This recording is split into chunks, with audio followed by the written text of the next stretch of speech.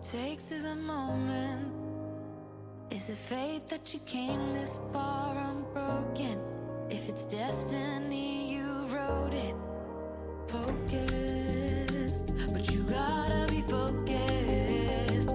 Make or break, it's the last goodbye they remember you for. They're calling your name, go and take what's yours. Here, now, it's everything you've been dreaming about. There's a reason why you were chosen. This is your moment.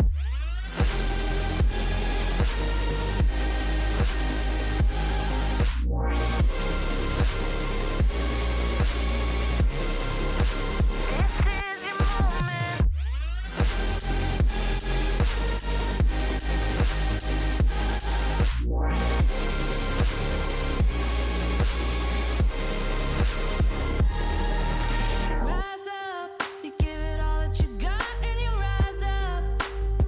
All the stories that tell about the champion who came from the crown.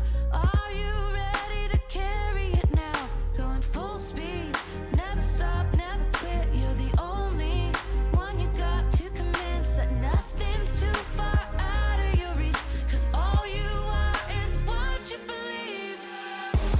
Here, now, it's everything you've been dreaming about. There's a reason why you were chosen. This is your moment.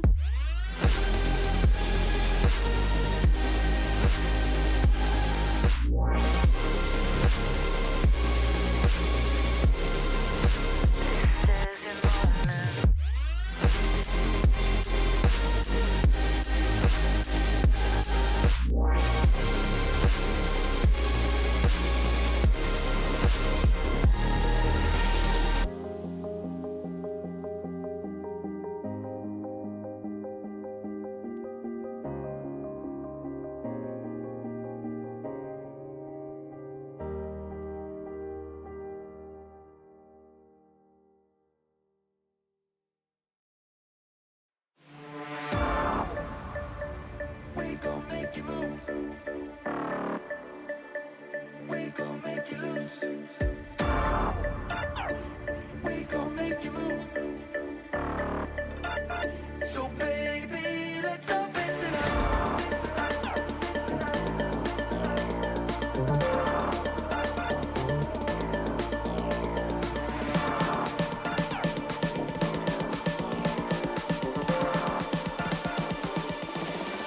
Let me get funky.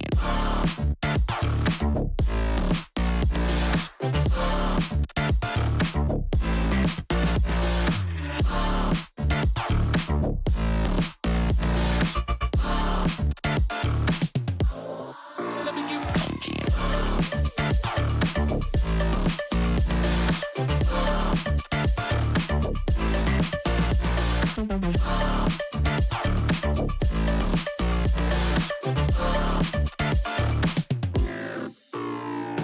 We gon' make you move from side to side. We gon' make you lose all inside your mind. Oh, we gon' get you through this just for one more high. So baby, let's orbit tonight. We gon' make you move from side to side. We gon' make you lose all inside your mind. Oh, we gon' get you through this just for one more high. So baby, let's orbit tonight. Let me get funky.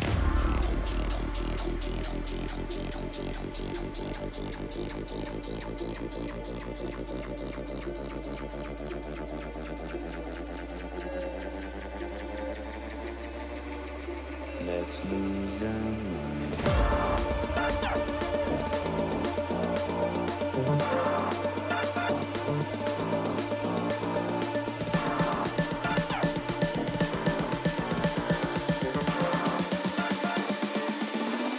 Let me get funky.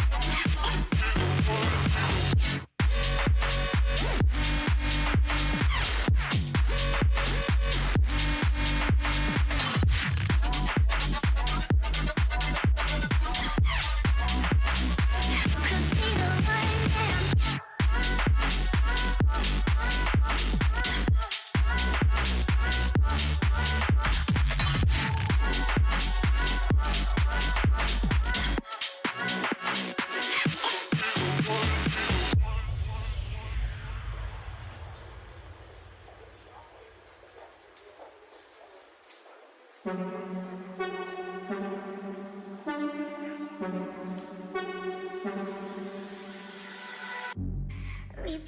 your words there in my head. When you're not here, I'm stuck in bed.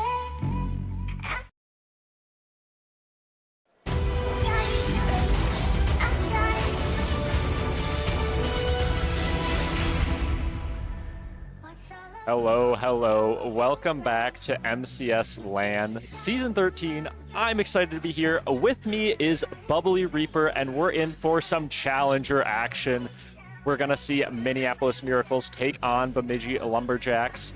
This is a good matchup. This is the first seed of Challenger in Bemidji versus a little bit lower seed. I don't know exactly where they are, but I want to say they're 8th. I want to say they just barely slipped in, and my team, actually, the Rochester Rhythm, almost overtook them that last round of Major, but Bemidji has been so good all season, and that is why they are here today in that first seed. They swept us that Major 2 semifinal, and they're looking to keep sweeping their way through this tournament. Yeah, I'm excited to watch it. We had premiere last round at 9:30 this morning. Early gamer hours. Challenger a little later, 10:30.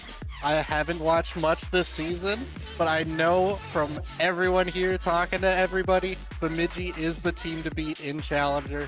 On the big run, like you said, the first seed coming in, top of their group in seeding wise, and we'll see how they do.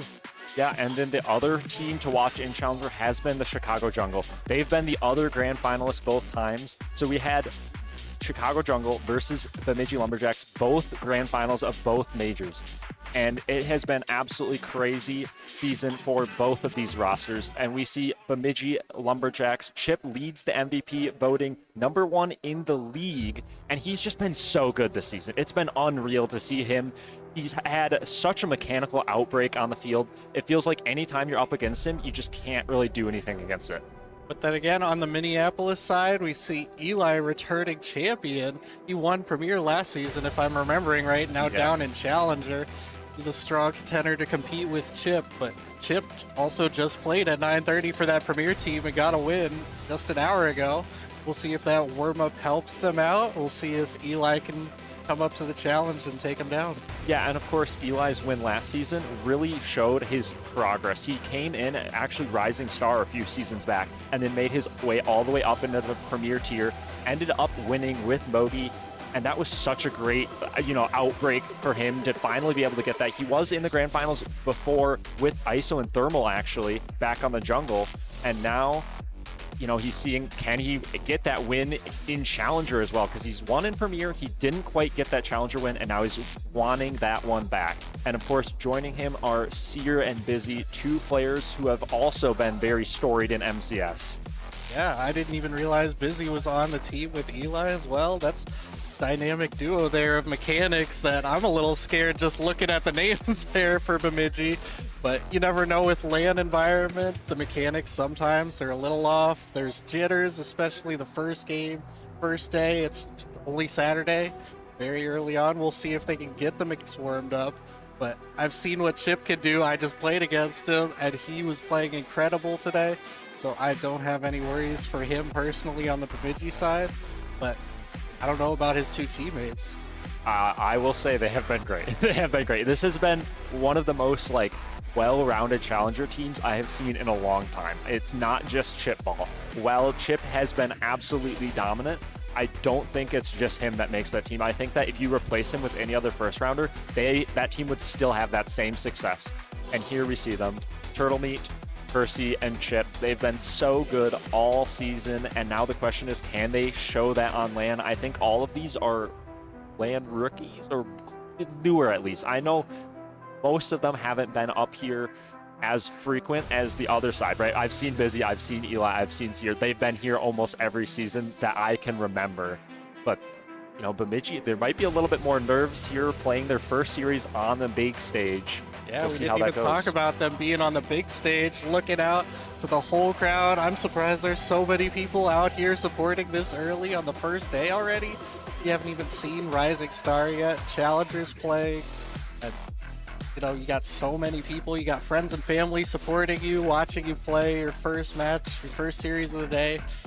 I'm not sure if that's going to contribute to, you got to perform in front of people but it's also nice to get to meet a lot of new people. Like you said, you haven't seen them around. It's nice to see all these new rookies coming into LAN and showing what they got. Yeah, and another interesting thing is, well, the players aren't as seasoned. They have Ben Storm behind them. And Ben Storm is the most seasoned GM probably left. And, maybe that plays into something. You have that support standing behind you. You have someone who's at least known to put together winning teams, right? I mean, Ben has had immaculate success throughout the seasons. And if you have someone like that supporting you, talking you through some of the possible mishaps, that might make a huge difference. I've never seen this graphic. What MCS team doesn't need a miracle? I'm not sure what we're looking at, honestly, Power. Oh, brings an axe to every cookout. Bemidji Lumberjacks! Chop chop.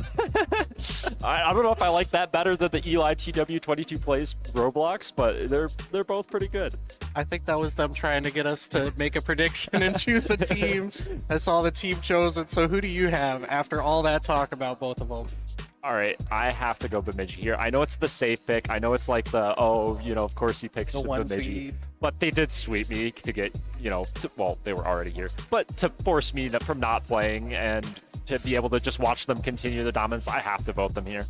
Well, after looking at all the names, after everything we talked about, I think the experience is going to win out. I'm picking Miracles. They have Eli, Busy. Those are some scary names. I honestly don't even remember the third name. I'm so sorry. We just talked about it. But yeah. I have so much confidence that they have the experience. Eli with that premier win. I think he's got what it takes to win this match. Yeah, and I don't want to single outs here, but at the end of the day, it is two very high first-round players, kind of with a lower third, and maybe that's going to play into this one. This one, off the backboard here, Turtle Meat tries to fake this one low. Eli gets the demo. Seer on this one. Makes it slow, early shot, and slots that one away. Seer with a brilliant solo play to start this game off. Yeah, we're worried about Seer maybe being a little lower of a pick, but it doesn't matter if it's an open net. All you got to do, take a slow, easy touch, get the bump on the goalie, and you score the open net, get that first goal out of the way.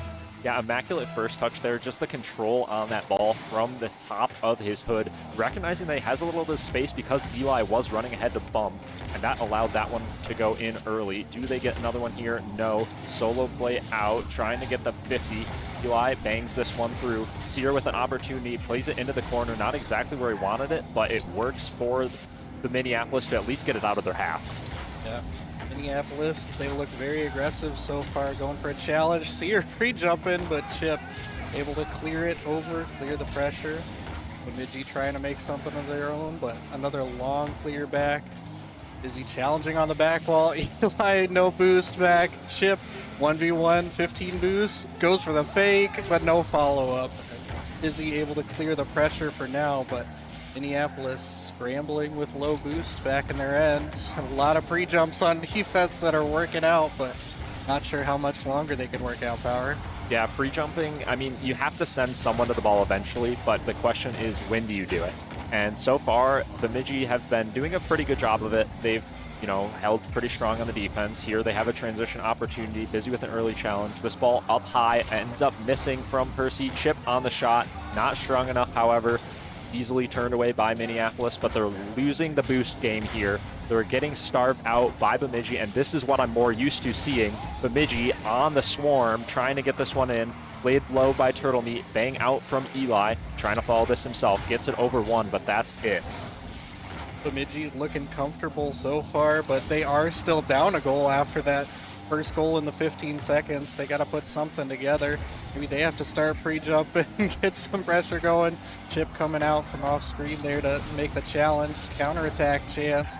Turtle Meat going to take a 50 middle, but no follow-up for the shot. Both his teammates still back in his half. Going to allow Minneapolis to potentially get possession, get out, and make another goal of their own. Mechanical mistake from Turtle Meat there. Shot not going to find its way. Minneapolis still looking comfortable here. Demo on the net, but there's no shot follow-up from Bemidji. They're not committing, it seems like. Yeah, and you can probably speak to this. The physicality is so important from each of these teams to be able to get that extra man out of the play, get some space so that way you can see those control touches out of Seer. Even if it isn't a successful demo, a bump or even just the threat of a bump can make a defense so shaky. And that has allowed Minneapolis to keep this lead so far. Another shot saved away by Chip on that one. This one off to the wall.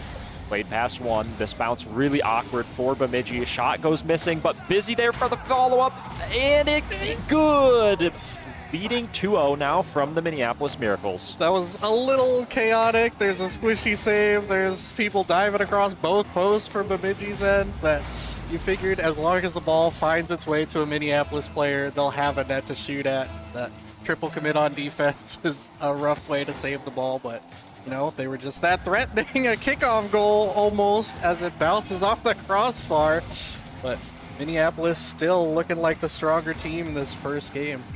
Yeah, I'd say some uncharacteristic nerves from Bemidji, and of course it's early to say that, but I haven't really seen their offense connect as much as I'm used to seeing, at least on online gameplay, and of course that might be explained by the fact that Minneapolis are just popping off. These are LAN players. These are people who have been proven across the seasons, and Busy proving that that open net is no challenge for him. All right, I'm looking at Chip there. He's alone on defense. He gets one touch. He beats another player, and then the third player is still coming in from Minneapolis to score the goal. They almost get a kickoff goal of their own to get something going, but even there you see on the wall Percy missing that ball. Gonna leave Turtle Meat in a rough spot, and Eli up high can't score this one, but gets it middle and no follow-up from Seer. Ball long clear. Eli gonna have to make a touch, but no follow-up again from Bemidji. You see these balls, they are finding their ways through. They're finding little gaps, but Bemidji maybe just playing too safe, trying to get warmed up. On defense once again.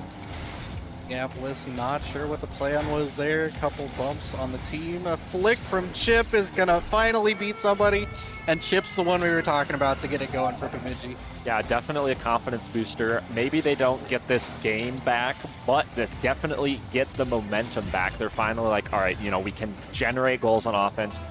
We can actually punish some of these mistakes, because we've seen Minneapolis make mistakes, right? Eli missing that backboard read. There's been a few other times where they've looked awkward on the back foot, but we just haven't seen that Bemidji follow-up, like you've said. And this is another Minneapolis goal. Seer with a clinical bar down flick, and that is clean from Minneapolis. And we've seen 3 or 4 kickoffs now where there's immediate pressure on the net, not just for one team, but both teams. Might need to see some kickoff adjustments, try and play them a little safer next game, but you know, first game, 4-1, 45 seconds left. It was a good warm-up for both teams so far, I think. Yeah, and I think Bemidji arguably need that more because they aren't as experienced on LAN. I think that this will benefit them. Even though they didn't win this one, I think that they're going to go into the next one and they're going to be a different team, right? They're not going to push over near as easily as this, and maybe I'm wrong. Maybe Minneapolis is just going to keep scoring and just completely shut me up.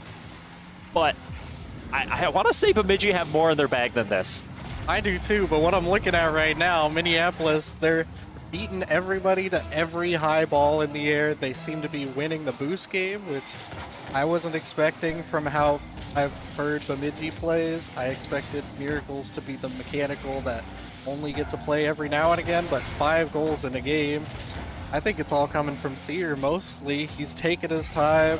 He's beating players. Busy off the wall. This is what we expect. Here's a flip reset. Gonna take a 50 to finish the game out.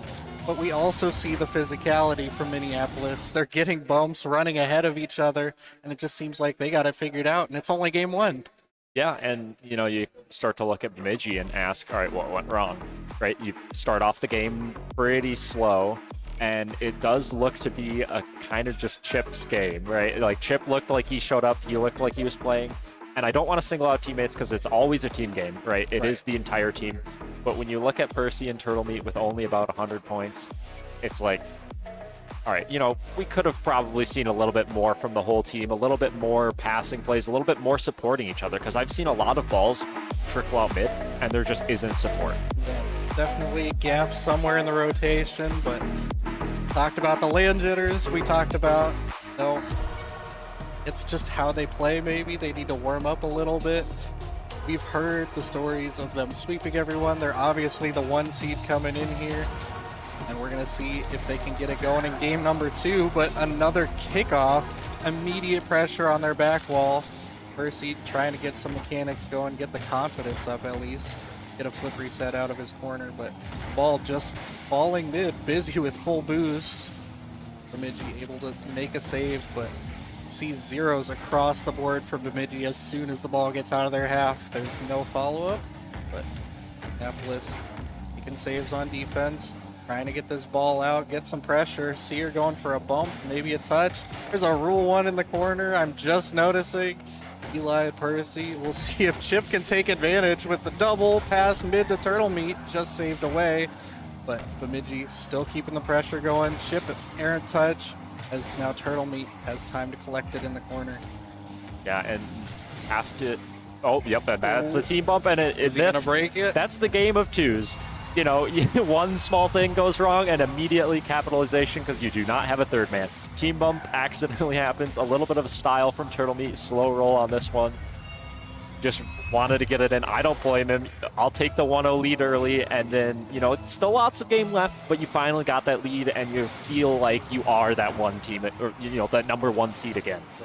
And respect to Eli, I feel like he could have backflipped, made a save, made a play on the ball, but gotta respect the rule 1. So Miracles now down 1 early on. Let's see if Bemidji can hold strong on the defense, get a clear out. Let's see, you're gonna take a 50 in the corner. Ball falls mid. Bemidji with a demo and a slow shot, but there's just no finishing touch. Miracles still awkward on their back foot. Pass middle, but Chip is all the way back in his own corner and still comes in to make the 50. It's just got to close the gaps a little bit more as Miracle's finally going to be able to get out here with Sear. Yeah, I think just the connecting teammate passes just aren't there for Bemidji, right? They've gotten good plays around 1, around 2, but we haven't seen the support just yet, and maybe that's a comfort thing. Maybe, you know, once they are more comfortable, they're able to push that second man up, but we just haven't seen the support needed, and Minneapolis could definitely take these chances and maybe pull an upset early here on a Saturday. Still lots of time, however, in this one. Eli with full boost, gets the touch up, Chip a pre-jump, trying to get this one off the ceiling, successfully plays it around Eli, busy on the follow-up, Sear a little bit awkward, but Percy's touch off to the corner, not gonna lead too much here. As I say that, a miss out of Eli, an opportunity there for Percy out of nothing, but he just didn't have the boost to capitalize. All 3 players from Minneapolis are playing defense. Percy an awkward tuck.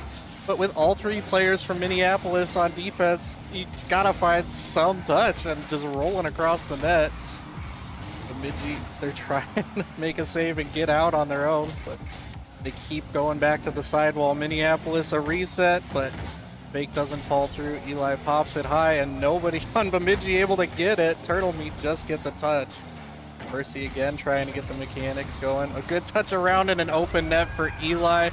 That's incredible pressure there for Minneapolis. Yeah, it feels like that little bit of disconnect that we're seeing out of Bemidji has allowed Minneapolis to get their 100 boost, to get that ball, and solo play up off the wall over and over and over again, and you can't reliably defend if you're getting 1 or 2 beat on every solo play, right? If they're able to play it past 1, okay, fine, you have 2 back. But if you're getting it past that second, and if you're allowed to just continue to throw solo play after solo play on the backboard, on the net, it's gonna fall apart eventually. Bemidji, they're trying to keep possession here in the corner, but there's just low boost. There's no follow-up. Eritas Turtle Meat gets it over Sear. I was not expecting that to be a goal. That seemed to come out of nowhere. Yeah, Sear just pushing up a little bit too far, misread the flick from Turtle Meat, and Turtle Meat immediately seeing that Sear was last back, capitalizes on that open net. Absolutely no problem. I think that's just a slight mishap from Minneapolis. I don't think that that's necessarily a goal that Bemidji would love, right? I mean, they definitely like it, but they want to see a little bit more on this offense. Possible chance here, but running out of boost from Turtle Meat. More opportunities, a touch up, but Eli there on the backboard to cover. Busy trying to cut this one. Sear left alone. Another whiff out of him, but this one not punished. And now counterattack chance. 2 people commit for that shot, but... finally, Busy doesn't win the boost battle and has no boost for the counterattack. Eli gonna try and keep it in, keep the pressure, going for a bump, but Turtle Meat reads the bump, gets a good clear out. Now Busy again, we're back in the solo play. Off the sidewall, trying for a ground double, but two people again commit from Bemidji. Is it an open net? Is it an awkward save? He just shoots it slow behind him, and it's gonna fall through. Honestly, very smart placement here from Eli. Knows that there's only one defender in net, has to pre-jump to cover that close shot where it's just, lots of power immediately front post. And Eli sneaking it behind with the bouncer allows this one to be equalized. Only 54 seconds left. Now it's a much more important factor to consider the time, right? To start looking at that clock and realizing, all right, next goal probably wins this. And that might just be going to Bemidji. Does Eli get back in time? He does. One of the weirdest saves I've ever seen. Could have just been on the ground and played that one to corner, but it ends up working, and now Busy trying to play ahead. Gets this one touch, but Turtle Meat has a little control in the corner. Bumped off this one. Eli back alone. Takes the time toward the corner. Smart play there. Just get your teammates boosted up into position again. Goes for the flip here, trying to just play it around one. Does successfully do so, but Chip there to collect. Flick not good over Busy. This one off to the wall. Percy 1, Chip 2. Not good enough, however. Eli in the corner. 5 seconds left. Infield pass goes over. Percy trying to keep it in with no booze.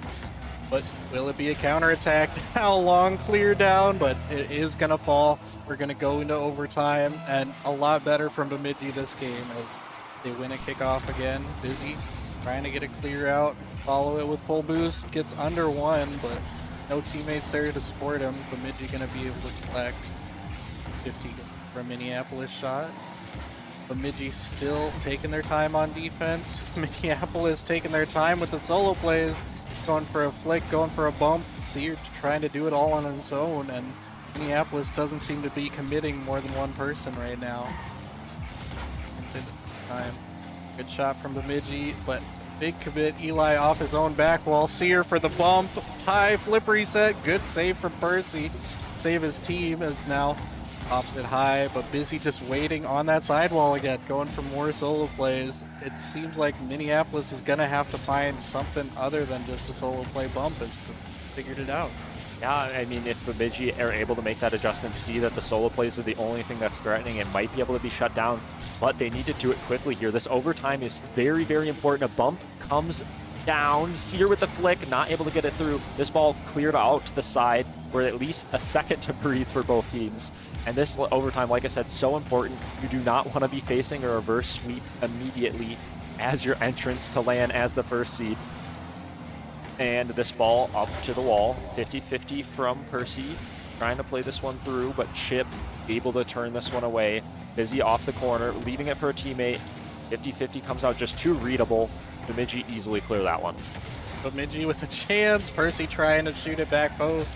Minneapolis showed him earlier, but again, no follow-up coming through yet. As long clear out. Percy all the way in his half with no boost, still able to get it clear.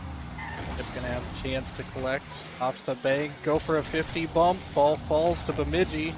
They try to pass middle, but Sear, good read, get that clear out. Gonna pass it again, middle. Busy finding that infield pass. It's over Eli. Is there an open net for Chip? Minneapolis finally tried to pass, and they immediately get punished. Yeah, that one's a little bit rough because Eli just has such a bad touch mid. I mean, you want to have a little bit more support in a second or third back, but I think that it's just a mistake in a long overtime. I mean, it wasn't an insanely long overtime, but it felt like a long game, right? They were tied for a long time there. And Bemidji finally able to get this one, but their goals have not been here as, flashy and showcasing the top talent of Challenger as I would have thought, right? It's been these open nets, it's been these slow rollers, and I just feel like they still haven't showed their form yet. There's still time though. That was only game 2. It felt like a long overtime for the players especially, but now we're 1-1 in the series. We're gonna get at least 2 more games here. Both teams, I feel like, starting to show what their game plan's going to be. We saw Minneapolis, they're stealing the boost, they're going for bump, they're going for the solo plays. After that pass, I don't know if I want to see them try and pass it again, but we'll see for Bemidji. They're just playing solid, trying not to make mistakes, which it can work if the other team is making mistakes. But we saw that first game, Minneapolis with 5 goals was playing so well that I think it's in Minneapolis's court if they want to win it or not. Yeah, it looks like Bemidji is trying to use their floor to just like outclass Minneapolis, and Minneapolis is trying to use their ceiling to outclass Bemidji, right? And it's two definitely different game plans here, where one is definitely a lot more risky and just trying to make something happen out of nothing, and the other is a lot more, all right, I'm just going to make you make your mistakes. I'm going to let you solo play. I'm going to collect the ball, and I'm going to transition out. And we see that a little bit here, a transition out from Percy, inch over into the corner. This is an awkward ball for Minneapolis, but a great touch out of Sear allows him to almost bang this one out. Ends up going missing on that one, but Busy is there to collect. Chip playing that ball back. Eli running out of boost on this one. Ball pinches up and out. Who's there first? It is Chip upfield. Sear with another touch in that corner. He's been clinical on that back end so far when he hasn't been overcommitting as third. This ball turned to the corner as well.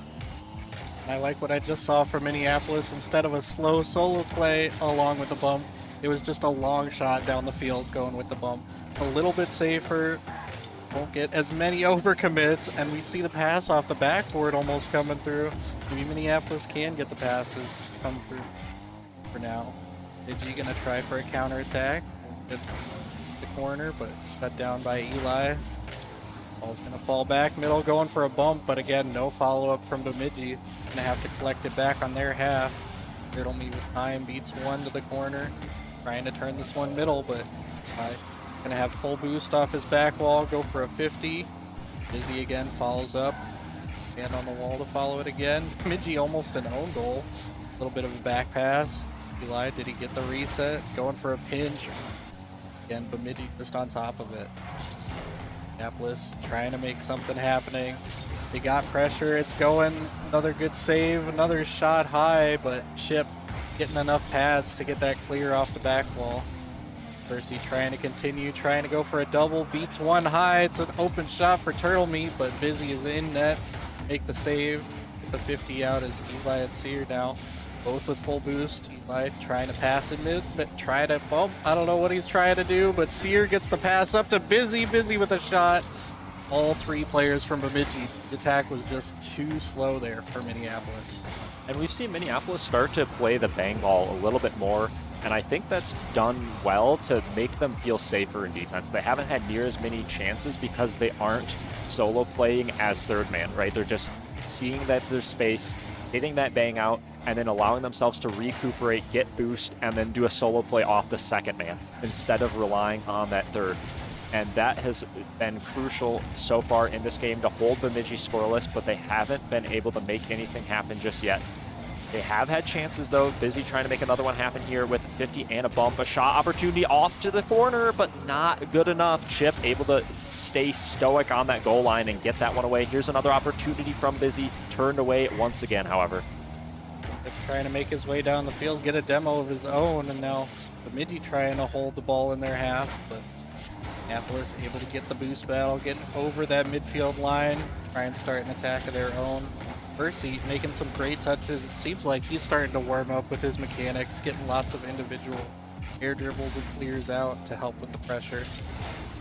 Taking it slow, fit like over one. Get the B stage yelling, I think. Big goal, exciting down there. All 4 challenger teams playing at once, but nothing happening in this game 3 yet. Still 0-0 with a minute left. Percy still trying to make something happen around 1, but both teams seem to have 1 or 2 players back, just collecting these long clears, adjusting very well after the start of this game. Yeah, it seems like we almost never left the overtime. It still feels like both teams are playing that safe, you know, like, all right, we can't afford to let this one go in. And it has been that just because the defenses have been so good this game. I feel like that next goal is either going to come in overtime because we just won't get a goal in regulation, or this one here will end it all in game 3. Possible chance there, saved away. Bemidji do have people back. Minneapolis, not as much, but no boost to capitalize here from Bemidji. We see this solo play from Busy possibly provide something, but it's not good enough. Eli back into the corner. We've seen this a few times now. Comfortable to beat a few has the ball, has it in the air, gets for the flip, goes over one, but Chip, an incredible save in that corner. Double tap opportunity, goes low, not enough boost here. Eli back alone, has an awkward save, but makes it successfully.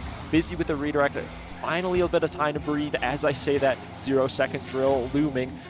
Chip off the wall, gets the sidewall toward net, saved away easily by Eli. Is the follow-up there, 50-50, this one looking to die. Maybe Sear keeping it alive. No, the ball does hit, and we do see overtime. 0-0, 0 seconds into overtime, zeros across the board. Somebody's got to break through with something. Percy trying to take possession, catch, but Minneapolis maybe getting more aggressive. Demo from behind. Big pressure coming out. Eli with a free ball in the midfield, but Percy again, the aggression, bumping him off. No chance there for him. Trying to get the boost in the corner, take a 50 middle. Turtle Meat goes out to Percy. Percy going for the fake, going for the bump, but still can't break through that Minneapolis defense. Getting a little antsy. Double commit on the sidewall. Double commit in the corner potentially, but nothing comes of it yet. Minneapolis still trying to make an attack. Sear beats Percy high. Shot on net, and the goalie potentially bumped there. Yeah, I believe there was a demo in net. Maybe I missaw. But yeah, Busy going through, getting that bump out, so crucial to get Turtle Meat off his feet. And that lob shot, while it wasn't insane speed, it was just great awareness to be there and great bump through out of Busy. And Miracle's deserved win here. Solid defense. Looked like they were on offense the majority of this time. And that was just, you know, lots of saves needed from Bemidji. They had 9 total there, and they needed that. They were pushed back over and over and over again. We saw Minneapolis shooting very, very well. And once again, you have to ask Bemidji, all right, what's your game plan? You can't just keep relying on mistakes if the mistakes aren't actually there from Minneapolis. Right. We saw that game too. Turtle Meat stepped up. He scored a lot of goals. A lot of them were just because of winning the boost battle, grinding it down. But I think my player to watch out for, I want Bemidji to win. I want to see Percy step up more. We've seen him in his defensive end. He's getting air dribbles out. He's using his boost to buy time for his team. I want to see if they can get him upfield, try and use some of those mechanics upfield, get pressure on the net, get goals. It gives his team time to get boost back and also support the play, follow up on whatever he's doing up there. Yeah, because I do feel like Bemidji is that three-headed Hydra team where they have those, you know, opportunities from every single player. It's not just Chip. It's not just Turtle Meat. And we haven't really seen that here yet. So I'm really hoping that they are able to break this out, force a Game 5 at least. Maybe we get Cinema again, maybe we don't. An immediate bump-off kickoff. Opportunity here from Percy. Does he answer the call? He does, but Busy even better in net there to turn that one out. I almost called it, but Busy great on defense with no boost, saving that double tap. Big bump coming out from Eli and the shot coming through, but now counterattack chance. Percy pre-jump off Chip. Can he get the shot on net? Not quite. And again, Minneapolis 0 boost in defense. Still able to make the save. Turtle Meat trying to cause chaos up there. But Percy banging the ball back up. Minneapolis uncomfortable in their net. Low boost, awkward situation, but Sear gets a clear out that now Bemidji has to start back. Percy gets it around 1. Takes a 50 with 2. Busy awkward read. Turtle Meat up to get it middle. Who's going to get to it first? Sear beats 2 and now counterattack potentially. Eli hits it high. Percy great read, but not a great clear. Going to get some help from his teammate to get it around the corner. Busy pass mid. Eli fakes the first, tries to cut it in, but Turtle Meat, great read. Lots of great defensive 0 boost saves from both teams here. Yeah, and Eli and Busy, they've been in prep. They've seen this before. I feel like they've kind of just been like, Bemidji, no matter what you throw at us, we've seen worse. And they've been able to handle it just fine. They have great backboard reads, and it's been working pretty well. You know, you've seen a few Sear mistakes as third, and that's resulted in a few chances here. Another one opportunity off the crossbar. All 3 committing. No one there could quite capitalize. Just a really awkward ball for Chip, and he gets bumped off that one as well. This one cleared out. The bump through. Sear trying to play this one across, trying for the bump. Leaving this one is Turtle Meat, allowing Chip to collect that ball. Very smart play out of him. No need to muddle that corner. And this one, opportunity. Last mid shot, good, but not good enough. Turned out by Busy. Bemidji playing slow in their own corner. trying to get the ball out around the corner, but shots coming through. Low boost on defense, and Minneapolis just waiting for the clears to come to them. Going back to that solo play, double commit on the save. Busy with an open shot. Opts for the flip reset off the backboard. Not sure that's the most effective, but we're going to go back to Bemidji getting the clear, getting the counter attack. Minneapolis, even when they're rotating back to defense, looking for bumps. Bemidji, though, not quite able to score, looking for bumps of their own. Controlling the midfield right now, and Minneapolis going to have to pass it back middle. Over one, but again, Turtle Meat, one touch beats two players from Minneapolis just diving forward at the ball.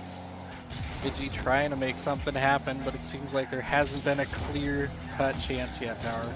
Yeah, and I think a lot of that has to do with Minneapolis just able to beat everyone in the air, right? We've seen so many of these balls in the midfield pop up into that high air area, and we see Busy or Eli beat someone to it 9 times out of 10. It's just been dominant aerial performance out of Minneapolis, and I think that's allowed them to take the advantage in this series and possibly take the advantage in this game, where I would have not predicted this coming in at all. But they've just been so good.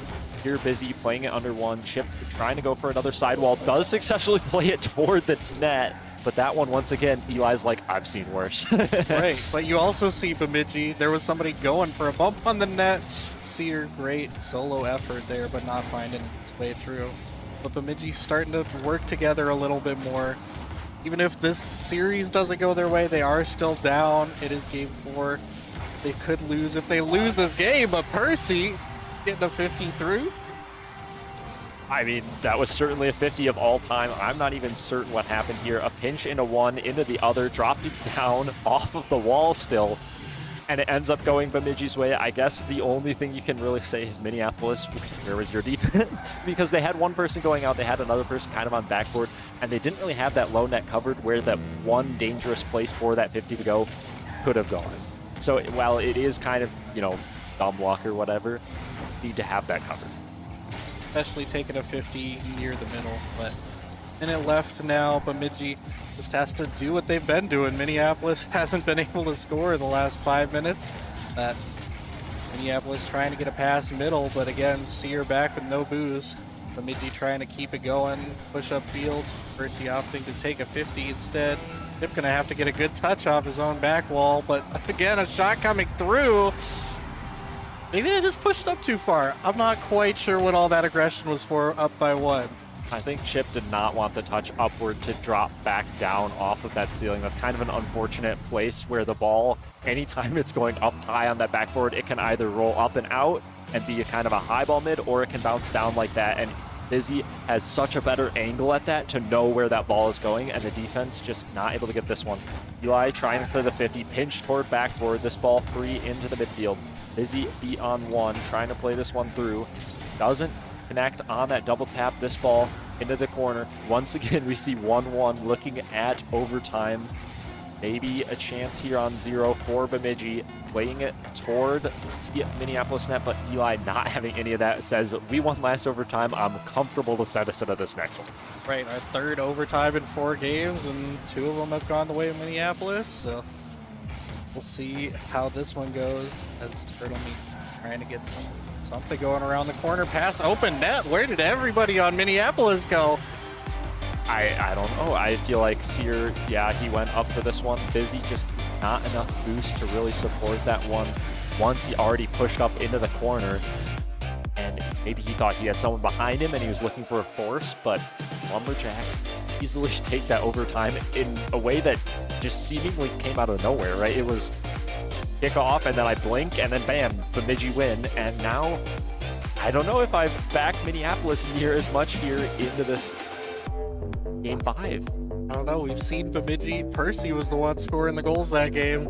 It was just a fluke pinch 50 off the corner, and Turtle Meat did the work around the corner, but Percy was there. Percy was involved, and that's what I wanted to see. I wanted to see that 3-headed Hydra that you talk about all the time. That now everybody on Bemidji has had one game where they look like the best player on their team, and now we can see it all come together for game 5. This is the biggest pressure game, Game 5. We talked about the LAN jitters at the start of the series. How much worse is it now that it's Game 5? I mean, I feel like it is worse, but at the same time, Bemidji have their confidence now, right? It wasn't like that Game 1 where, you know, the LAN jitters weren't necessarily like, oh, we need to win this one game. It was more of a, this is our first time playing. Like, I hope that my fingers work. But now they've proved that their fingers work. And now maybe, you know, the Game 5 isn't as big of a LAN jitters because they're like, all right, we won the last one, we have the confidence now, and we're ready to get into it. Getting into it, Minneapolis opting to lose the kickoff instead of trying to win it. Good mix up from them, gets them the boost. Taking a 50, but Bemidji right now with all the pressure. Bemidji no boost to continue it though. Percy trying to get a 50. Seer able to get a clear. Missing the bump. Chip over the top of 2, but no one able to follow yet. Busy save away, going to be cut off by Turtle Meat. Good touch off the corner, getting a shot. Minneapolis waiting in net, learning from their mistakes. No more open nets. Eli off his back wall, trying to get a reset. Gets it past 2. Pass doesn't find its way through. Busy off the corner, looking for more. Hits it high over 1, but can't boost down to hit it again. Now Bemidji comfortable getting out of their end. Eli stops me in my tracks, what I'm saying. Cuts it back in. Busy gonna have to make a save. Turtle Meat air dribble over 1, but not quite on net. Winner again from Bemidji. Chip trying to make something happen even with no boost. Percy taking a 50 in the corner with no boost, and just that pressure. Yeah, and I felt like Minneapolis was playing very patient defense, and then suddenly Seer dives into the corner and just does not allow that patient rotation to let Bemidji overcommit and give them the ball and finally get a play out. We saw the patience succeed in, you know, giving them that first minute. But then as soon as we saw that patience tested at least a little bit, and I say that, opportunity here, but not good enough. Minneapolis trying to make this one count, not able to do so. This one up high, Busy trying to get a touch mid to a teammate who's there first, not Eli, as Chip is too fast on that one. Percy into the corner, does get beat. This is an opportunity, and Seer able to turn that one in. Minneapolis get it back. This Game 5 is not over yet. After 3 games in a row of close 0-0, 1-1 overtime games, we're already a minute and a half in with 2 goals. This is what I like to see. More offense, more pressure, more plays coming out, working together. Seems like both teams are done with their warm-up. Game 5, Chip off his own backboard. Reset over 1 in the midfield, going for a bump to follow up. Turtle Meat reads that mistouch and able to capitalize all the way from their own end. And this is just immaculate play out of Chip. Gets it around 1, going for the bump pressure on the 3rd, and the follow-up by Turtle Meat. That's just immaculate. Like, that just looked like a beautiful, like, all right, we have 2 people, you have 3 people back. I don't care if you have numbers. I'm playing it past all of you, and Turtle Meat is following to get that one in. Immaculate Bemidji play. That's what we expected to see all series, and maybe finally in this Game 5 they've woken up. They are not playing anymore. Going slow in the corner now as both teams trying to stabilize. A double commit from Minneapolis. Busy get back, clear the danger away. Eli no boost, still flipping up at the ball. Gonna give Chip an opportunity high. Opts to ceiling pinch it. That's just going to go all the way back to their end off the corner. Tough read for Turtle Meat, but no threat coming out from Minneapolis yet. Ball going end to end. Seer now off his own sidewall. That's playing it slow. Bemidji trying to bump, but also not trying to overcommit until they overcommit, as I'm saying it. And due to half the game gone, are we going to see just an absolute onslaught of goals? And that's just an unfortunate ball if you're Bemidji, right? You feel like you're so close to being able to get back for that, but the ball just slipped out mid a little bit too quickly.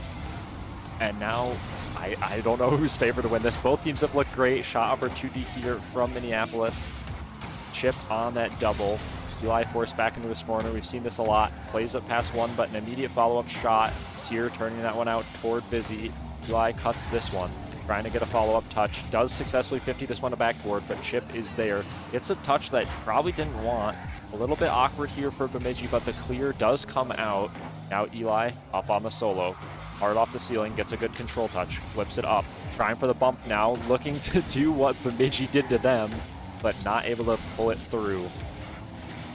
Bemidji now trying to get something going off the counterattack. They're getting 50s in the midfield, but nothing on net yet. That's a beautiful zero boost challenge from Eli. Gonna fall on net. Percy, awkward save, but Seer can't quite beat him again like he did last time. Good skim on net, but again, Eli playing safe back. Pressure from Minneapolis. Maybe trying to find some time to get boost, some time to get back.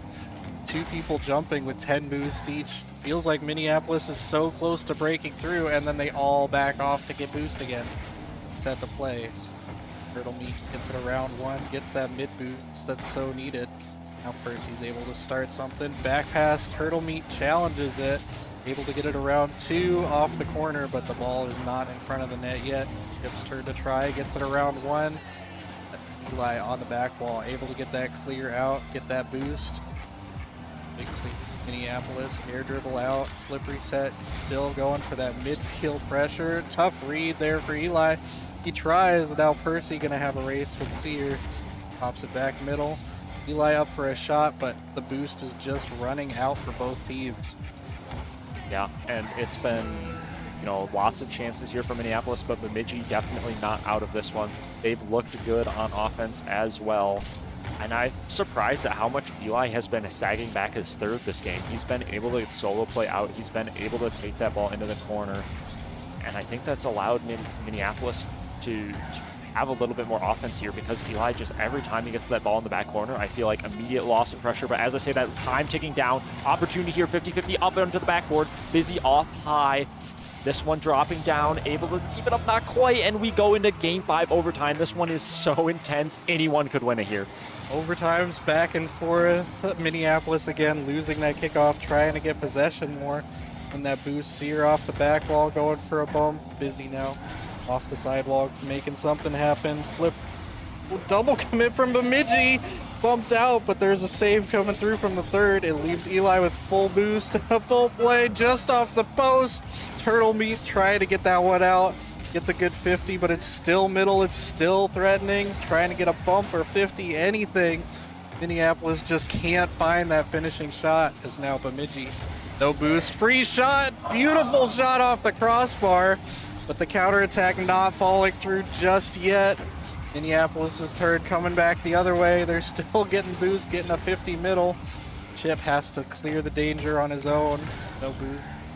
Saying no boost over and over and over again, but this is what you get when you get these counterattacks.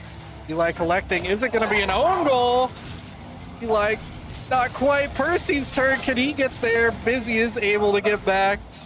It's threatening one way, it comes back the other way, back and forth gameplay. Who's going to break through first? Plenty of opportunities for both teams. This is absolutely insane. Both teams feel like they should have won it 10 times by now. As I say that, the save from Eli, immaculately keeping that one out. This one not over yet. Pinch opportunity here. Eli just takes it over one, trying to solo play this one out. Gets the 50-50. Here's an opportunity. Who's up first to it? It is Percy on the backboard, but that is a shot. Opportunity. Seer not able to get the follow-up. Busy on the immediate shot. Opportunities left and right for both teams here. This one's so close. This is a game of margins. Seer able to clear this one off into the corner. A little bit of time to breathe. As I say that, Bemidji swarming. Seer trying to follow this one up, but turned away by Bemidji. This one into the midfield once again. Chip plays it over one. Eli there and in the back. Able to play this one to the corner. Turtle Meat toward the middle. Who's there first? It is Minneapolis, and they're able to play this one out. Will this be the difference maker? Shot opportunity over one. Turned away by Turtle Meat. And again, it's just going back and forth, opportunity after opportunity. We're going around the corner now. Try to get a touch around one. Turtle Meat can't quite turn that one in, but the pass middle, Chip, another crazy shot angle. Almost hits it. Percy keeping the pressure, keeping the bumps going. That's Minneapolis bumping each other on the way out. Might give Bemidji another chance. Huge bump on the third man. Busy, can he turn it in? Percy just gets back. Shot not quite inside the post. Minneapolis, another opportunity.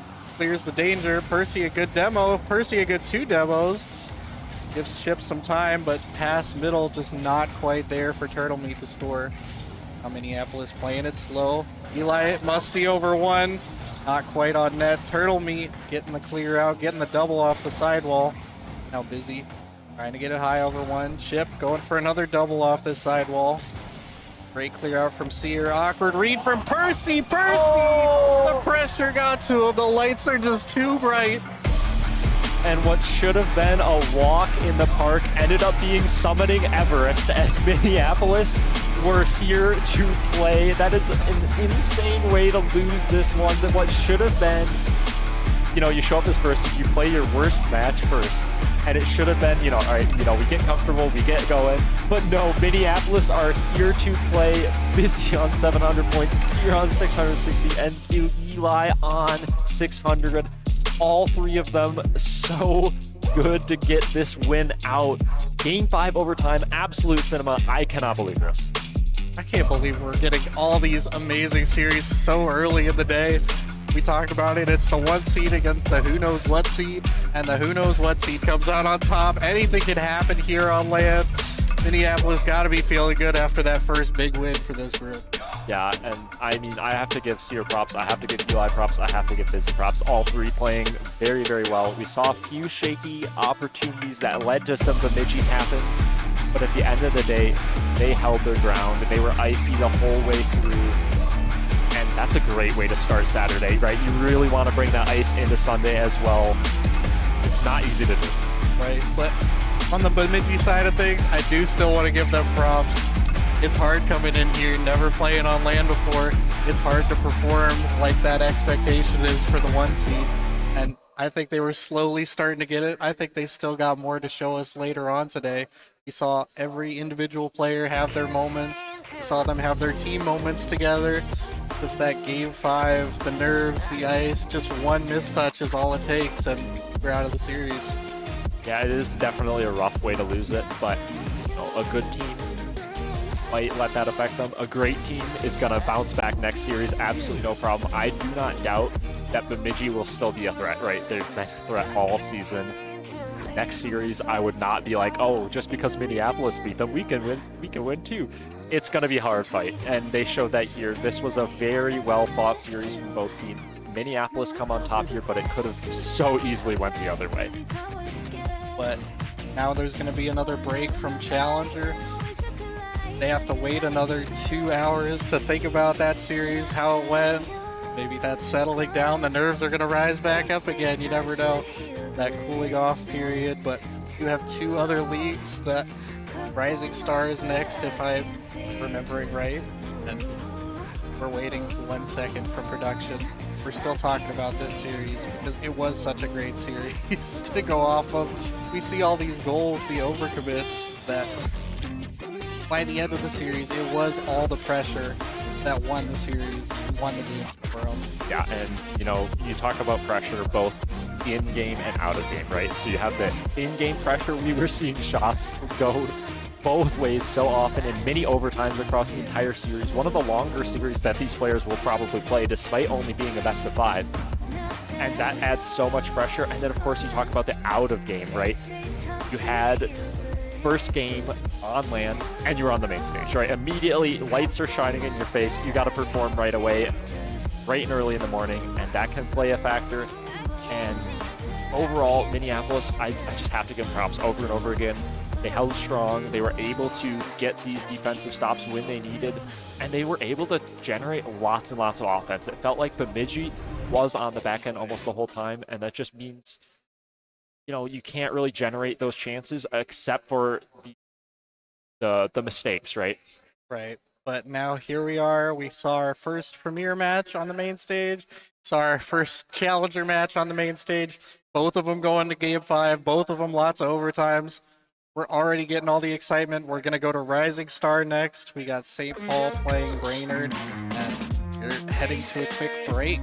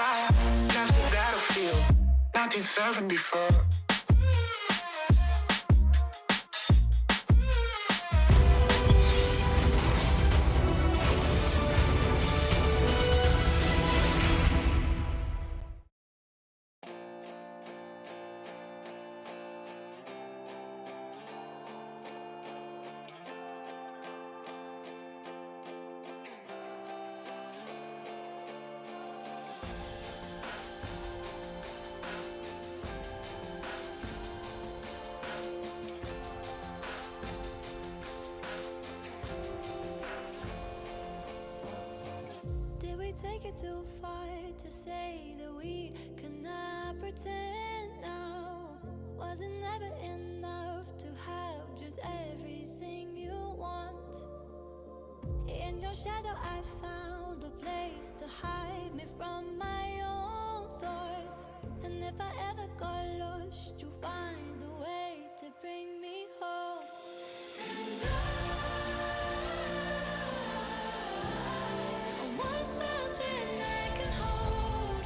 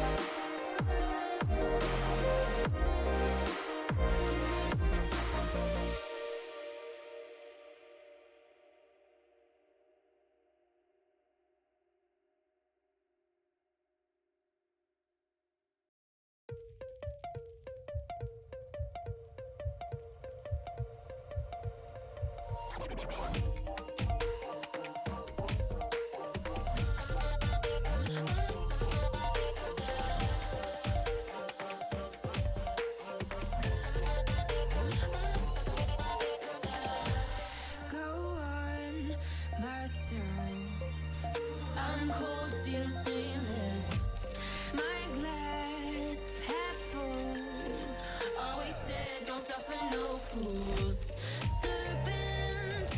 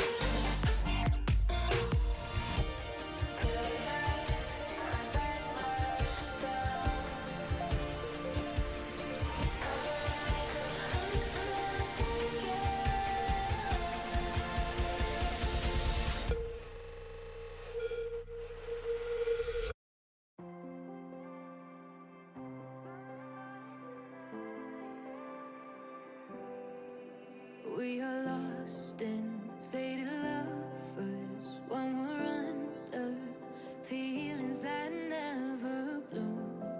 We count our cards as they fall. Oh, they almost really made me wonder, will my heart escape the rain and thunder? Then you found me in a deep blue hour. I'm never looking back. Falling for you suddenly shakes what I knew. You're breaking through, brings me to life. This is what it feels like.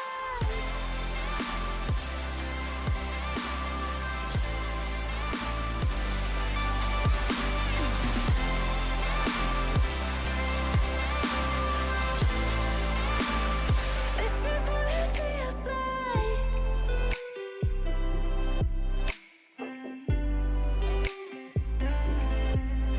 I found you under dark skies where the starlight brought us to paradise. Your love is all I need. Oh, they almost really made me wonder, will my heart escape the rain and thunder? Then you found me in a deep blue hour. I'm never looking back. Falling for you suddenly shakes what I knew.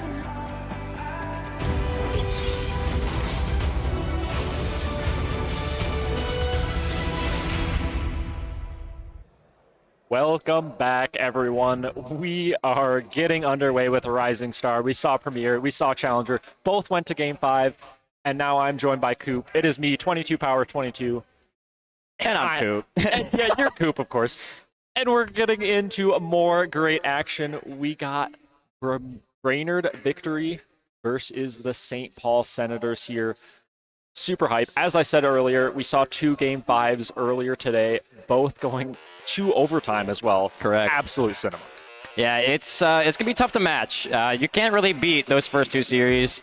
Both of them ended in, unfortunately, quite spectacular fashion for some. But yeah, I mean, overall so far, I mean, even off stream, or I guess off mainstream, I should say, the games have been close. Like, most of them are 5, I think, if not, 4. But here we've got St. Paul Senators, just heavy offense. Oh, that's right. They qualled here off of a major 2 run. I completely forgot about that.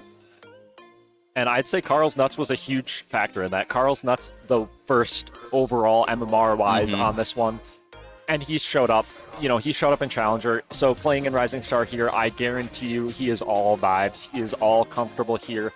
And then on the other side, the first rounder, a little bit lower rated, but still not to be underestimated. J-Bay, he's been here so long, since Season 8, and he showed up multiple times. He's played at every single LAN since the beginning season on Season 8.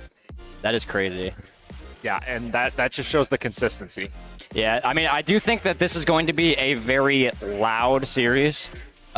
These teams are extremely vibe heavy.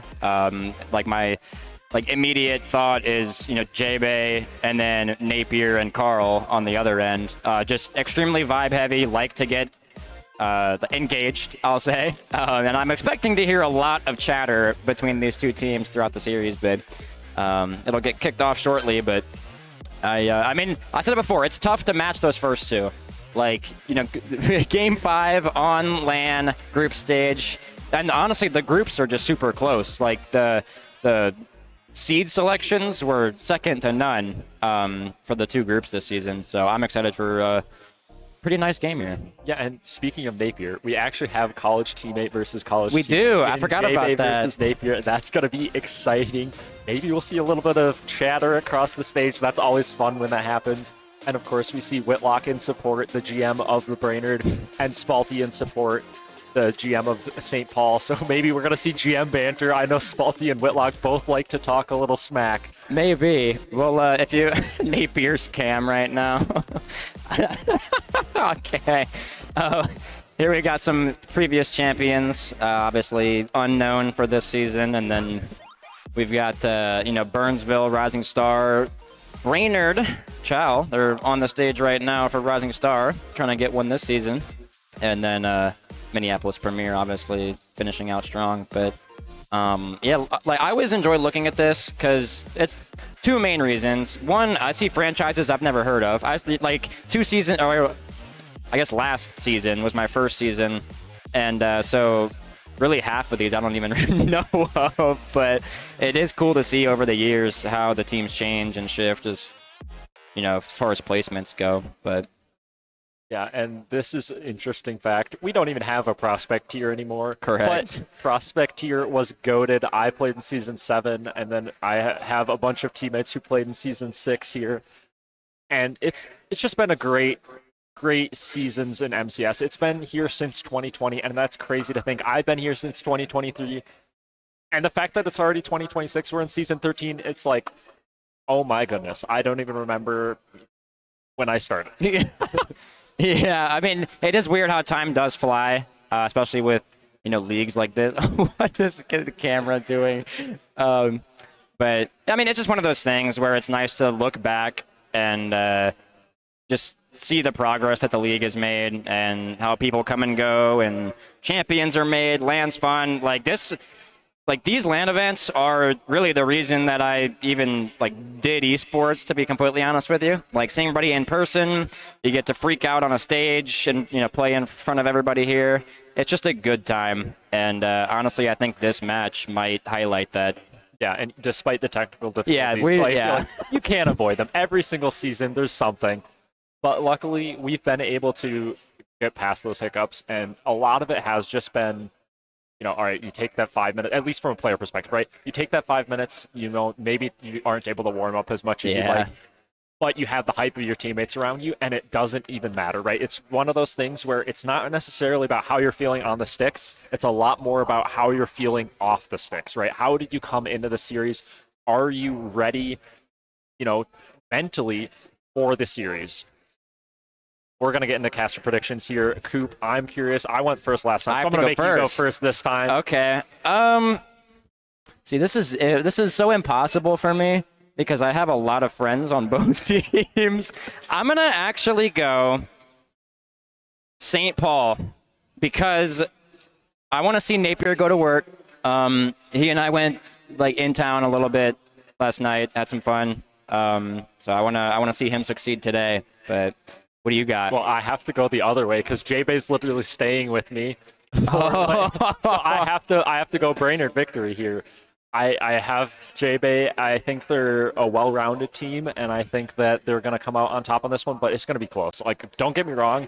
This one is the one where if I looked at the schedule before this day, this is the one I would think would be that Game 5 overtime, knuckle biter, insane gameplay from both sides, but I guess we'll see. Yeah, I mean, these games are always interesting to me to see momentum shifts because it seems like these vibe-heavy teams, and there's a bunch this season, to be honest with you, once they get the ball rolling, there is no stopping them. And it's when you're a player on one of those teams, it's honestly the most fun thing ever. Just because something happens, you get excited, and then it just builds forever. Yeah, I mean, as far as I guess I never added how many games. I'm gonna say 4. I don't think it'll go to 5. I just think, I mean, if it did, that'd be awesome. But I don't know. I just haven't seen a lot of Game 4s today. You just believe in Spalty a little bit more. I do believe in the team Whitlock put together, but I think it's literally a coin flip. I had no idea before I stood up on this desk who I was going to go with, and then I realized I can't go and against my Go J-Bay. That is fair. Well, that, it gives me flashbacks to last season when I predicted against him when I was staying with him in the hotel. I was like, I'm going to die for this.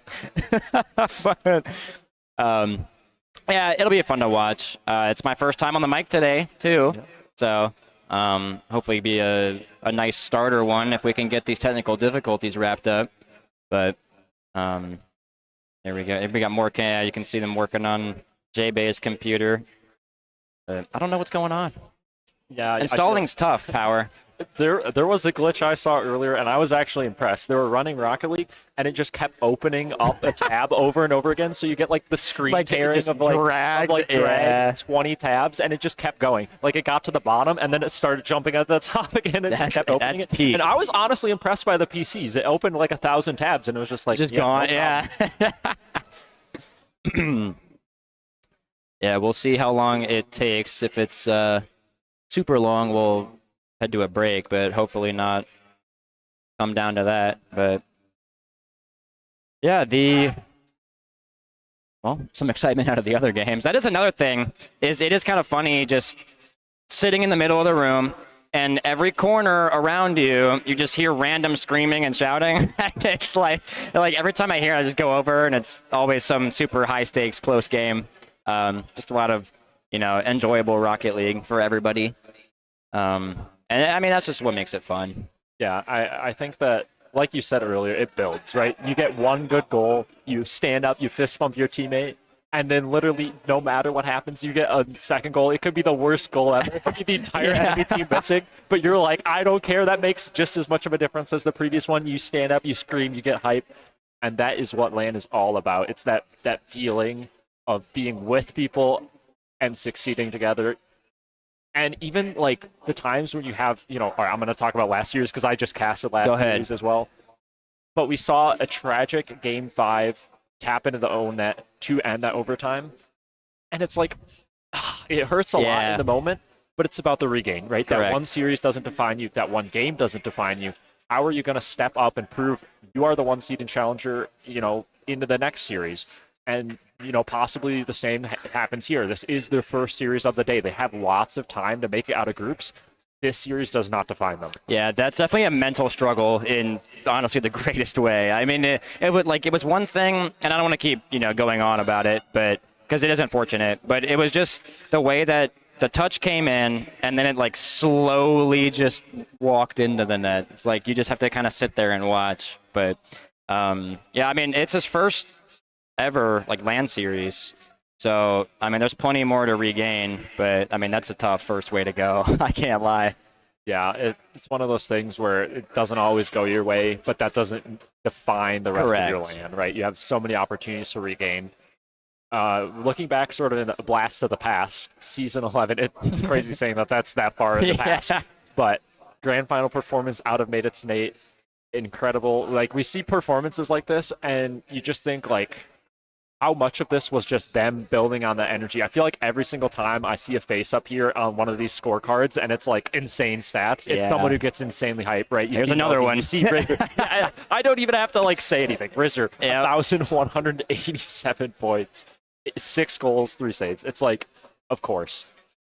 And it was against Oh my God. You didn't have to remind me of that. Wait, that was me against you.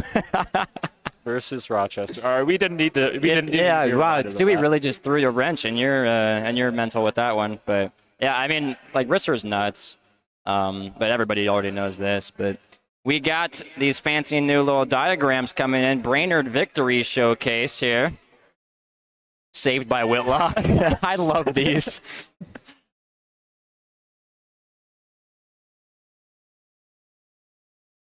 Here we go.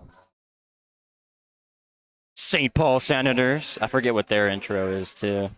Oh, yeah, King in the Castle. I mean, it's so funny seeing these, and, every single time that punchline hits, the Whitlock net stack. That's so funny. I just love how unserious 90% of them are.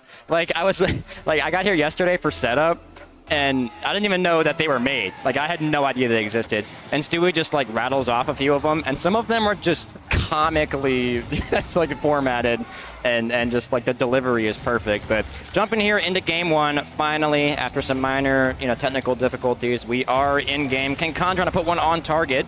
Will get blown up, cleared out by J-Bay. King Khan J-Bay in the sidewall. Corner now, Swit up, gets 2. This will go midfield. Napier there for the clear. A lot of pressure here in favor of Brainerd. 30 seconds in. This is a rip from St. Paul, and Carl will be slotting one.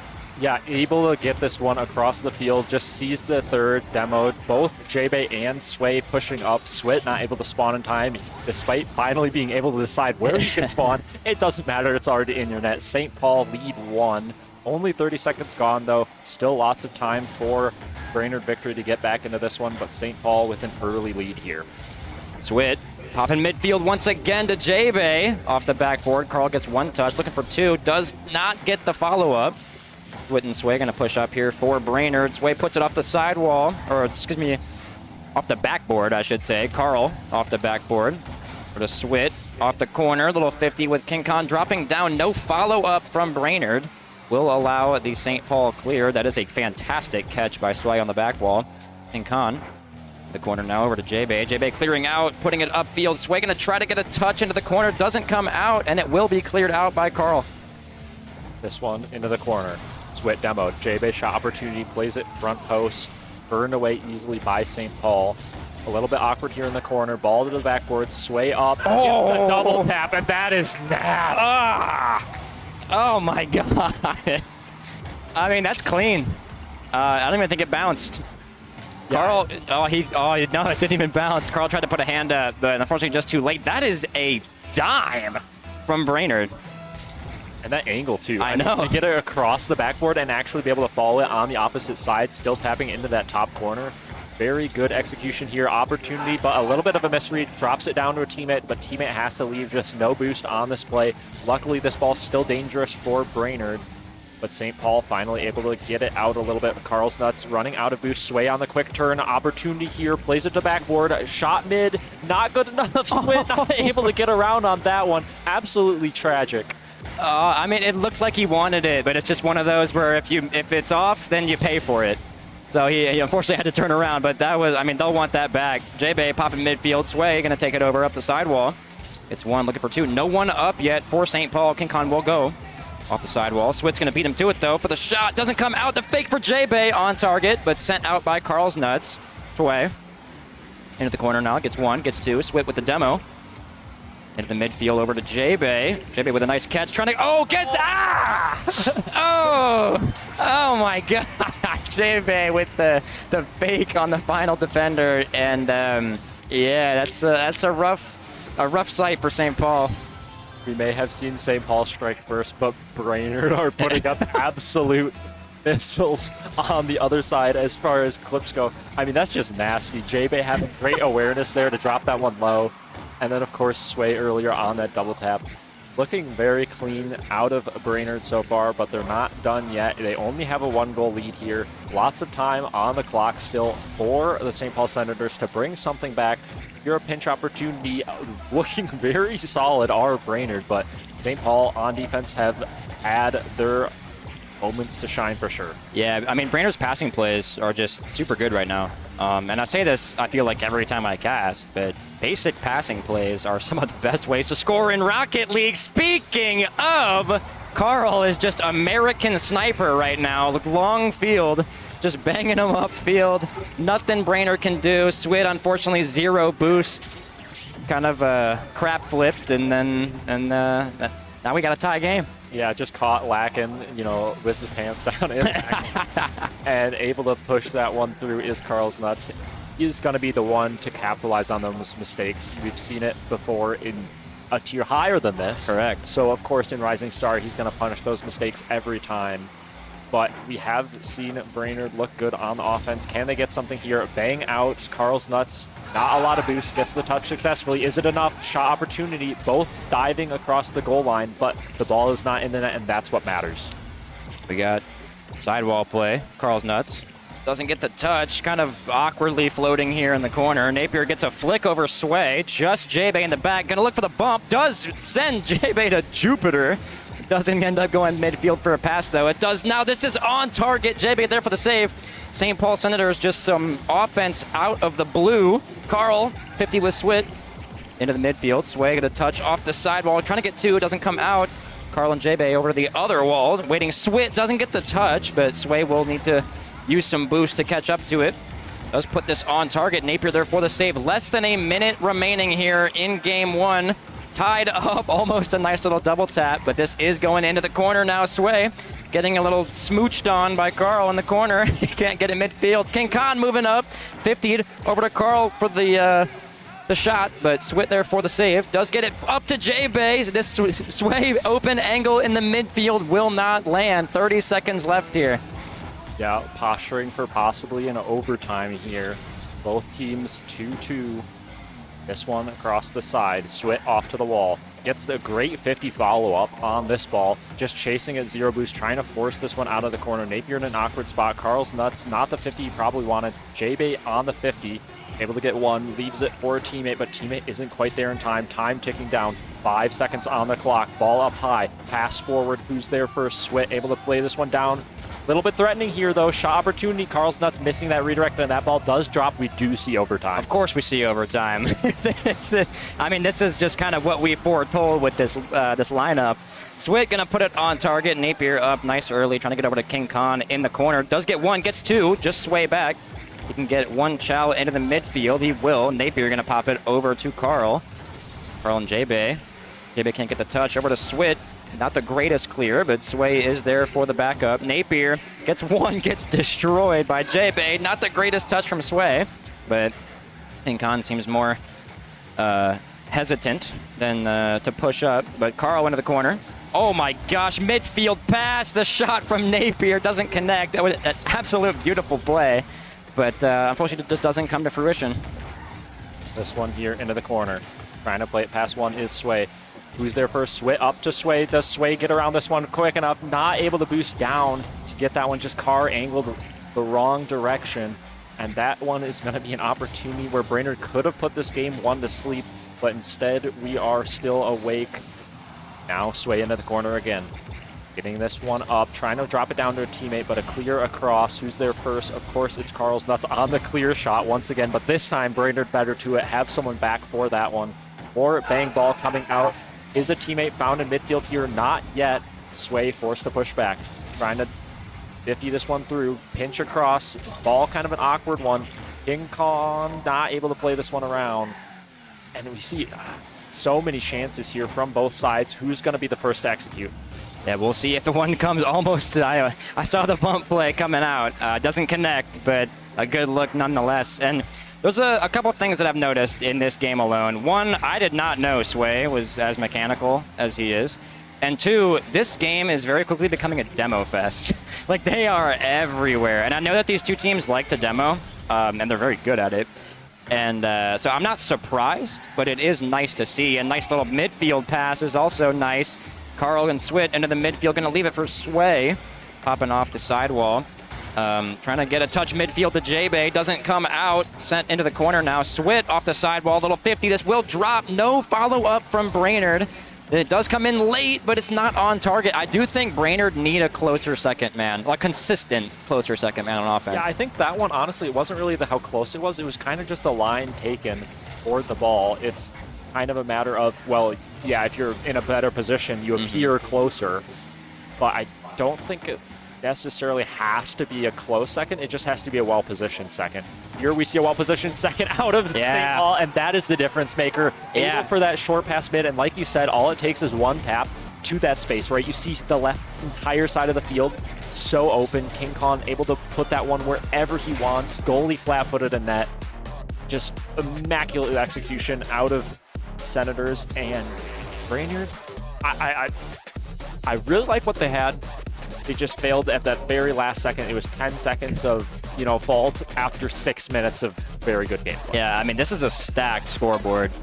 Honestly, one of the more even scoreboards I've seen. Basically flat 600 for St. Paul and then flat 400 each for Brainerd. And I mean, what a way to start the series off. You had OT game one. Both teams, not capitalizing on everything that they could have, but, it is what it is. Some good plays nonetheless. But I'd be curious to see how momentum... I mean, honestly, it doesn't really seem like anyone has any big momentum other than just the 1-0 score line here for St. Paul. It's just been kind of back and forth the whole game. Yeah, it's been a little strange because I feel like Brainerd have had the offensive chances. Yes. And they've, kept that pressure a little bit more. But St. Paul has done such a good job on the transition game. They've been able to capitalize on those overcommits So then it looks like St. Paul's on the back foot, but the score doesn't show that. Correct. You know, like, so maybe they do like to play that defensive, knowing that they have the experience in Carl's Nuts and Napier, both players who've been around the game for a long time. King Kong, I believe, even playing in Challenger for a bit as well, as a third round. It's just one of those things where if you have that confidence where, all right, we're just going to let my opponent make their mistakes and then capitalize, that can by far be one of the best ways to win. But you just have to make sure that you aren't also allowing your opponent to capitalize on your mistakes. Correct. Yeah. I mean, you like touched on it briefly, but the St. Paul transition game and just upfield booms into high power offense is honestly second to none from what we've seen here. Swit, though, going to get a 50 with Carl over to the sidewall. JB going to await this touch. Does pop it over Napier. And Khan putting it not the best touch. The demo will come out from Brainerd, but Swit can't get the shot on, or the midfield pass, I should say. So he just opts to collect it, gets bumped. This is an open net. Carl's Nuts will be slotting another one. Yeah, and we've seen Carl. He's a clinical shooter, not going to miss that one. I mean, you could take his wheels off and he'd still hit that one. We see a little bit of, you know, possibly some tilt out of Brainerd victory. The face cam showing a little bit upset looks on that one. Not really happy to give a freebie like that away. Maybe an opportunity back the other way, but Carl's Nuts once again just so solid. Has another opportunity here. Does play it up, but I would not have thought that that would have been a goal. It What shouldn't went have wrong? been. Something went wrong here with Jay. Maybe a No missed, boost. no flip or double jump. I don't really know. This is, I mean, that's mental. That's not great. And I feel like I'm stating the obvious when I say that, but you know, this is LAN. We are playing a lot of Rocket League today. And you know, attrition and fatigue is a very real thing at events like these, and this isn't the way you really want to start it. But they could, you know, bring it back. There's still plenty of time here. Swayed over to the sidewall. Carl's Nuts will be there for the intercept. Pop in midfield. King Khan gets one, gets two. Is anyone going to go up for St. Paul? Napier there for the shot, but it doesn't connect. That one's so close, but enough. JB here on the pop, trying to play it up. Carl's Nuts gets a controlling touch toward the wall. Who's up there first? 50-50 from King Khan and JB. Ends up being favorable for Brainerd. Is the shot going to be good? Ends up missing it from Sway. Swit able to play it past one. JB on the follow-up, gets the bump, but accidentally hits the ball out off of the momentum. This one into the corner now. Trying to pass it out mid. Who's there first? It is the St. Paul defender, able to play this one through. The demo comes out, but still someone in net to save this one. Now Sway up, has the flip, uses it for a flick, but an immediate challenge. Smart play out of King Kong to get that one out. Yeah. It's just been kind of sitting in the St. Paul half, but like the ball will kind of float around and then everyone will whiff. I don't really know how to explain this narrative, but Carl trying to get yet another goal. I'm trying to think if anyone else on St. Paul has scored. I know that the ending of last game, what a slot from J-Bay, that the ending of last game came off of like a bump from Napier, but I forget who actually scored it, but he is putting in work. I don't remember the tap-in. I want to say it was Carl, but maybe that's just because I'm so used to seeing Carl score on the side of St. Paul. But J-Bay putting that one away, an immaculate redirect off of the pass up, and that will let Brainerd back into this game. They still have to claw a little bit further, but they definitely have a better chance now. Still half the game left, lots of time. It felt like it's been, you know, because of how much pressure, it felt like it's been a really long time of the ball being in play, but alas, so still over 2 minutes remain. This one into the corner, Sway up, gets the 50, but not exactly what he wanted. Finally a pass out, transition, strong out of Brainerd. Trying to pass this one in, a team bump as well, and that will do it. Brainerd suddenly right back into this one. Yeah, I mean, they just seem more confident throughout this entire play. Like, I guess eyes on Sway, just chasing down Napier. There's nothing Napier can do. Like, that's just one of those plays where no matter what the defender does, they're wrong. And it's great if you're Brainerd there, because you can do no wrong. And you know, those are the best way to, I guess, engage those, in my opinion, is the bump game. But this is now tied up with just under 2 minutes left here. Yeah, and what kind of led to that was actually a team bump on the way back from Carl's Nuts and Napier. As I say that, they bump themselves but on the actual right side, and that will lead to a goal. You see another one of these chase down the goalie. No one in net on there, and King Kong easily able to roll that one. Napier actually getting the assist credit. Correct. Deservedly, Yeah, because look at he touched that. the ball. But of course, he literally paved the way for that one. Napier, that is just Napier. Like, that is the most Napier thing I've ever seen. Just didn't he? I doubt he even had ball cam on. Bro was seeing red. J-Bay gonna try to get the double. The defense won't come out, but the shot will not be on target either. Carl's Nuts 50 into the corner, trying to hold on to this 3-2 lead that they have created. King Khan over to the corner. J-Bay gonna be there for the intercept. Doesn't get the touch that he wants. Just instead drops down on top of Sway. Nice corner pinch by Swit. Now trying to get to airborne is Carl, clearing up. This is on target. Napier there to send it back. J-Bay off the backboard. King Kong gonna go to try to clear Sway. Off the sidewall, looking for two. Does get the touch. 50 with Carl's Nuts into the midfield, but Swit can't connect on the shot. Kind of an awkward touch here. Trying for the follow-up is J-Bay. Not able to get this one. Challenge from the third man, just trying to keep this ball in the St. Paul half, and they've been doing such a good job of it. Shot opportunity here, slotted behind the back of Carl's Nuts, did not cover that far post behind him. Was so focused on the other side of the net, but it was actually being covered by his teammate. He needs to cover the side that he is positioned on. But it's just so hard when you have someone shooting that close. Yeah, I mean, that's a hell of a slot by J-Bay. I mean, it literally like went off of the defender's car. Oh my God. Brainerd cannot catch a break right now. They come in with, these plays that work, that get them on the scoreboard, and then they get something. Not to say this isn't a good play. It is. It's a goal. But like, God, that sucks, man. Like, it's just one of those things where you're like, great, that doesn't even matter anymore. J-Bay gonna get a nice read off the backboard into the corner now. Carl gets one. Tries to get the 50 with Sway, doesn't come out. J-Bay back to Sway. Carl will be there though. Or excuse me, Khan.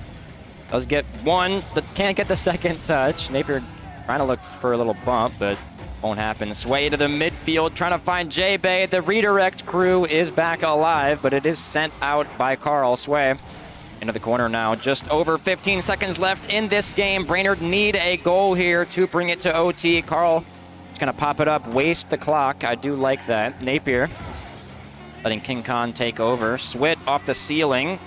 J-Bay pushing up, does get one touch. Potential shot opportunity, but it will be sent out by Carl. 1 second left here. Will King Khan put it on? And it will not go. But St. Paul up 2-0 in the series. Yeah, and it feels like St. Paul have not worked nearly as hard to get these goals. Brainerd have been like completely fighting. They've been like, bruised and scarred, and they're bleeding all over, and they're like literally like climb within reach of a med kit.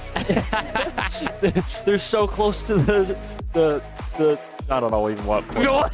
I was gonna say like slurp juice or whatever. I don't know Fortnite. I'm not even gonna try. You could keep with the Fortnite references. Yeah, I'll exactly. keep watching the Rocket League. Yeah. Oh, I mean, yeah, like you touched it perfectly. Like that's just, that can't feel good. Like you put in all of this effort to get these well-structured plays and these moves going. And then you get something like that, where your third man just gets murdered and the ball rolls in. And, I mean, credit where it's due to St. Paul. They're doing a hell of a job on making Brainerd uncomfortable. Brainerd have really gotten scored on by, like the bump plays, clears. They're really just beating themselves. Another dude. We've seen this. You cannot make this up. We've seen this before. St. Paul had ate the book on stoicism. Yeah. They are just staring down these kickoffs, and they do not care. No, they don't. I mean, and it's not checked out, right? Brainerd can obviously come back, but with the momentum that St. Paul has right now, they're going to have to work overtime to do it. Carl, this is on target, but J-Bay there for the save. Napier popping it high. Sway going to look for a pass upfield. Does connect. Swit can't get the touch, though. That would have been a nice little dime. J-Bay into the midfield. Swit can't get the touch. Into the offensive half here now. St. Paul. Oh my god, what a bump on Swit. It like pinched his car up. 50 with Carl's nuts on the sidewall. J-Bay gets it past one. King Khan back for the touch. Doesn't connect though. Swit can't get the shot. Gonna try to drop it to Sway, but Carl, I saw that go. Oh my god, it's off. Carl almost got a sneaky little steal play, but the post has it covered. Yeah, the first time a Carl shot from half field that doesn't go in. Exactly. And that's not a good sign for Brandon. If you have to rely on a miss because Carl is just getting so many shot opportunities, you know, it's not a great sign. Here, Sway has control, trying to dribble over one. Does successfully do so. Nasty control out of Sway, able to turn that one into a goal. And maybe they start to breathe a little bit more life into their offense. Didn't have to, you know, spend an hour clawing up a hill to get that one. Finally, just a transition into a goal, an immediate, you know, return on the investment. Yeah, and like I mentioned it earlier, but the Sway Max, I mean, that was just a clean air dribble, just right over the defender. Not, you know, super flashy, just enough to get the job done. Sway trying to get it done again, putting it on target, but sent back out J-Bay. Off the sidewall, Swit gets the touch, but it's kind of pinch 50 to up high. Sway now trying to find Swit in the offensive zone, trying to get a team pinch going. Doesn't come through though. Tie game here, plenty of time left. It really, I mean, these games really do seem like it has only been a minute and a half, but it feels like we've been here for 2 games. But Carl finding another one here, putting up prime LeBron numbers here for St. Paul. It may feel like 2 days, but it feels like Carl's scoring every 5 exactly. seconds. Off of a bump, too. Did you see that? It's just insult to injury. Yeah, the third got killed again. I mean, Brainerd can't catch a break. And credit to St. Paul for making that happen, because they're, I mean, I would not, this is like, if, like, I feel like this is such a frustrating team to play against. And that's nothing new, especially for, like, Napier. I mean, he did this constantly last season. Yeah, they do have the lead once again here. Just under 3 minutes, trying to expand it as King Khan, but sent back out. J-Bay, the collecting touch, dangerous 50, almost right into his own net. King Khan gonna pop it midfield. Carl's not there for the touch. Is anyone back for St. Paul? What a save. The chase down block from Carl. Yeah, not only able to turn it into his own Eek. I just had to start watching as J-Bay just single-handedly takes this through off of Swit's touch.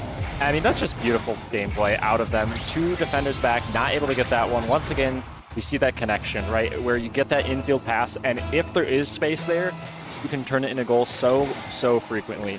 Yeah. But it is about seeing that space and positioning, you know, both your second man there into that space, and then the first man actually seeing it and finding them. Correct, yeah. I mean, from what I've seen, oh my, what a pass. Almost a shot coming out, but no one there for the touch. You know, like on this Brainerd half, it really does seem like their game plan as, I guess, like individuals or like in a team like dynamic sense. Carl, dude, bro's on fire. But it really does seem like Swit and J-Bay are, I guess, finding each other pretty consistently on the field, and then Sway just kind of gets these pop-off solo plays, which works until Carl slots it in your net in the slot. Yeah, if Carl isn't an MVP candidate, if he isn't the MVP, I don't know what I'm going to do, because he has single-handedly scored so many goals on the side of St. Paul. I almost thought King Kong missed that, and then like Carl was going to come in and finish. Oh, So, yeah, like, I was really, waiting. but- I'm not going to lie. I saw this angle right here and half expected to see Carl just come in like a freight train and steal it. But, yeah, I mean, off the kickoff, I don't know what's really going on with Brainerd's kickoffs. That was just kind of a mistouch off the backboard that was hard to read. But it really does seem like St. Paul has the kickoff game covered. Was that a pre-jump? It probably. I think St. Paul have the confidence now. They won that first 2, and they know they're in the driver's seat. They know what's up. As I say that, though, Brainerd every time find a way to make it close. Yeah, this was a nice dime from Swit is a playmaker. He has been hitting J-Bay and Sway for most of the series. And it's a good trait to have. Everybody needs one of those. You know, like I always tell people it's harder to pass the ball than it is to shoot it. Because when you pass, you have to keep track of so many other things.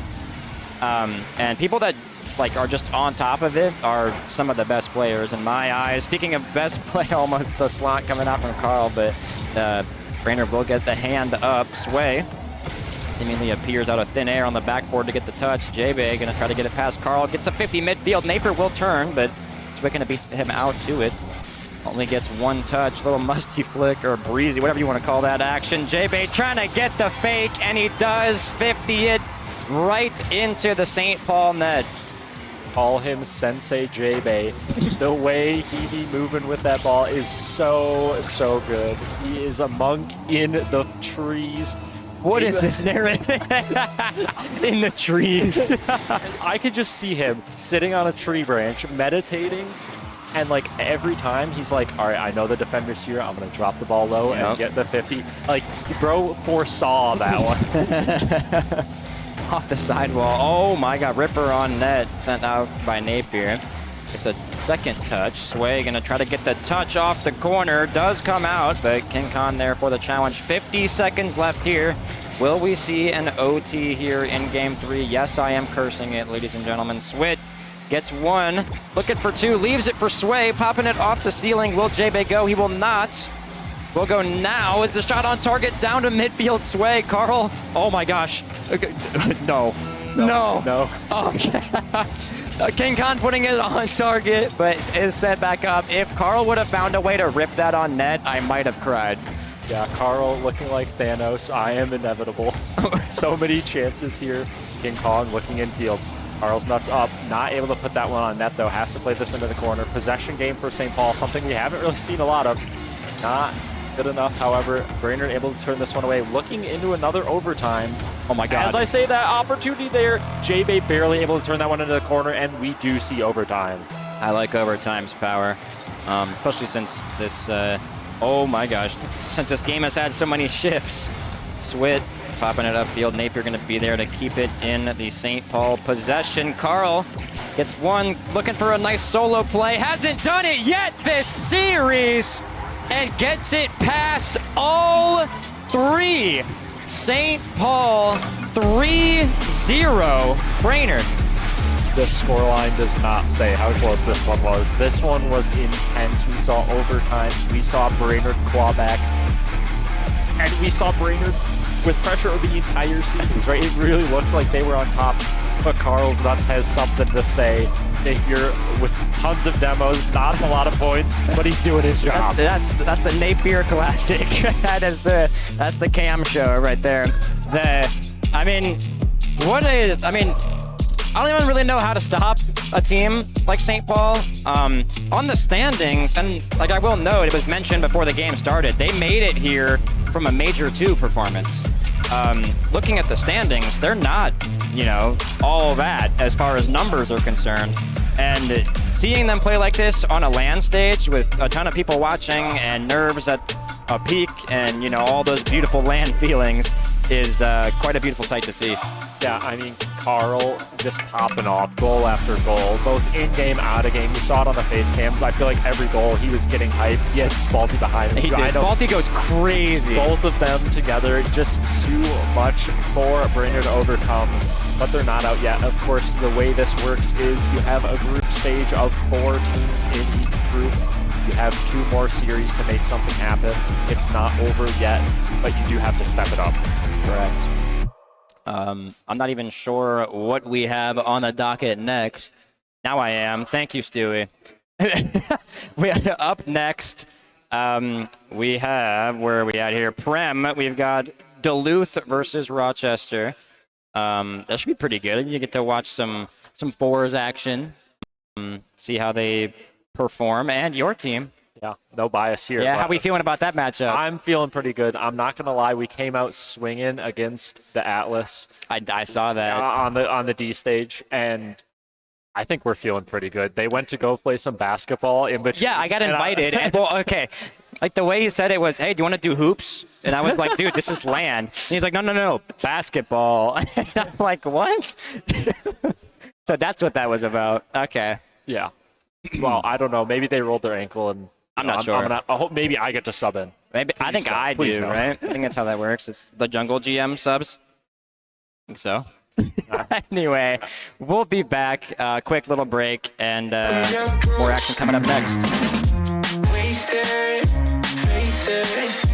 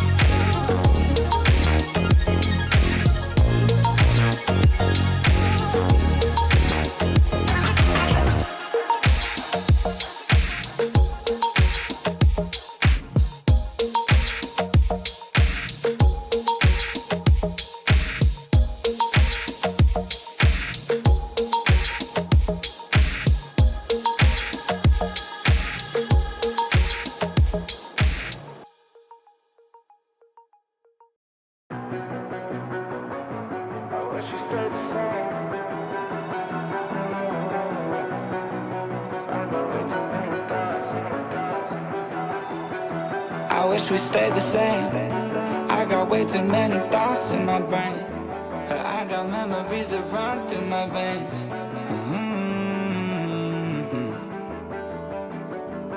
I'm not one to blame, but I could point out every way that you changed.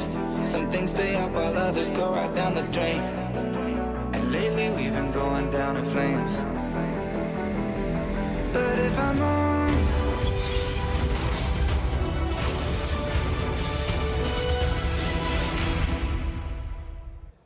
All right, welcome back, everybody, to some more MCS. I'm Clash, joined by Carl, and we get a premier matchup here.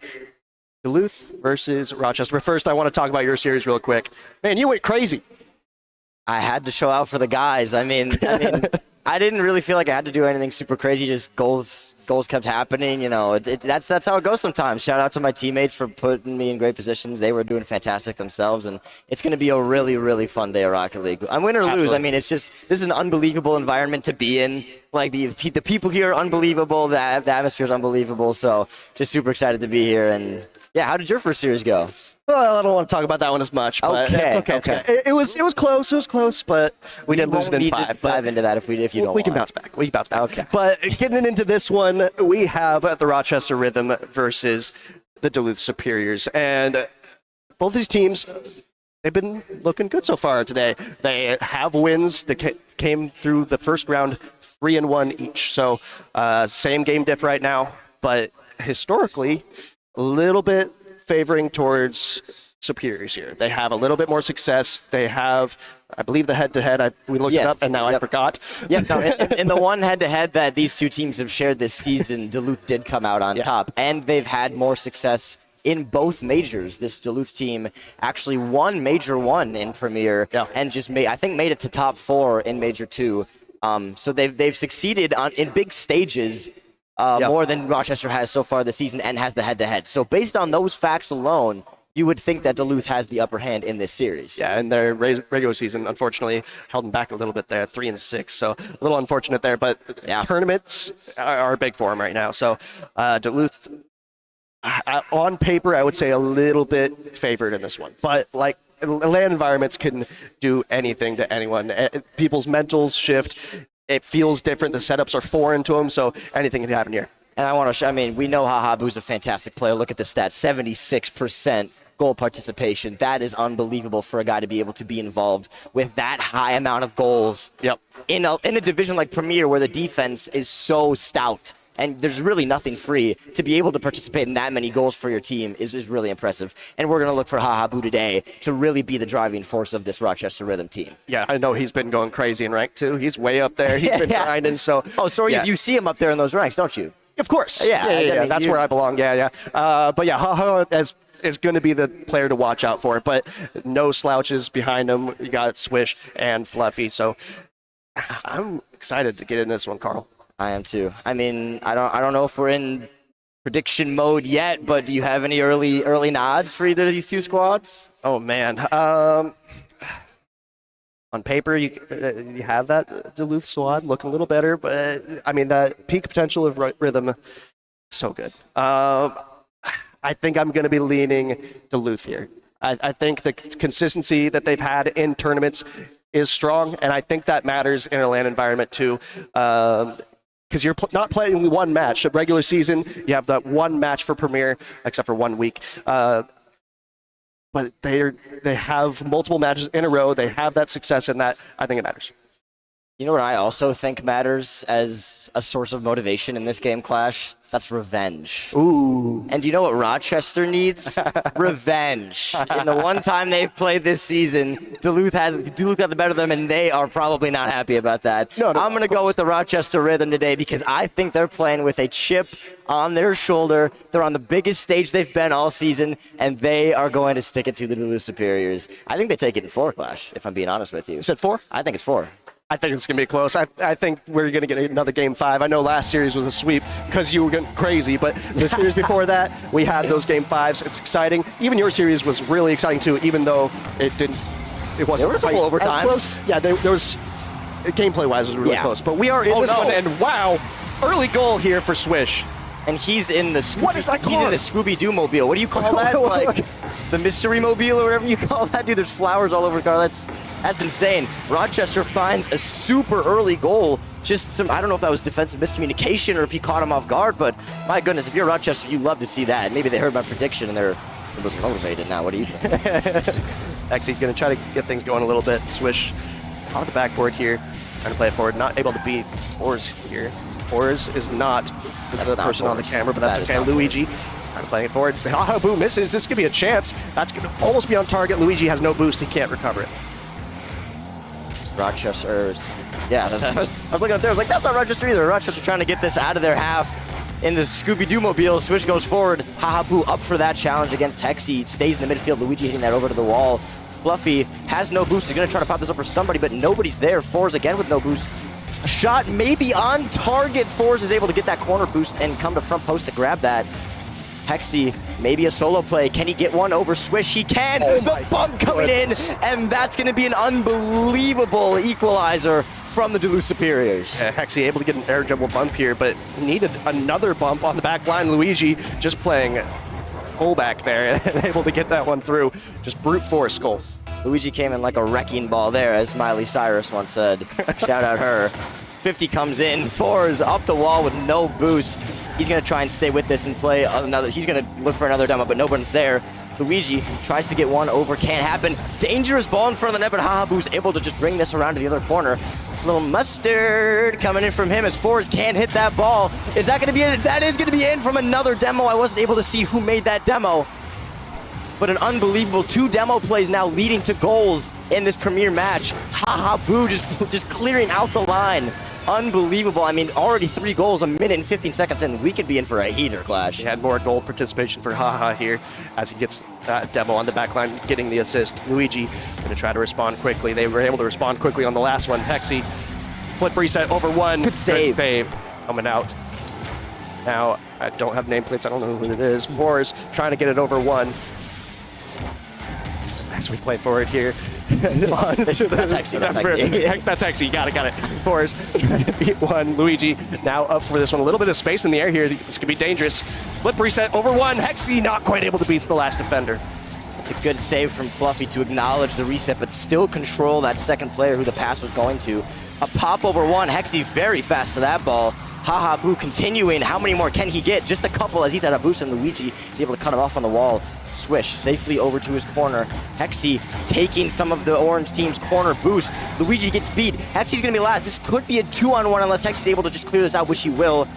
Now these premier guys are just so good at taking care of the ball in tricky situations when other players aren't able to. That's going to be an overcommit. Oh my Luigi, goodness. I don't know how he got back to that, but he's able to make the save.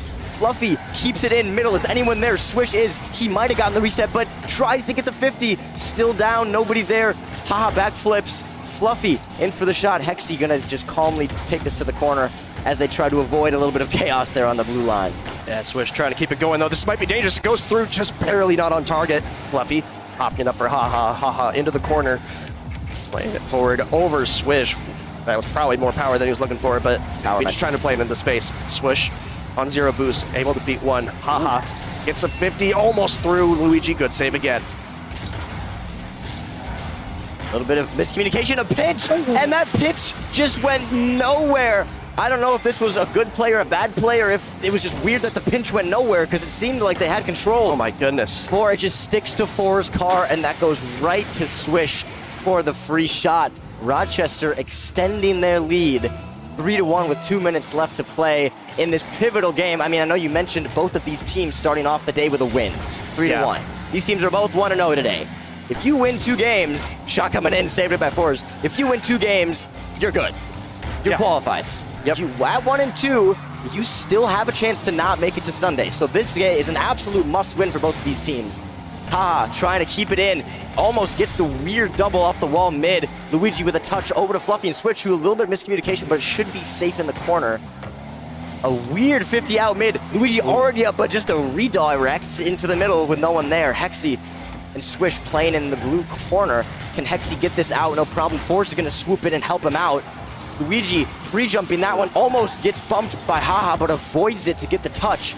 This one's floating for Fours. Still some chaos on the blue line. We've been here for a while. Can Duluth just put one in? Wait, am I tripping? Did I just say that backwards? No, you're good. You're No, good. Duluth was blue. My bad. That's Rochester trying to put one. Yo, it's so confusing. Both of these logos are blue. Two blue teams. It really should be. If this was like Bloomington and Duluth, that'd be so much easier. It's gonna be red and blue. I'll let you talk now. Go ahead. Of course. You're not going to be able to make contact on here. Luigi playing this one forward. And one thing I like about Duluth here, even when they conceded that last one, they were all laughs. It was just funny to them. Yeah. That they're not in their heads yet. They are just fine mentally. Swish trying to destroy that mental by putting this one away. Not quite able to. Haha, finishes it off though. 3-goal lead, 30 seconds left. Barring crazy kickoff miracles, this one looks like it might be in the bag. Now, I don't want to say... Just the kickoff. I don't want to say that I'm already right. I don't want to say that. However, it's looking quite good. I mean, Swish playing some phenomenal Rocket League. Swish has always been a guy, since I've been in this league, that's been a challenger name. So to see him come up to Prem, I don't know how many seasons he's been in Prem, because I'm not good enough to even pay attention to Prem, honestly. But to see him come up here and absolutely ball out in a car I've definitely never seen before is fantastic. Luigi trying to get just one more in, maybe for some momentum heading into game 2. Rochester is just in control. I feel like we've been on the blue half for 4 minutes of this 5-minute game. Like they weren't able to break out consistently. They have a goal, but they weren't able to keep consistent pressure as Rochester just kept hammering their back line. And really impressive stuff from them. Yeah, and that's one thing that Duluth, I feel like, is kind of known for, being able to have that control, have that aerial presence, be able to keep the ball close to their car, and Rhythm are taking it away, taking away that space, and Rhythm are putting that right back in their face, taking that control. It doesn't seem like Duluth had any sort of response in that one. Yeah, I mean, I don't know what the... you mentioned mental in that last game, and I think part of what makes these players so great is not just their mechanical ability. It's not just their rotations. It's not just their defense. It's their mature mental. I think in this game, that is absolutely a requirement of a high-level player, and these guys have proved that they are high-level players, meaning that they have proved, hypothetically, that they have a strong mental. So I'm looking for this Duluth team really to take this game as motivation instead of sadness and bounce back and play a much better game too. Yeah, and I'm confident they can. They just have to figure out a way to get Rhythm team off the ball, because it felt so in control for them. So we'll see as we get into this one if there's any sort of playstyle changes. I'm guessing not. I'm guessing they'll try to play their game better. I'm not sure. I'm a lowly challenger player. I don't know what they're doing here. I don't know all the things they're doing wrong, but what I have noticed is Rhythm have that control. Duluth have to get it off. Yeah. And I feel, and maybe I'm misinterpreting the game, but I feel like there have not been a lot of direct, like, player-to-player passes. As we see one, am I a prophet? Look me in my eyes and tell me I'm a prophet. I think you're a prophet. I feel like in that first game, from neither team, we really saw a ton of player-to-player passes. The infield passes we know work so well in this game. And immediately, Duluth starts this game off. That's a sick goal explosion, by the way. That's Sonic Rings. That was sick. Immediately, they start this game off with an infield pass and a slot, even though there was like 3 defenders in the net. Unbelievable work. And I mean, maybe I was right. You just got to keep passing it because it works in any rank. Yeah, and early on the last one, we saw a lot of demos. It kind of cooled off for the last 3 minutes of that one. The first 2 minutes, it was like every goal had demos involved in it, but maybe Duluth can bring some of that in. I'm not sure, but the team plays have worked so far. Luigi, oh my goodness, almost hits the nasty redirect. Swish able to get a heroic save. Hexy up for this one, not able to put enough power on it. No one Fluffy flicking it over one. Luigi just taking some time, taking all the control, all the time from Rhythm here. Now Fluffy has to get a good touch. That's not really a good touch. Thor's not quite able to punish though. Hexy, 50's out. Now Fluffy first to it. Off the backboard. Luigi, plenty of boost. Gets a good clear, but kind of goes to the attacker. Switch gets a good touch, but well cleared by Hexy. This is dangerous still. Fluffy puts it away. And I mean, my MVP so far is Switch. Like, he made this. That's an unbelievable no-boost touch to just get a little separation from that ball off the wall while he brings it up there down to his teammate. It created awkward touches from the back line. Nobody had boost to go for it. And I mean, Switch, in, again, whatever car that is, I have no idea, is playing some really good Premier Rocket League. Volkswagen Bug or something. Fun to watch. I don't know. Could be a pass. It is.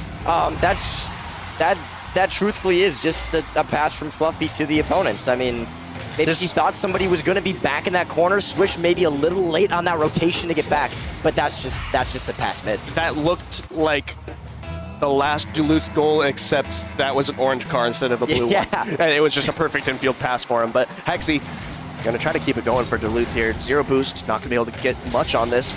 Maybe Luigi can still get there first, not quite. Fours taking some control, taking an air dribble here. Trying to go for a 50. Boo wins it out. Hexy now back on the back line. Some control, another 50 coming out. A little bit of a bump, a little bit of a demo on the midfield. Now some pressure coming through. And I don't think the defender thought that shot was going to come through as fast as it did. Fours able to get one again for Duluth. Yeah, this was weird. I mean, Swish grabbed the corner and then turned up there a little bit, maybe not expecting that Fours was just going to quickly turn on that shot. Maybe he thought he was going to bring it to the corner or play it a little bit slower. But I think if you're Swish there, the goal is the most important thing. I think you just go to the net. And if he doesn't shoot it right away, you're still by the net in case something else happens. A very back and forth, maybe a few more mistakes this game than last game as these players show that they're human. When you think Premier players are sometimes just robotic in their movement and decision making. As Fluffy trying to right his wrongs from earlier. I can't tell if he got a flip there, just going for a 50, passes down to Swish, but no goal able to be scored there. Hexy, no boost, but trying to just get a touch out. Fours has a little time, does proceed to rush it, but it gets over Swish. 50 comes in, nobody's there. That would have been a crazy ball for someone to be at, to be fair. A touch there mid. Luigi there with the shot, but Haha just waiting on the backboard for any shot, as these smart Premier defenders so often do. Swish keeping this one into the corner. Down to Hexy, who gets it by him. Just back and forth to Boo, trying to keep this in the midfield. Swish with a fun touch up, but Boo can't continue to go for it. We're a minute half down. This feels a little more mistake-heavy back and forth game than the last one did, Flash. Yeah, for sure. Quick shout out to, I believe it's Stewie that would have made this ball. That ball is awesome, the season 13 MCS ball. I love that visual. It's fantastic. Fours gonna try to get this thing going, continue going, for Duluth. Hexy up. This one might be dangerous. It is. 3-goal lead now for Duluth. We see an emphatic cheer from fellow Superior on the Rising Star team, AK, up in the booth here. Duluth Superior fans are wide and far. They're everywhere. we have one even in the second deck. And I mean, they're doing exactly what I said they needed to do. They took last game as motivation. They said that last game wasn't us. And they come back in game 2. They're up 4-1. Hexy trying to add a 5th. Swish interestingly goes up the backboard. AK loving this one too. I mean, love this guy. Swish with a couple questionable defensive decisions. I mean, for the last couple goals here. Yeah, I think he would have wanted to go up the backboard there, but it's hard to predict. If it is just a shot on target, going off the backboard makes it awkward, but it seemed pretty forecasted that he was going to go for that double there. Yeah. But Swish just didn't quite read it in time. Fluffy trying to get things going for Rochester here, but not able to. Swish, little time in the air, flip reset, gets it over one, gets it around another. Hexy able to get it clear now. Little space. Trying to get a beat on one, able to, but not able to beat the last defender, Luigi. Up to Fluffy now. Fluffy gonna take some control off the backboard. Off the ceiling is Luigi. Luigi, good dunk coming out for Swish. Doesn't quite get the touch he's looking for. Hexy gonna be up for this one. Looking to beat one, not able to get the second because he was bumped off it, but Fours doesn't matter. Able to get the cleanup. And I think the defender had to change what he wanted to do. Hexy stayed in the air and threatened at least some sort of a bump, which forced Boo to go above the ball. He could have just gone right away if Hexy was not forcing that bump. But because Hexy was able to keep his boost and stay in the air, could not get the touch he wanted on that save. And it's 6-1. I mean, we're in Brazil territory here in game 2 as Duluth is making a statement in game 1. Game 2, excuse me, that what we saw in game 1 was not reality. That was a fluke, and they are going to come through and put their foot down. Swish trying to just make something happen. Rochester only a minute left to make some noise. It's got to be over, but can they get out of this game with some momentum? Touch comes in from Hexy. Maybe try to shoot that. Fluffy gonna sit front post waiting for a shot here. Calmly brings that away, but Fours 15 that back to an opponent who doesn't have any boost. Boo with some control in the air. Gets a pretty good 50, but Fours, interesting touch back to the corner. Hexy easily gonna clear this one out. And I mean, Duluth just biding time here as they prepare to move on to a game 3. Very pivotal in a 5-game series. that you can tie it up in game 2 and not be down going into game 3. Reverse sweeping is just such a difficult thing to do. It really makes such a huge difference when you're fighting from a tied series versus having to reverse sweep there. So yes, this game is so important. Fours, that was beautiful. Great shot from Fours here. 7-1 now. We're at Brazil territory, but maybe Rochester can still get one. Maybe. 13 seconds. 7-2. I mean, if they score 6 goals in 13 seconds, No, they can't win, but maybe they can stop them from Brazil. if they did, I would take my shirt off and run around the room, like, or something more crazy than that, even, because that would be unbelievable. I mean, yeah, what a statement from Duluth in game 2. I don't know what you talk about if you're Rochester here. It felt like a direct flip. I felt 8-1. Oh my God, are you guys seeing this down here? Brazil 8-1. This is unbelievable. I mean, it like I said, it felt like a flip. In first game, we were in Duluth's half for like the entire time. For like 4 of the minutes, I felt. In this game, the exact opposite. Yeah. We were on Rochester's half for at least 4 minutes of the 5 minutes of this game. Unbelievable switch from the Superiors. Yeah, and when you have a runaway game like that, it's a mental challenge, because it's either you, as a team, go, whatever, this game was over for a while, we just reset, move on, or the team, it gets in their head and they're like, holy cow, we just got obliterated. What the heck just happened? What do we do? Yeah. And it was going to be interesting to see how Rochester responds coming into this game 3, because that was not close. Even less close than the previous game where they were able to was win not it. close. This one, I felt like even more lopsided, which is crazy because it was so lopsided in the first one. Rocket League is a great Rocket League game. is it's just the craziest game. You could think whatever you want about either of these two teams, and whatever happens in this next game is completely unpredictable. It just doesn't even matter. The fact that they lost 1-8 probably doesn't even matter. Like I said, these guys have strong mentals. They know they deserve to be here. They're gonna come out firing in the next game. I wouldn't be surprised if we see like an OT, because we've seen 2 blowouts so far. We're probably due for an overtime, which would be great from an audience perspective. I mean, I would love to see an overtime in game 3.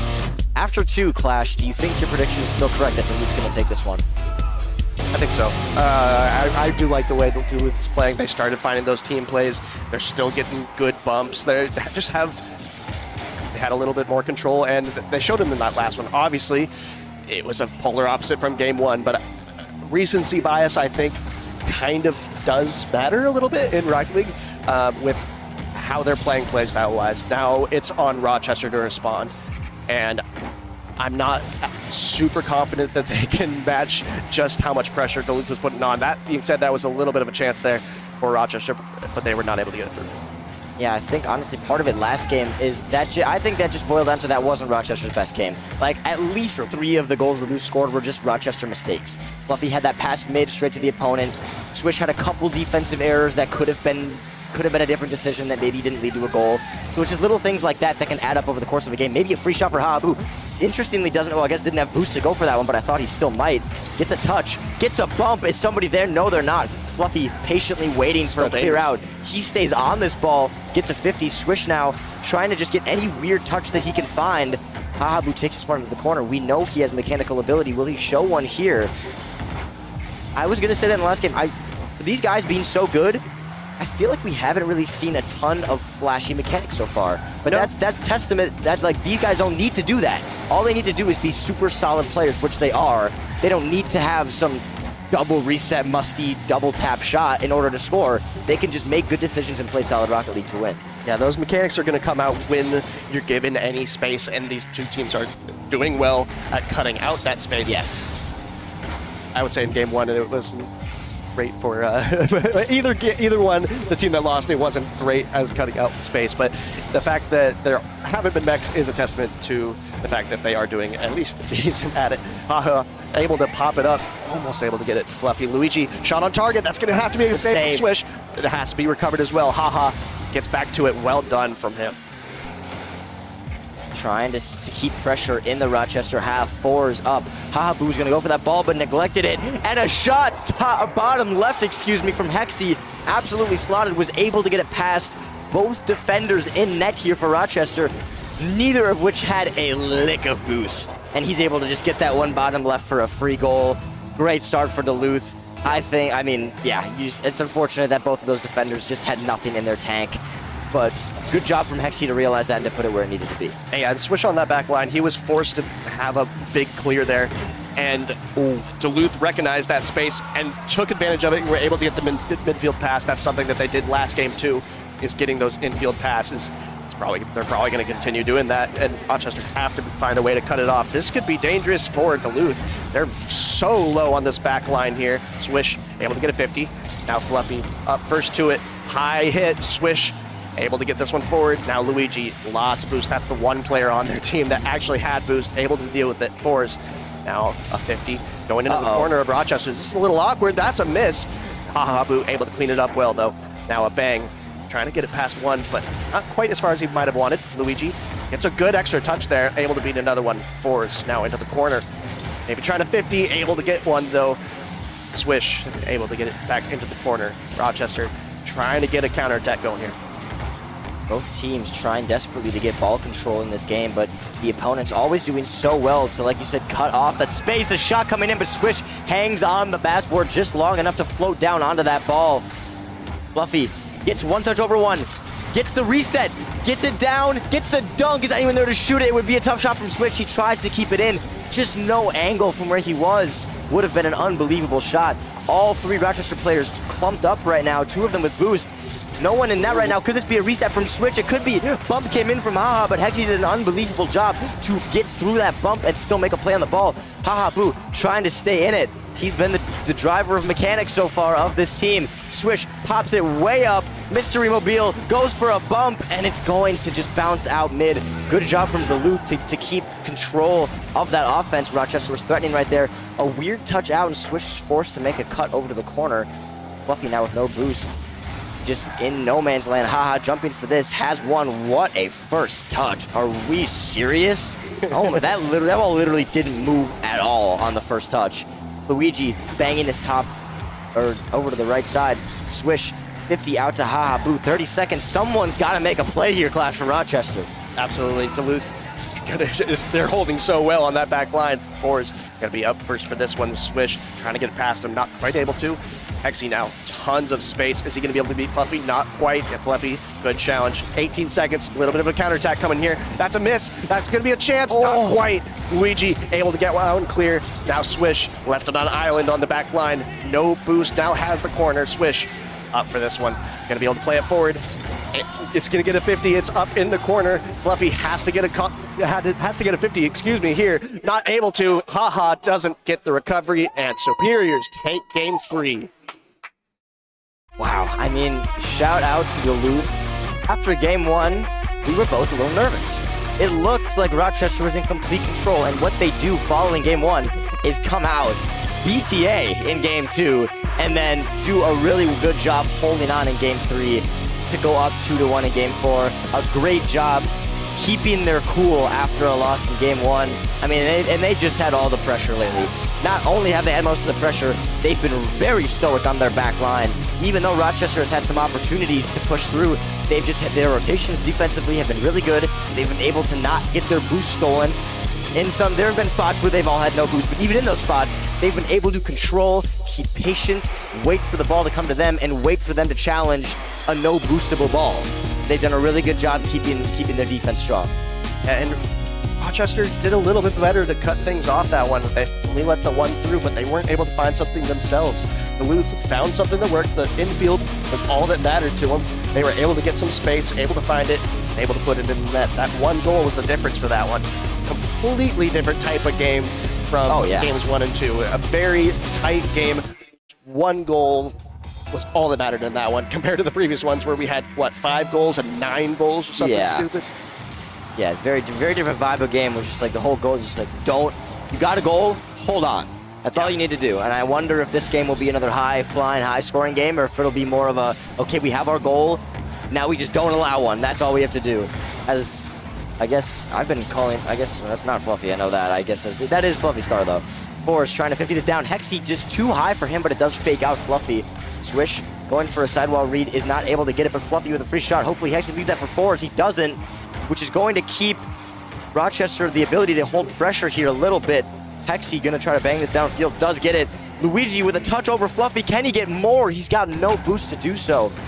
Hexy, flick over one. Good job with no boost. Fours, he's first, except Fluffy does barely get a touch over. That was a good job of him to be back because no one else on the Rochester backline was there to make a save. Boo with the shot. Oh my goodness. Unbelievable touch, but a great save to be there. I didn't even see you save that, but the awareness to be able to be there for that shot was super impressive. Hexy with a weird 50 out. Can this come straight down for Rochester to score? No, it can't. A minute through and no goals, Clash. Fluffy going to try to keep some pressure up here. They've had the ball in the Duluth side for a while now. Swish, not quite able to get the 50. Luigi with a little space cut out, though, by Haha. Hexy into the corner there. Tries to get a ridiculous double off of that wall, but not quite able to make contact. Fours on low boost here. Rochester doesn't really want to send anyone too early there. There was no threat there with no boost. Fluffy not able to get one through. Fours, this could be dangerous now. Just gets past the last defender. Swish, excuse me, not swoosh. Swish gets the swoosh into the net. Unbelievable job from him. Good touch around Fours and then recognizing where the weak spot is in the net.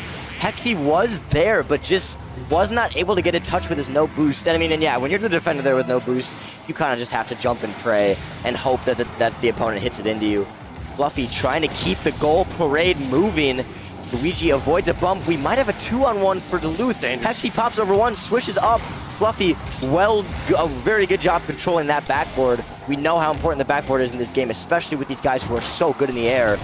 Fours maybe going to try and take some time now as last. Gets a good 50 out, but Ha's going to be able to be there to control it. How many touches can he get to the mid? Just one as Luigi cuts that one off. A good 50, good challenge there from Switch to force something. Demo coming in, Fluffy with a touch over one. Can he get the shot in? No, good touch from Hexy to keep it out, but maybe Haha able to maintain pressure for Rochester. He gets a touch out. Awkward touch for Hexy, but he's able to control it. Swish having to back out now as Fours applying pressure on the orange half. Can we get a weird touch here? Fours pops it up. Luigi pre-jumping that one, and good job from Swish to recognize that Luigi was already up for that one. Oh, I thought he was on offense for a second there. I was like, whoa, is he going to score this? No, he's just defending. Don't worry about it, everybody. Fluffy, maybe a 2-on-1. Can he get a quick touch to Swish? No, he can't. Hexy, can he get a 50 to a teammate? No, he can't. As Swish maybe just going to try and take control of this one. Did not collect that corner boost. Would have definitely been able to control something if he had. Two players jump. Nobody's back. Luigi with the shot. Fluffy, good save. That was going top right on the bouncer. Another shot from Fours. Another good 50 out. Rochester doing what Duluth did last game. They got their goal, and now just playing really solid defense to not let one get scored. Yeah, now Duluth having to play a game that they haven't had to play since game one, playing from behind. They have to beat this Rochester defense who doesn't have to press. They don't have to go on these counterattacks. They don't have to get another goal. They would love one, but they don't have to. Now Fluffy trying to keep this pressure going, trying to keep Duluth stuck in their half. Haha. Able to get this one, lots of control up in the air. Musty flick, not quite able to get it on target, but still control for Rochester. Swish with some space. Infield pass, nobody there, but a little bit of space still given. Haha, able to get a 50. I'm honestly surprised he was able to make contact with that. Now Luigi trying to play this one forward, not past Swish. That's on target, has to be cleared away by Hexy. It is. Haha. Playing this one middle, able to get through one, almost finds the back of the net. Is Fluffy. Now Fours on the counterattack. It's open. It's going to be just barely find its way through. Good bump on the back line, and the last defender just couldn't quite make it in time. I mean, a really, really clutch. And I mean, I don't know if Luigi meant to be in the way there, but getting that bump, getting that disruption from that defender coming back was unbelievably clutch. Making sure that last defender couldn't come back for that save. And what a clutch goal from Duluth. If I mean, I know neither of these teams want to see a Game 5. Almost another goal there. Neither of these teams want to see a Game 5. I'd like to see a Game 5. But these guys, if you're Duluth, you just want to get the hell out of here. Excuse my language. I don't know if this is PG or not. Get the heck out of here with their win in 4 games. As Haha Boo trying to make sure that doesn't happen, trying to force the Game 5. This Rochester team, maybe a double from Fluffy. No, Hexy, a good job controlling the backboard there. Swish maybe going to try to force an awkward touch here from Hexy. He kind of does, but Hexy does a really good job getting that past 2 players. Fluffy forced to be the first man to challenge this. He does. Not the greatest 50, but Swish well positioned to manage that one. Hexy pops it up. gets 2 players to jump. One of them's going to hit it. 7 seconds left. Can Haha make any magic happen? Swish up with no boost. A touch in from Haha. A weird touch from Hexy. Can Fluffy catch it? And he opts to bring this to overtime. Both teams need this win to be happy. To be happy. Essentially. And one of these teams is not going to be happy. We have overtime clash. Oh my god, is that just in? It's not. Okay, I'll let you take it. And like you mentioned before, whoever can get 2-0 in any group automatically qualifies. So Duluth want to just end it here. They might be able to, not quite. Haha, able to get a clear. If they can get this one game, they are qualified for tomorrow. Just straight up, there is no scenario where they wouldn't be. So it's such an important game for them, but Rochester want this thing. Oh my goodness, how does that not go through? What an incredible save on the back line. Haha, low boost though. This is still dangerous. Duluth doesn't quite get the touch he wants. That's Hexy in the corner there. Now at 50.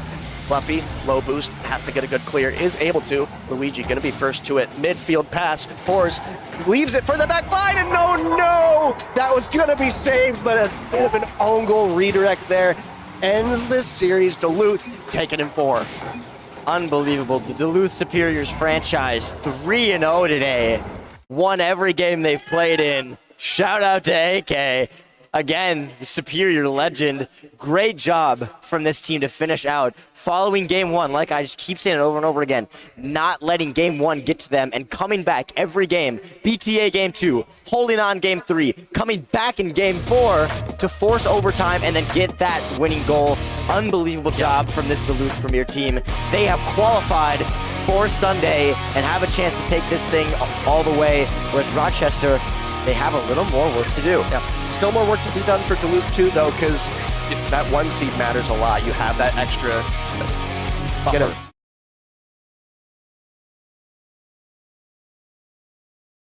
What they're fighting for, they really want to get that, and they're looking really good to do it. So I don't know, Carl. I think they're poised for this 1 seed, but they got to keep it going. They got to keep this ball rolling. Yes, they do. I mean, what a fun series to watch. Shout out Duluth for the win. GG's for Rochester. I know they're going to bounce back in their next series. I mean, how much longer do we have to talk for? 2 minutes or 2 seconds? 2 minutes. We'll go 2 minutes. 2 minutes. 2 minutes. 2 minutes. Who's your MVP from the Duluth side on that one, Clash?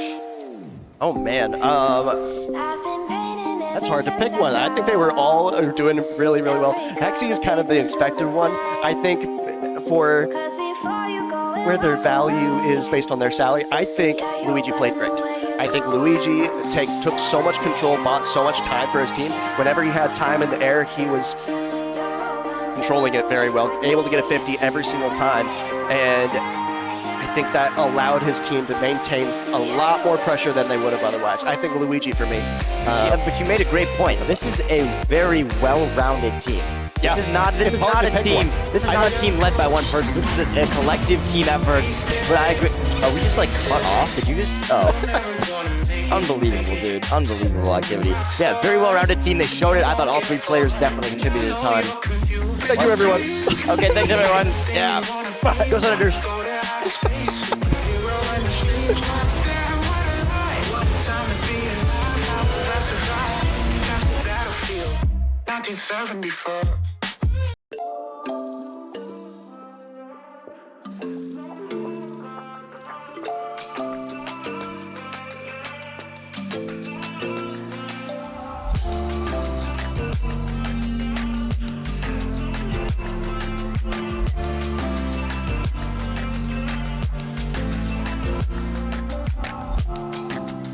None of this seems right. What am I holding on to? If it could be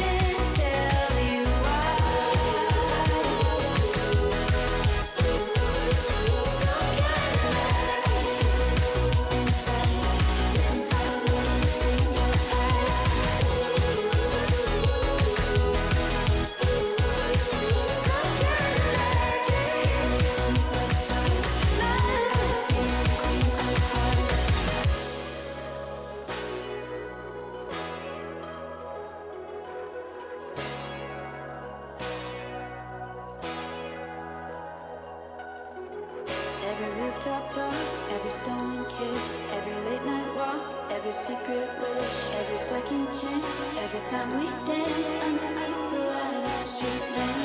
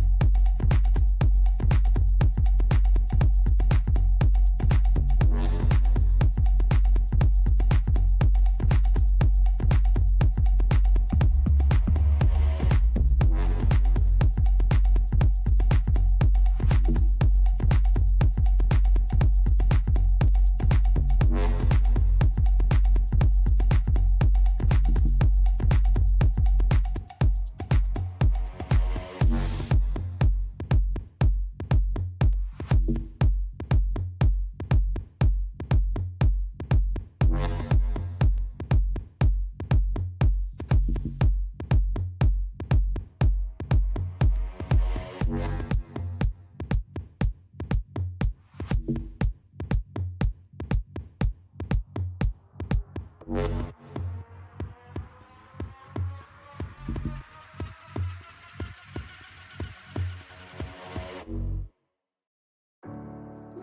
underwater. Can't let you go now. Making it so hard. You got to know now. Ooh, taking it too far. Nothing to hold now. I'm falling apart. Out in the cold now. Breathing underwater. Breathing underwater now. I can't let go.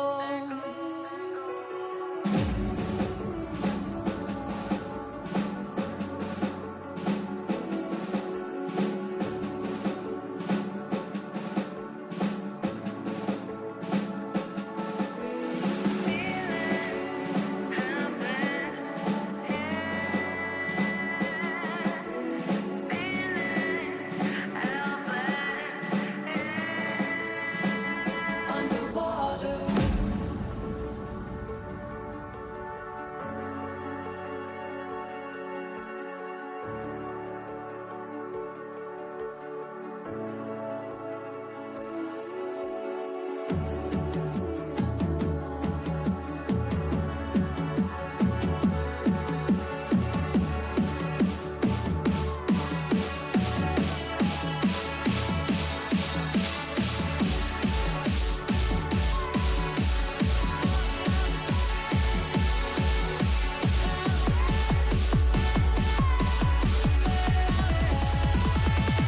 Underwater.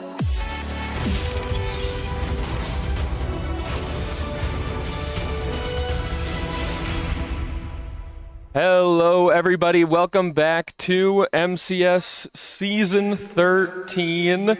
We have some more Challenger action here and a real David versus Goliath matchup. We have the Chicago Jungle taking on the, I almost got it wrong, the Winnipeg Atlas, and two teams that have had very different seasons. Obviously, the Jungle, one of those top two contenders we've been talking about in Challenger all season long.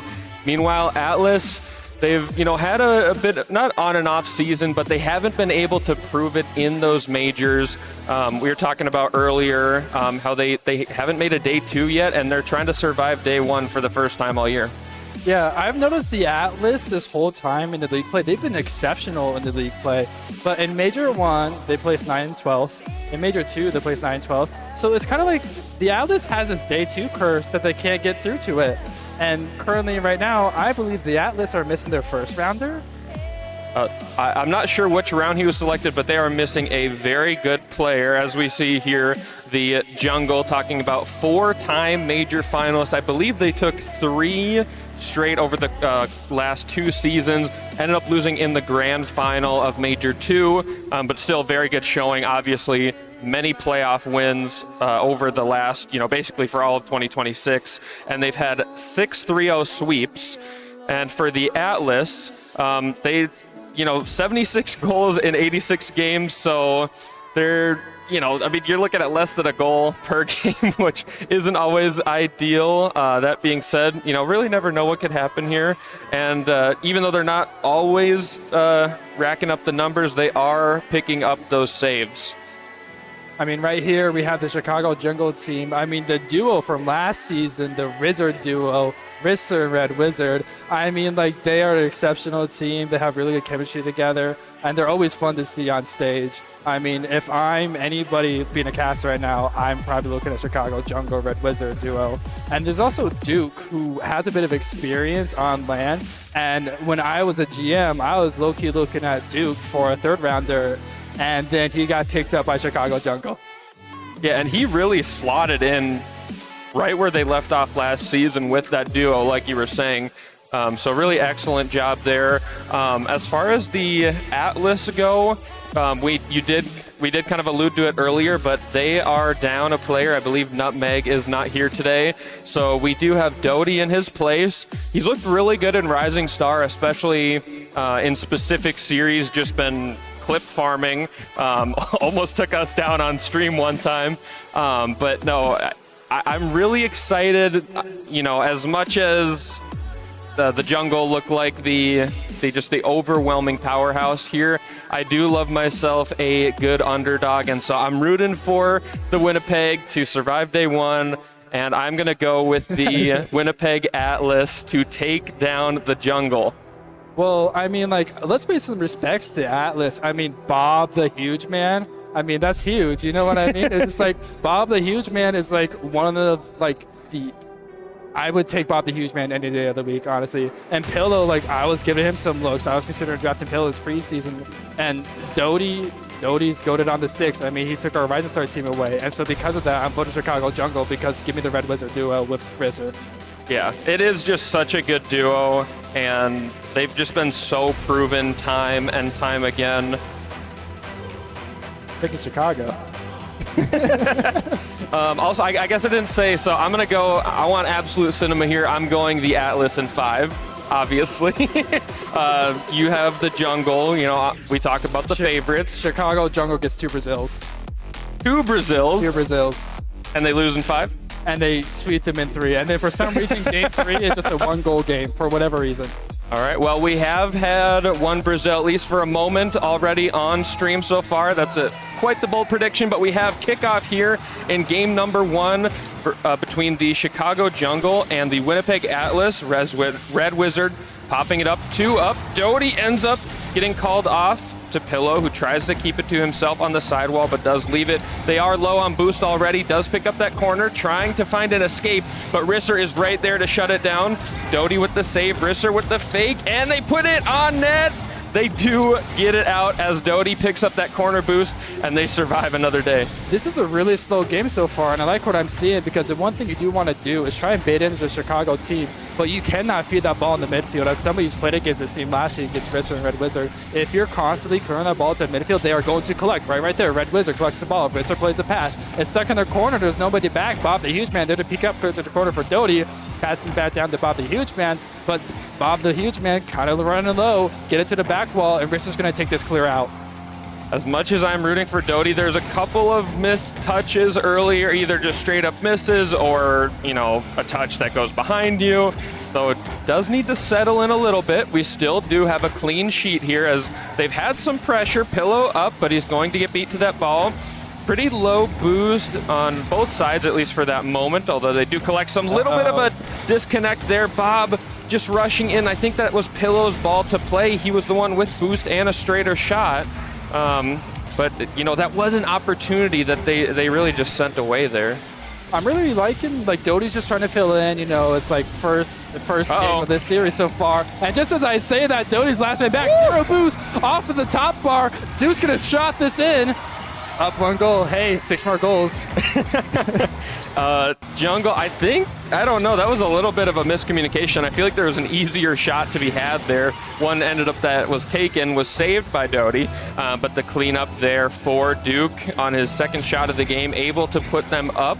Atlas, not too bad of a start, but they haven't shown a ton of life as Doty does bait 1 low, gets a shot left, but they're not able to finish it. Pillow trying to keep it in, gets past 1, but it's shut down by Red Wizard. As a little bit of a back and forth. I thought that may have been a dunk as well. They just look so threatening. Another diving save. Doty not able to get to it. Bob having to expend some boost, and another miss. Again, just need to settle in a little bit. The scoreline is very close. If Doty can pick up a goal in this game 1, I think that will be massive for their confidence as an entire team. And we nearly saw it there too. Doty got a bunch of free time on the ball. He nearly gets it into the crossbar with the team ready to pick it up. Risser's awkward. Too. It's another one ready to go, but no one for Atlas. Oh no. Doty's playing a fake though. Doty's playing a fake.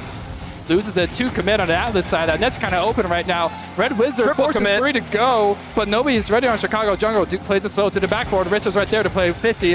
and we're just going to settle back in. Bob misses, and Wizard passes it to the sidewall for Red Wizard to collect. He's going to get one touch, pillows up. We'll see if he gets down, fakes it low, and Wizard's there to collect. Up in the air, gets a flip reset to the backboard. Nobody's there, but Red Wizard there to clean it up. Chicago Jungle up 2-0. That would have been a nasty reset double off the ceiling and nearly the backboard. Risser ends up just picking up a beautiful assist instead. And Atlas were so close to tying up this game. They had the ball just sitting on the goal line, and instead of trying to put it in, they end up saving their own shot, which is brutal. Bob up really early. You know, try to get a little bit creative, get something going, but it doesn't end up cashing in there. I mean, like, the one thing that's going to struggle for the Atlas is finding the shots, and that's because I think I've seen about 4 times now, there's 2 Atlas players in the Chicago Jungle corner, and it's really going to be hard to force your third man to come up and shoot the ball for you if you have 2 stuck in the corner, because if you see that as a player, you're going to stall it a bit more, and you got to reset the rotation. So what they got to start doing is getting more of the second man back to the midfield, not having them both trying to crash in on the corner, because I guarantee you right now, 2 on the sidewall. Yep. If you got those players off the sidewall to the midfield, you have an easier time on offense. So right now, here we are back in the Atlas corner, getting beat up, getting pushed away from the ball. Red Wizards going to collect this. Doty get a 50 out to Bob the Huge Man. He's going to try and collect it, puts a shot on net, and Duke clears it to the corner. And this Chicago Jungle defense has been so stout so far. They do have an opportunity. Doty gets it in that top left corner I was talking about earlier, that he needs to pick up a goal in this game 1 here. Great pass by Bob. Just getting a nice bounce off the corner. Red Wizard almost able to make a play, but with nothing in the tank, not quite able to get there. They're within 1 here with about a minute left in this game. It's possible to tie it, but again, that's pretty much the best look they've had up until now. Pillow trying to fake it to Doty again, and he picks up a second. In a blink of an eye, they have tied it up here. Hey, look at the brain on this one. 0 boost, somebody go, nobody's go. Hey, beat out Duke, shoot the shot. Doty's starting to look really good down there. And honestly, if you want anybody to sub up, it's starting to look like you want a Doty to come from Rising Star for Atlas. I know, 1 minute left. They tie it in just a matter of seconds there. We'll see how will the Jungle respond. Again, they didn't have the best start to their day. What happened on the kickoff there? I don't know. What happened? Oh, boxing out. I was wondering why there didn't seem to be a defender in the right zip code. Shout out Brainerd. But yeah, 54 seconds left. Atlas have to respond here if they want to stay competitive in game number 1. This has been a really slow game, and I mean, like, there's, you know, 1 by 1 goes and goes, and I think that's kind of helping Atlas with Doty being on the team subbing in. It's forced the game to slow down quite a bit, and it might be throwing Jungle off. That's a big miss. Where's the shot? Bob the Huge Man on the ball. Take a shot to the backboard. Risser demos him. Duke's on the ball. He's going to try to fake 1 out. Feeds it to Red Wizard. Wizard feeds it back to him, but Bob the Huge Man able to clear it out. Pillow up in the corner. We'll see if he takes this pass back down. Down to Bob the Huge Man. Can't get a shot on net with no boost. Doty's there to play the fake. Slows it down a bit. Nearly gets it in the post, but Pillow there to collect in the corner. Another pass right in front of the blue team. They can't do much about it, and Risser's getting it clear. Nobody's back at net in time, but luckily Jungle can't get a shot on. I think we reset the defense. 10 seconds left. Doty gets a 50, beats out 1, but Risser's there to stuff it out. All of Atlas is committed upfield, and that's going to be a shot on net, but not in, and now I guess it goes in. It almost looked like the Atlas kind of gave up there after, I think they thought that was in, and I don't want to assume, I guess, but I feel like Pillow could have, I don't know, that's tough. I feel like looking at it from that angle, you're in kind of own goal territory. Not as bad of a showing. I mean, we'll call it a 1-goal game. They ended up making a 2-goal game right at the end there, but you know, they kept it pretty close, and Doty 500 points, kind of nearly both of his teammates combined. Actually, it may have been exactly their combined if I did the quick math right, but that Red Wizard and Risser duo was just so good, and Duke really seems like the perfect third for them. I gotta say, we saw in the stats before that Nutmeg scored, what was it, 74 goals in 86 games? You need somebody to come up right now who can come be that goal scorer. And you can see Atlas is doing that right now. They're trying their best to get Doty enabled. And honestly, like, your first game of the day, you get the sub up to get 2 goals against the Chicago Jungle team, who's number 1 or number 2 in the league right now. This is honestly a good look. And I'll admit, I probably underestimated this Atlas team with Doty on it. Yeah, and you know, we talk about them keeping it close. Jungle still picking up the win, and they looked comfortable for most of that game. Atlas showing a little bit of fight at the end there. But I mean, if you so we see Coop, Coach Coop in the background. That must be a really good Instagram reel on the front right there. Yeah, I don't know if they're watching a game of Clash Royale or what, but he 3-crowned. We got a he did 3-crown. But we have game number 2 here. And if you are, let's say you're the Atlas coach or you're an Atlas fan, and they are the major underdog in this game, what do they need to do? First is getting that save, but what do they need to do in general to keep this series close, similar to how they did in game 1? 2 in the corner commit. Bob the Huge Man and Pillow both go. Doty's going to play his best to collect this ball, try and bait one in. He gets wrestlers to go. Pillows are going to be on the back wall to try and play his collect the best he can. Here's the doubt. That's 3 Chicago through the midfield.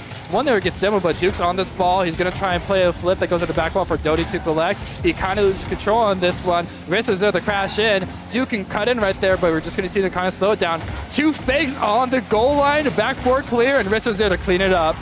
And in this replay, look at the boost that the Atlas had, 005, and it seemed to be stuck there for an eternity. Bob ended up picking up 1 pad, but you see the triple zeros by the time that goes in. They just could not survive that pressure any longer. And just 40 seconds into this game, Chicago maintaining that lead that they've had consistently throughout the series. Atlas, while they've had it tied at one moment, they have not been able to really just put the pressure on the jungle consistently, both on the score sheet and just on the field. Game 1. Whoa! Oh my goodness, Risser. You gotta stop being so crazy, man. I'm trying to do some casting here. Look at this catch at the back wall. Gets a ceiling reset and punches it right into the left side. You gotta calm down, man. It's only game 2. They're 7 up. Give them a break. And he is just laughing. That was disgusting. Up the ceiling. I don't even think the defense was thinking about Risser at that point. They were like, all right, where's the next shooter? Yeah, it is coming from above you. Risser up again. Picks up a dunk, goes low. Red Wizard trying to keep it in. And they, again, just pick up that corner boost. Red Wizard dropping in once again. It is bombs away. Duke with the reset. High pop off the backboard. And a goal scored by Red Wizard. The avalanche is just starting to come down the hill now for the Atlas. Yeah, I mean, it's very hard to see what's going on, but when you slow the gameplay down and your touches get away from you, you're going to continue to defeat the Chicago jungle. And while I thought the slow gameplay was doing really well, if you can't slow your touches down and get control, it's going to blow up in your face, and that's what happened in Chicago jungle. Is up 3 what goals. are they doing here? Oh. Goodness. Maybe Chicago jungle's just feeling it, and I'm trying to hype up Atlas too much. Yeah, Duke not quite able to get enough juice on that touch to the pre-jump teammate off the ceiling.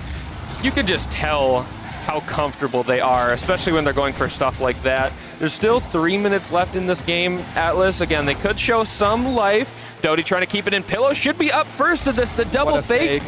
Maybe a bump on Risser, but no, Risser just so comfortably getting this in transition. And they do end up saving that, but it seems like anytime they're in any real danger, not only do they get out, but they get out of the danger in its entirety in a matter of seconds. I mean, this Atlas team is just getting stuck. You see them dive in and dive out of the goal line, but they just get stuck in net and they can't rotate back on field. They get stuck in the corner and can't rotate back on field. If I'm coaching Atlas right now, I'm telling them to stick their wheels to the ground as much as possible because we got to get the second and third man to rotate up. There's too much gap between the first and the second man, and nobody can really get to the ball on offense and defense just because there's too much of a gap. Bob the Huge Man was the last man to touch it, and Pillow doesn't go because he's stuck on the back wall. Somebody has to be there to shadow the ball, but they're too spaced out, and they're trying to still figure out how to play with this up. Red Wizard, the puppeteer there, dangling the ball slow enough for a teammate to get a bump on Pillow on the back wall, and then just fakes it low on the final defender. Tries to get it off the ceiling as well, but it goes a little bit too low and not enough boost. Duke in a little bit of an awkward situation, but able to save it. Red Wizard just going to take it right off his hood. Duke will have to wrap around, try to keep it in. Again, they're up 4 here, but they really don't want to give the Atlas any room to breathe in this series here. They've looked so unbelievably dominant that you just don't want to. You can never let your opponent back into a series that you are dominating this bad, because it can turn on you so quick. They do have a look here, but Red Wizard, again, just there to save it. They look so, I'm just going to keep saying it, but they look so comfortable, not only on offense, not only on defense, in transition, demos. I mean, the Atlas really just need to, I don't know, they need to figure something out. I mean, they're trying to figure it out. I mean, their backboard for the Chicago Jungle has been pretty clear, and they've been getting it to the backboard, but there's just nobody to follow it up. Just as I say that about the huge man, gets one good on play, try to have Pillow follow it up, but there's just one stuck in net. Dottie on the 50, back to the midfield. Bob the huge man going to try and collect as best he can, but he just feeds it back to Red Wizard. Bob the huge man's able to stuff it back out. It's close to Pillow, gets it, feeds it to Duke, but Duke's going to collect. Gets bumped off the ball, and now we're just kind of seeing a scramble, and this is what you want to see if you're an Atlas fan. You want to see them force the Chicago Jungle to scramble, because if you give them too much time on the ball, they're gonna get it in the goal, and as we see there, when we're forcing them to scramble, we get a few shots on that. Pillow, low boost, takes it back, gonna collect it, he passes it right to Duke on the own side. I'm not sure about this, Atlas. Yeah, and I mean, the boost has been telling, a little bit of a reset, trying to get back to it, cuts it down. The boost has really been a tale of the tape so far. Anytime Atlas show any sort of pressure, they just don't have enough reserves to finish the job. You try to pass it down. Pass down. I love that pass down, and the follow-through was good, but the shot was not. Bob, again, no boost. They got 0-0-0 there for a moment. Avoids the demo, gets a nice challenge there. Pillow trying to read it, but he cannot. Doty does get a little bit of a shot. It's a slow one, and it is a gold one. Bob the huge man scoring. They really just needed to get one on the board there to build a little bit of confidence, because they're going to have to reverse sweep. They've had a little bit of control in this second half with the chaos, with like the making sure that they can't get in their own half. But if you can keep this chaos, the Atlas should be able to force Chicago Jungle to be on the back foot a bit, especially in the midfield. As we see here, Bobman gets a 50. Doty just gets dusted, and Pillow's trying to play with third man. It's low time. You got to commit what you still can, so that's where Pillow's going. But I hope if you're the Atlas, you get some chaos. You make the midfield as uncomfortable as possible for the Jungle, because that's going to be the key, because these guys are midfield demons. And, you know, whether you're midfield demons or just kings of the jungle, Chicago is looking unbelievable so far. You know, my prediction for Atlas is not looking great, although, you know, if they were to win, it would be in 5. So at least I do have that in my back pocket still. We believe, we believe. Yeah, I don't know. With Risser playing like that, it's really hard to believe. And I mean, you could see him in the player cam. He's kind of disgusted with himself there. He's such a perfectionist, ain't he? I mean, if he doesn't get 3 crown in the Clash Royale, I've seen this man crash out and throw his phone across the room. He's a 3 count or nothing type of man. But we can kind of see in the replay review that if you don't have somebody shadowing on the ball and defense, you are going to struggle. And you're going to struggle more when you have no boost. Somebody has to use their nameplate to take the ball off of them the best they can. Yeah, and we see the Red Wizard player stat talking about the 3 major wins in a row over the course of 2 seasons. As Risser calls them, Red Gizzard. With 2 different, you know, team combinations as well. It's just incredibly impressive. Especially, you know, in Challenger, it's a very compressed league, especially this season with all the new talent that we had come in here. Ooh. Doty trying to get it past 1, but that's a great 50 with no boost. Risser just trying to pop it over Bob. He's able to keep it close for now. Pillow grabbing that front corner boost, but it left the net wide open. I'm not really sure about that play as a whole. Red Wizard doing a lot on his offense, as you can see, as he just gas stations on the orange boost for the whole 10 seconds. I mean, maybe that's the issue. They're just gas stationing the whole time. That's why this Atlas team can't find the boost. A kickoff coming on here. 2 people get beat. Doty gonna take this for himself, gonna collect it, fakes out Duke. Pillow's gonna pass it to the sidewall, just clear to an open space, and Red Wizard clears it back to the orange side. Duke nearly gets a redirect off of it. Bob the huge man, big whiff on the backside, and Doty's there to collect. Whistler in the corner. We might see some more magic from this man, but he just clears to the other side of the net. Demo coming out on the goal line as Red Wizard, again, full boost, keeping it in past 1. 50's another with a slight bump as well. Doty trying to keep it close. What is going on? All right, someone's got to get back to this. There you go, Doty on the ball. They keep it in here, but again, they're down 1 goal. Risser, great Great clear, and then the demo just opens it wide up. Red Wizard putting on a little bit of a show. Doesn't, no easy goals. I'll pick up a demo. I'll take it from Duke, put it wide, and then I'll read the bounce faster than anyone else can, even if I'm not close. That's what the 2 used for. One to the backboard and one to myself. 2 shots in a row. Chicago Jungle up 2 goals with 4 minutes to go. I really want to see this Atlas. They're getting double dipped on kickoff. This Atlas team is getting absolutely dipped on kickoff. I cannot believe it. Duke up in the air, gets a solo play, gets stuffed out. Wizard to collect in the corner, clear out from the corner, and Hill's just going to pass it back to the blue side. He's going to do the best he can, but that lack of control is really just going to get to him. And here we go again, Atlas. 2 people in the Chicago chased. corner. Woo. Bob the Huge Man trying to sink it in there. We saw Doty just getting absolutely hunted. I believe it was by Risser. Ends up surviving and is able to get a poke shot on net. Isn't able to score it, but again, at least it's something here. Challenge. Not the best touch, but it does kind of get past one here. Doty with an opportunity, and they will score. Really awkward offense leads to really awkward defense, but that chaos that you were talking about, it worked out. And Red Wizard does a really good job on offense. You can see he's doing offense on all sides of the field there with that backwards touch to the corner to feed Dottie, so Dottie can get a free goal in net. Red Wizard is just an offensive menace, if you know what I mean. Kickoff goes to Duke, is able to get that boost, but not the ball. Should be a free opportunity here, but we do have a little bit of a buddy bump on the midfield. Cost a lot of the boost reserves for Chicago as well, which we'll see if that comes into play here. They are able to pick up a couple hundreds as Red Wizard. Could have had a poke shot, but instead just goes for the reset, isn't able to cash it in. But again, the pressure, we see a demo, pass Pillow, Bob having to get a couple touches here just to survive, and he will. Another demo as well. Not even sure, it didn't look like he was supersonic. Pillow up, reset, can't find the second touch, but Bob will. And we have a tie game here with 2:34 left on the clock in game number 3. I mean, this is pretty well done. And you got to say, that started off with Bob the Huge Man finding the demo at the end of his solo play. They cleared them 100%. out. And Chicago Jungle, from what I've seen, loves to stack 3 players in net. And if you can just at least force 2, then that's a little bit more open. But if we're taking shots with 3 people in net, good luck. So you got to have these demos on offense to clear out these defenders. Otherwise, you're just going to be shooting right back at your Jungle. And the Jungle have a really, really good defense.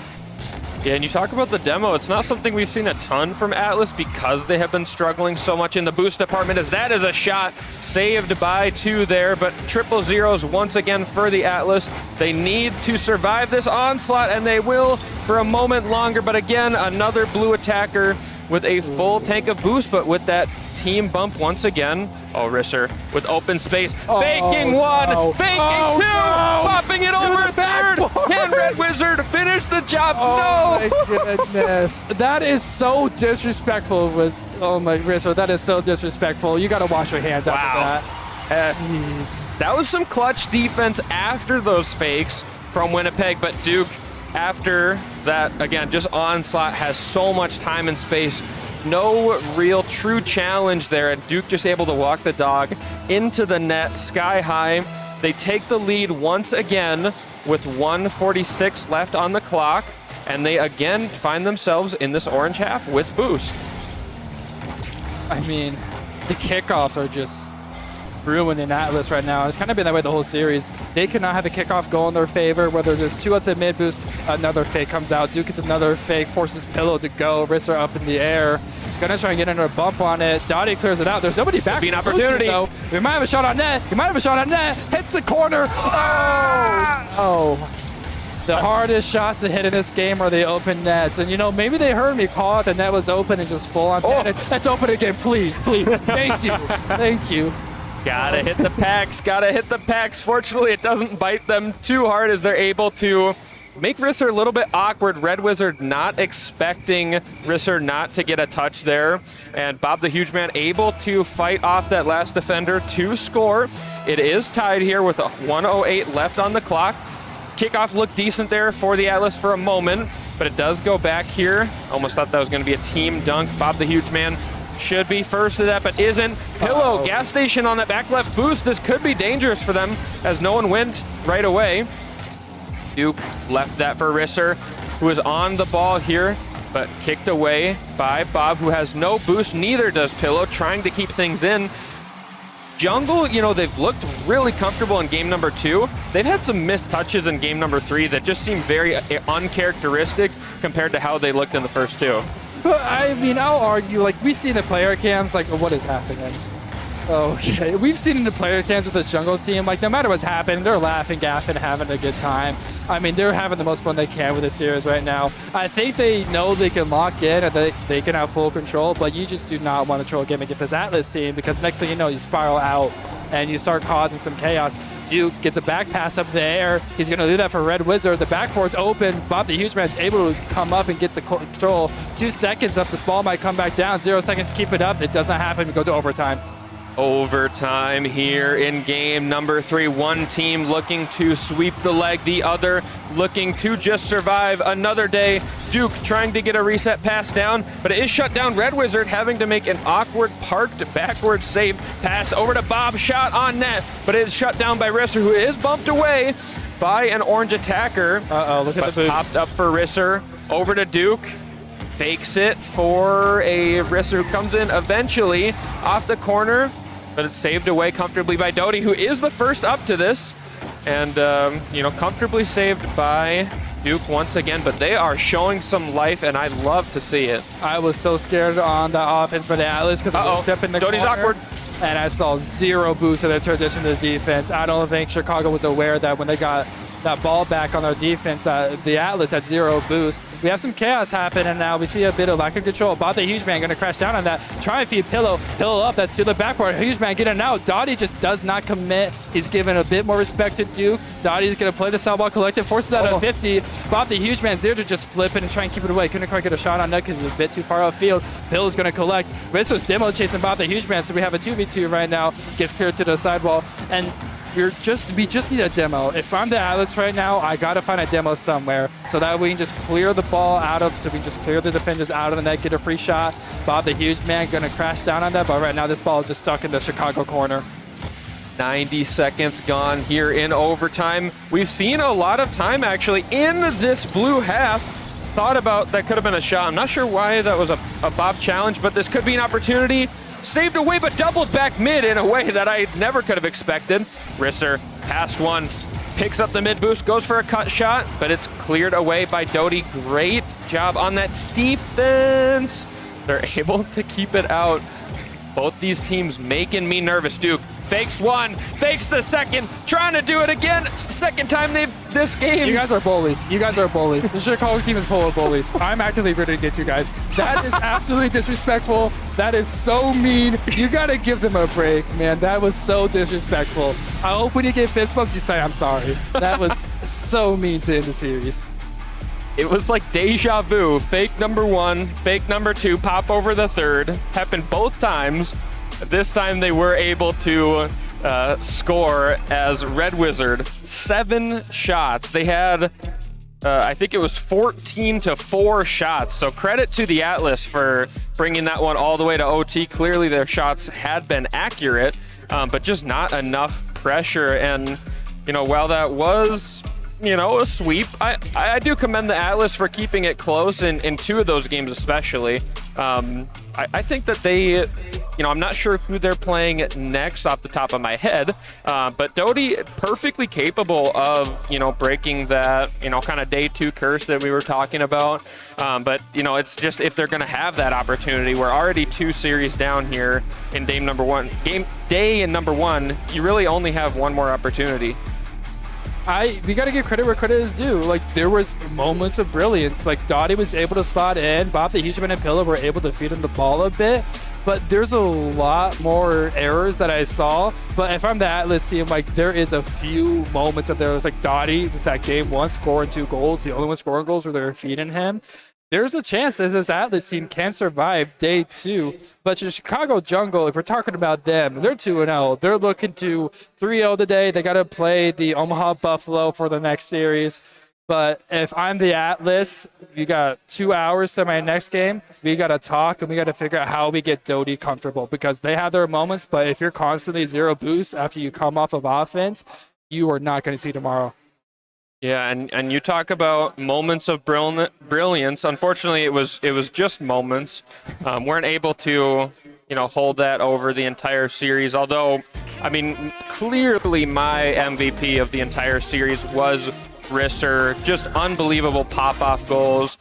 Great in the midfield, great on defense. Really, all of Chicago was. But I think Risser just getting those. We see this dang near ceiling double reset into backboard double. Just breaking down the defense in a way that the rest of the team didn't do. Although, I mean, that's really nitpicking. They all played fantastic, and they're looking just as dangerous. We'll just call it heading into day 2, unless something remarkable rather happens with the group for the rest of the day. But we have Rising Star gameplay coming up next. I am very excited. I don't know the exact matchup off the top of my head. I believe it should be the Moorhead, Fargo, Rochester group here. Yep, we will see the Green Bay Knights versus the Moorhead Musketeers. Okay, so a high billing. There are two teams that going into major number 2 were really high seeds. So I'm excited to see that one. I know the Fargo's, the Steelhawks' first series didn't go exactly how they were hoping, but they still have more than the capability and talent to come back. I mean, I'm excited for this Rising Star match because these teams, Green Bay and Moorhead, they've thrown haymakers the whole season against each other. I believe it was Major 2 or League play where Moorhead was up 2, they got reverse swept. And Moorhead has had a really good fourth man. I mean, they've been able to swap out Creed and Electric Step the whole season, so I'm not sure who they're going to put on the field against Green Bay because either one of them has been really good.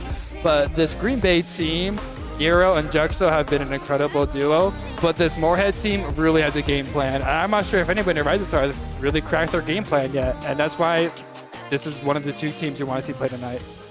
And it'll be very interesting to see how the rest of this weekend goes.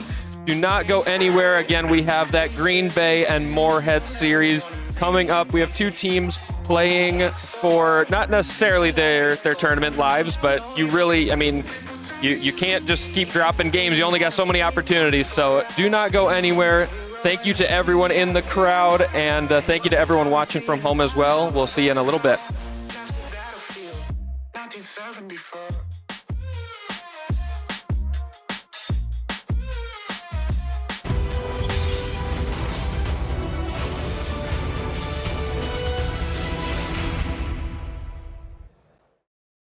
This feels a little too perfect how we are now.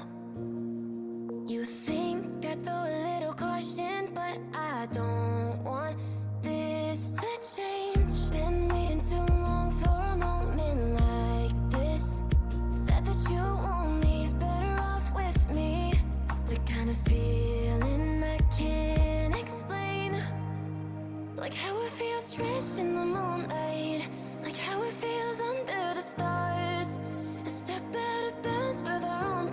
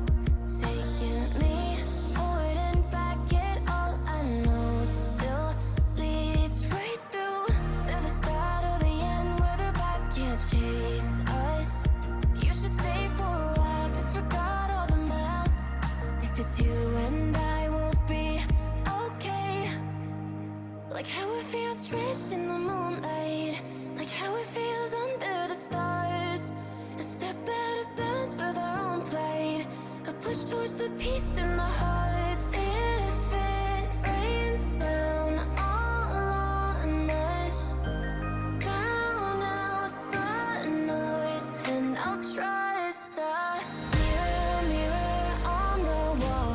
Is it fair to watch me fall, broken up in pieces? Can you see me bleeding? Mirror, mirror, tell me please, if these broken memories are enough to break free. Will it fix us slowly?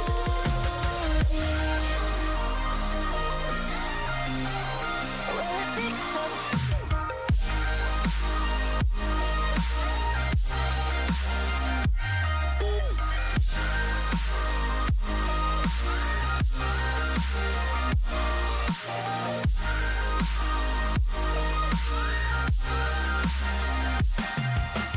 Mirror, mirror on the wall, is it fair to watch me fall, broken up in pieces?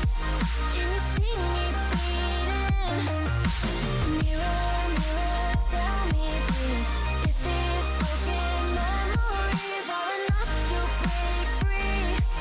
Will it fix us slowly? Mirror, mirror on the wall, is it fair to watch me fall, broken up in pieces?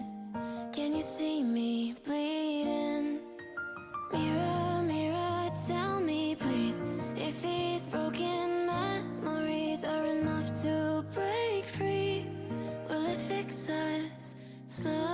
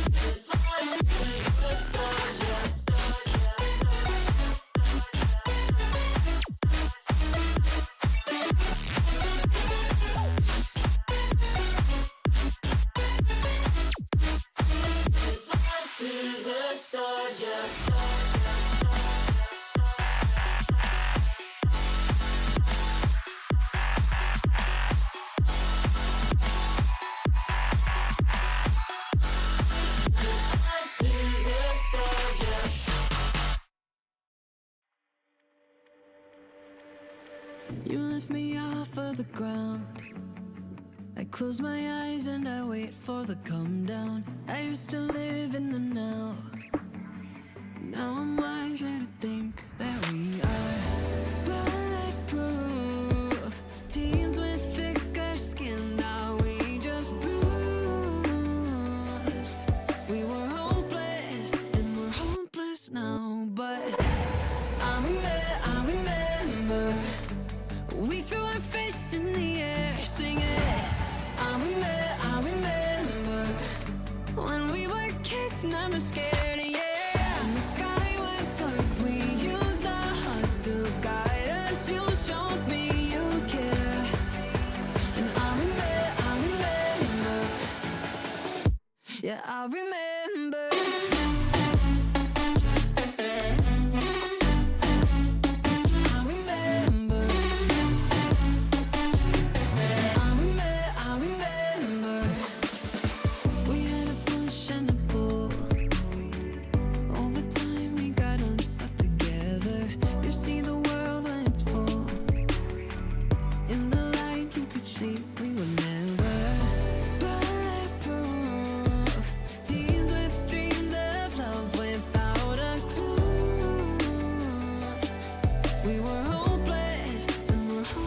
Now, but I remember we threw our fists in the air singing. I remember when we were kids, never scared, yeah. And the sky went dark, we used our hearts to guide us. You showed me you care. And I remember, yeah, I remember.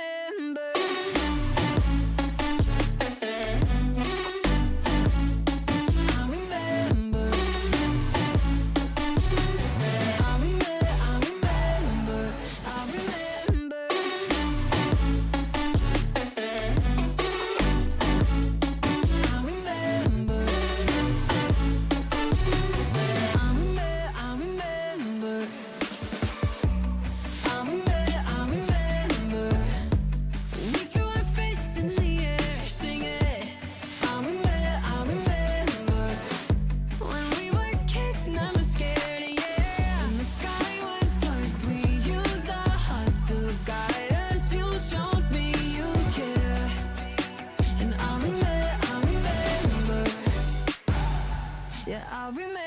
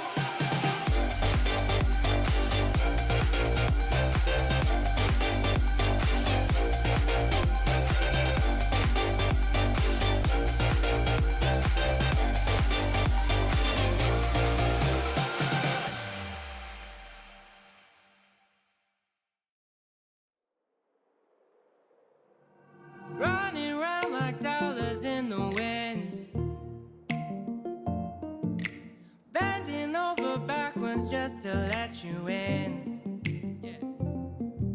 I told you that one day ain't never enough. You tell me I hate you, I still call you up. If we don't got trust, we can never have love. I was putting in the hours, I was. But you were calling me a liar, liar, liar, liar, liar. Yeah, I've been putting in the hours, I was. And it's coming down to now and now and now and now and never. I was putting in the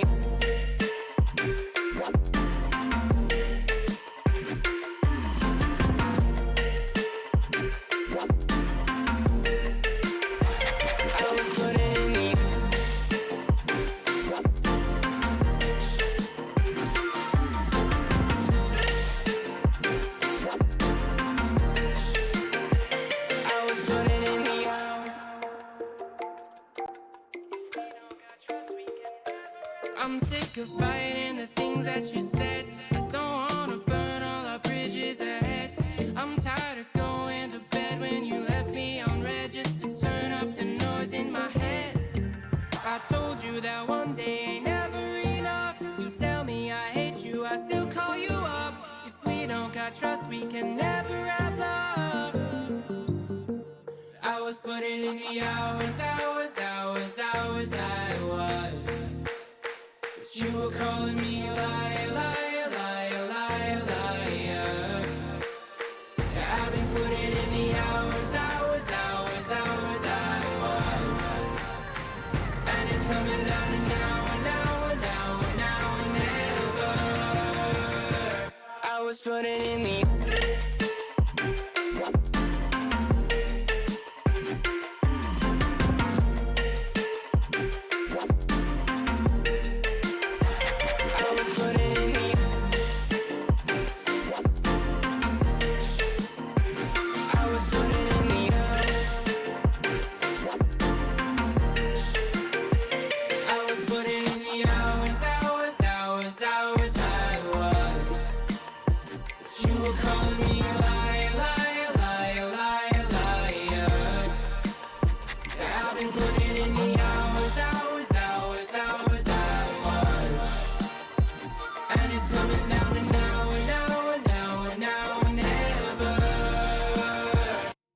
putting in the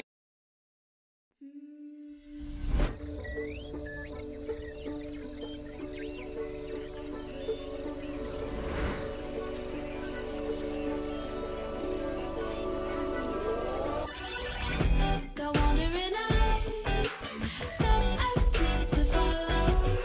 Can only stay still for some time. I've never aligned with the city's pulse, so that makes it easier to leave behind. I just wanna get to know better lights in Tokyo. Somehow hear it whispering that could be the one you're missing. I just wanna get to know better lights in Tokyo. Somehow hear it whispering I could be the one you're missing.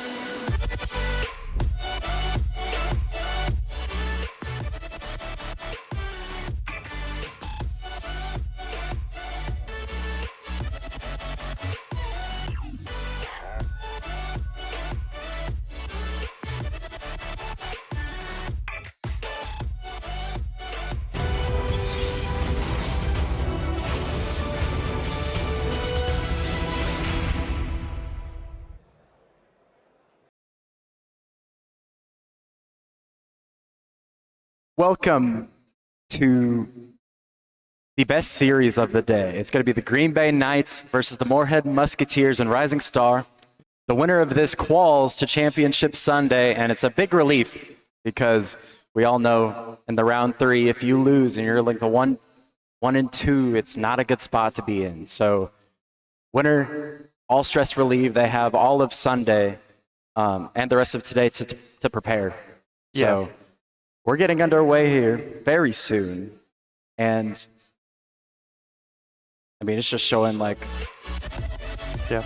all the leagues here, and it's insane how far this community has come from the level of Rising Star.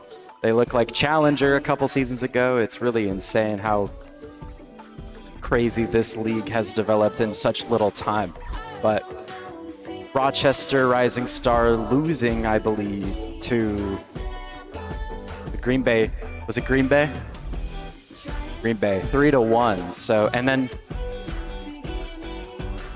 who's coming off a sweep? This dude. You have no clue. You're not. But looks like in assists per game, the Green Bay Knights have it down. Number 1 and 3, Narrow at 1, I believe, and Kilo at 3. And it's kind of shocking to have 2 players that high in assists because it's a very unique category of statistics. And Juxo broke the goal record. How many goals? Someone tell me. 8? Oh, goal per game. But yeah, Green Bay seems to be pretty good. They swept coming into this match, and the Moorhead's also 1-1 or 1-0. So it really doesn't matter how you got here. If you win this, you're chilling. And if you lose this, you're in a whole lot of worry, per se. And I believe it's some of these players' first time on LAN, if I'm not mistaken. And there's a huge difference between not playing here and getting used to the setups, the environment. It can really take a toll on some players, even some of the best players we've seen join this league. The online transition to in-person, there's a lot of nerves with it. And for picks, Green Bay's going off of a sweep. I'm seeing those high assist stats. I feel like, and I recognize Juxo and Narrow, so I think I'm going Green Bay. Well, I just saw Moorhead play. It feels so weird hearing my echo, but I just saw Moorhead play, and they looked great. I'm gonna have to predict them to win in 5. And they're ripping the merch. They've got all franchise jerseys for Moorhead. I don't know if Green Bay's got the same thing going on, but it's kind of cool to see all the teams in their jerseys. We're not too invested in that, but yeah, I think we're just waiting for the players to get into the lobby, and we are revving up the engines. Winner of this goes to Championship Sunday, guaranteed. So right off the bat, we have Moorhead on attack as Juxo's gonna get the corner boost before approaching this one. Tylands was trying to challenge off the ceiling, but that's gonna go way past him. Gunbro try to catch this, but gets dunked by Kilo going towards net. Juxo can't get the 50. Arrow here, I think, gonna just let him hit it. I mean, at this point, it's nice to feed that ball back to your teammates and make it obvious who's gonna touch the ball, and it's dream on LAN to have a lot of space and time with the ball. As they're gonna try to use the backboard, 2 players goes missing, but Gumbro able to get a piece of it. And so far, I mean, Moorhead's got a lot of the pressure.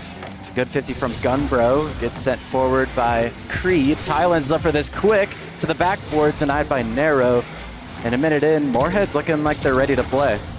Yeah, Moorhead looking very good right now in the corner as Speed hits it up high, down to Kilo, who controls in to go into the corner. Creed back into the corner, but 2 Green Bay players already on it. Hero clears it long, shot on net, saved by Tylands, who takes it up. Looking for a solo play, gets bumped off. Juxo with the save, and Creed it's out middle, but beat out by Kilo. It looks for a 1-2 to Kilo, but counteracted by Moorhead.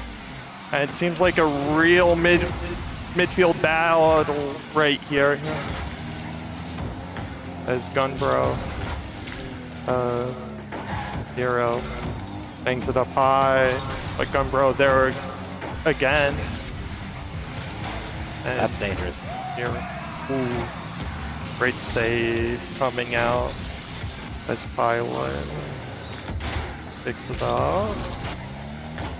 And it's just very few shots coming out right now. And Thailand squeaks one down middle, and just like that, Moorhead up 1-0. Juxo trying to get up there to block it, and Kilo can't cover the low place shot. Moorhead's had all the pressure this game, had plenty of opportunities, and right now they're controlling the game completely. But Green Bay so far has a chance off the kickoff. Juxo gets the 50. Can he get the double? It's right past him, and it's a counterattack the other way. It could have been a tie game, but Creed able to take the long shot, and they're able to go up by 2 with about half the game remaining. Yeah, just very unfortunate for Green Bay there. It was almost a double coming out, but then immediately a skim coming back, and Moorhead doubles their lead. Nero trying to cut it down to 1, but gets bumped off early as Gunbro goes up, looking for the bump and gets a 3rd goal. Wow.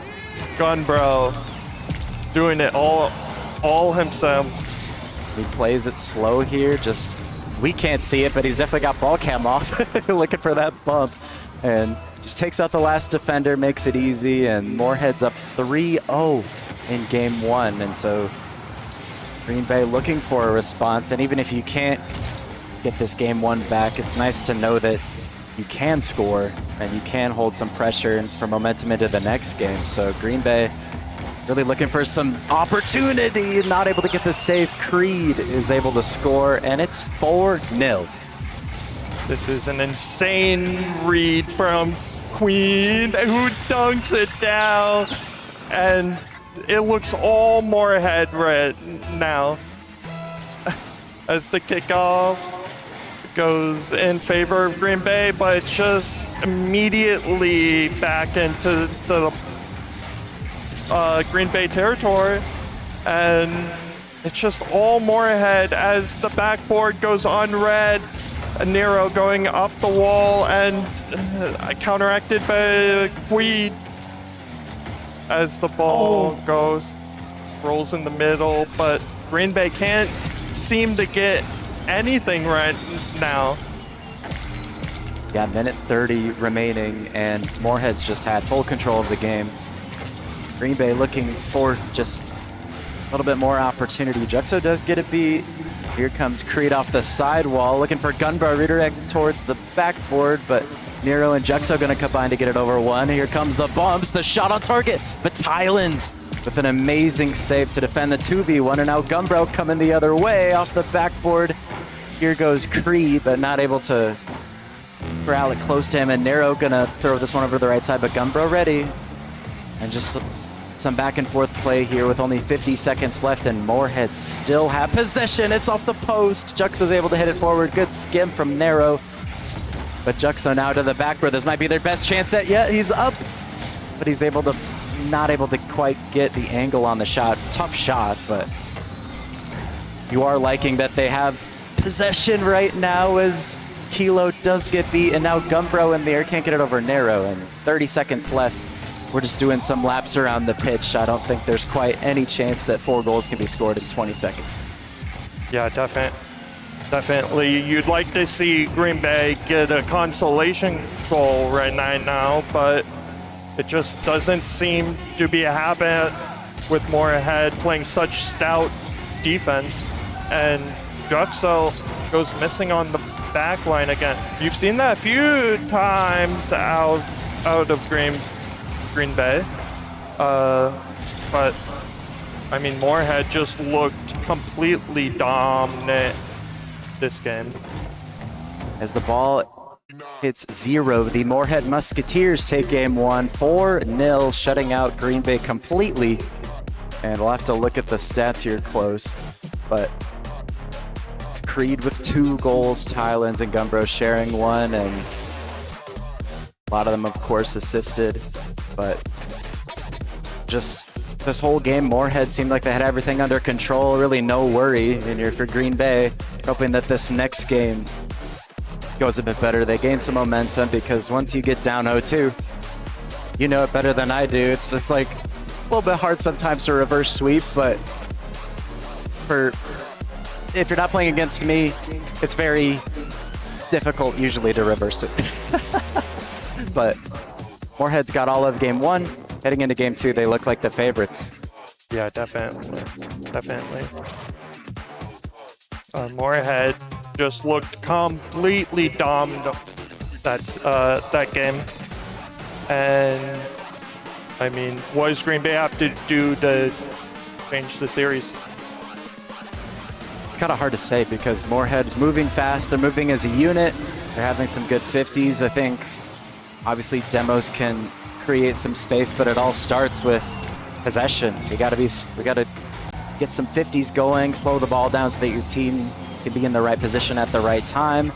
But right off the bat, Moorhead's going pretty quick. Tylen's going to take a 50. Juxo now off the left wall. Zero Boost is going to throw it in the corner. Can't do much. The defense is kind of awkward though, but Green Bay really not ready for that gap in the defense of Moorhead. They could have had a chance there, but here comes Tylen's taking a 50. Gunbrand out to the side wall. Juxo's able to get a touch in. The ball goes past Nilo. Shot to the bottom left corner off the post. Narrow's able to get a piece of it. Tylen's looking for 2, but good defense from Narrow here as Creed's able to get one to the corner. Juxo, kind of a loose ball. Tylen's has a chance, but it's way off to the right. So a little bit of a scary start for Green Bay, but good news is Moorhead hasn't capitalized yet. Right as I say that, they get a nice demo, and Creed's able to put it in. And it's just coming off of these physical plays from Moorhead. Almost an own goal early on. And it's just all Moorhead with these demolitions and these bumps. And hopefully Green Bay can counter. But right now, it doesn't look like they made any offense. And they're struggling right now on defense. Yep, and it's rough to be stuck on your own down on defense with low boost. It's just a waiting game of if you can hold off the onslaught of shots coming at you.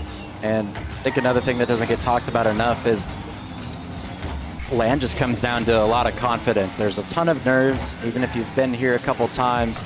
It's all about having faith in your teammates and being confident in yourself as well, to not play too passive and find a happy medium between aggressive and passive. But right now, Moorhead, they've got all the confidence in the world. They're taking the boost. Juxo might have a free opportunity, but just gets removed completely in. Another demo. Kilo's back with 0 boost, and he gets bumped. They're bumping everyone. Oh my God, these physical plays coming out in bulk as all 3 players get bumped or demoed to add a second for Moorhead. That is insane. I don't think I've seen a play where all 3 players are either demoed or bumped. And Moorhead just has all of the momentum right now, and you've got to be worrying about demos if you're Green Bay. You got to be worried about conserving boost. But right now, Nero taking this one up. 50's going to go way over to the right side of the pitch for Thailand. Does throw it towards Kilo as Juxo's up. Free ball. Going to kind of just float this one to the right side. No one too close for Green Bay to really try to challenge and keep the ball upfield. But here comes Juxo from the midfield. Thailand. It would be a little bit awkward, but goes to the left side. Keeps it in a safe spot. Demos are happening. We can't see anything. Creed's able to get a save. Juxo has a chance. Midfield might be open, but takes a shot. And there was nobody in the midfield. There was a lot of space, but when you don't have a teammate ready, like, it's going to be just shoot it at 3 defenders, you know? So Green Bay definitely got to play their cards right with where they're positioning right now. That's a really good pass off the corner. Finally, a spark that they need to get it within 1. This game is definitely not out of reach. Nero with a great double tap straight to Juxo and kind of lead down to 1. I mean, anything's possible. And it's their first goal of this series. All the momentum suddenly pauses for a little bit as if they can tie this game and take it, it's completely different going from a 1-1 potential to a 0-2. Kilo's able to get a save into the corner. Gonna take a 50. Gumbro's gonna win it. He's gonna take another 50. The defense is awkward. Gumbro gets it over him, but it's way past the overhead of the net as Thailand's now just has a lot of space with low boost, but Juxo's able to take this one from the corner, gets it past one. Clear comes back. Kilo's got some time. A little bit of an awkward catch. They go for the pinch. Is it on target? It is! And a pinch from their own end is gonna tie the game. And just like that, that's one way to get out of defense. Just a pinch. It opens up the field so much, and Moorhead wasn't ready for it.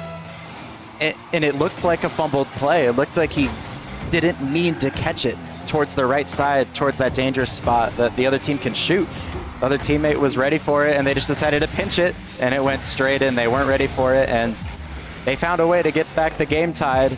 And as the minute approaches here, Green Bay seems to be getting some more momentum with these goals coming up as Nero's able to force a 50, but no one really quite ready as Creed goes missing. Thailand's deciding if he wants to go, he's last. Gonna hit it over the defense as no one's going, so Thailand's just gonna go back to it. He's got a lot of space to work with. Demo comes out, and last thing you want to give them is space, and you're slowing down in your rotations because all these demos happen when you're stationary. They need to be moving. They need to be ready to go, but 40 seconds left. Green Bay finally has some offense, which is a good sign. You want to have it in this game. As Gunbro now towards net should be caught by Juxo as Gumbro tries to hunt him down, but Juxo gets it over one. He's only got one to beat. Can't quite get the 50. Thailand somehow gets a double, and it's almost open, but Kilo's able to get back. 20 seconds remaining. Does Green Bay have any magic?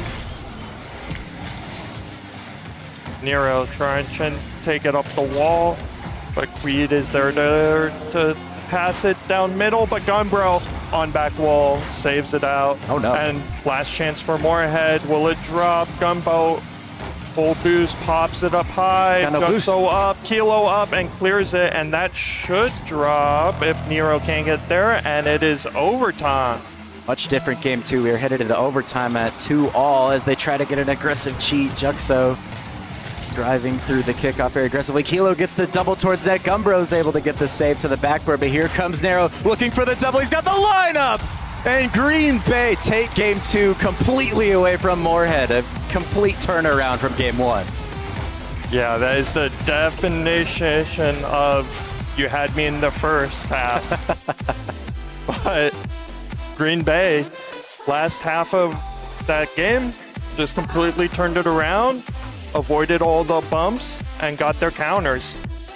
Yeah, and first half of the game, they looked like Moorhead could score at any point. They were very stationary. They were very locked in their own end on defense, but what a turnaround. It only took one. And then once they see the ball go in, they get a second one. I mean, how do you win a game where you concede on 3 people? All of the team got bumped or demoed, and that's just a gigantic momentum switch. And I don't know how they did it, but they stayed locked in, and they got the goals they needed. They had this crazy pinch, and they found a way to do it, and that's all that matters at the end of the day. Yeah. And how does Moorhead come back from throwing or not throwing, or just conceding a 2-goal lead? I mean, I think you have the same play style. It's been working. The bumps are really making it difficult for Green Bay to do anything. You get the bump set up, you take their corner boost, you starve them, and you get shot after shot.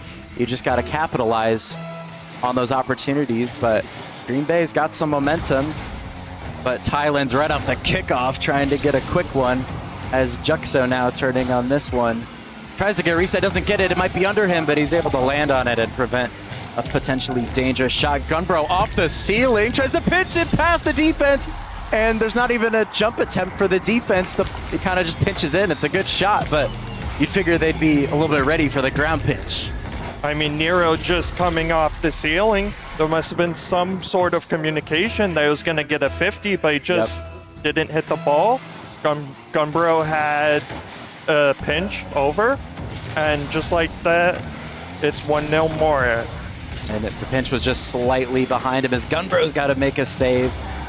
And this one's going mid for Narrow, shoots it on target tile. They double commit, and they're able to score. It's good offense from Green Bay, and they get Moorhead to double commit. It's a little bit of the LAN nerves, I imagine, but really dangerous there for the defense to have Narrow in their corner across. They're in their blind spot. They can't really see him. So when he comes out of nowhere and puts a shot on target, they have to dive. They have to think quickly and trust in each other.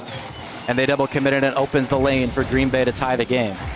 Yeah, and the clear wasn't all that good as Juxo fakes the double out to Kilo, but saved by Gunbro.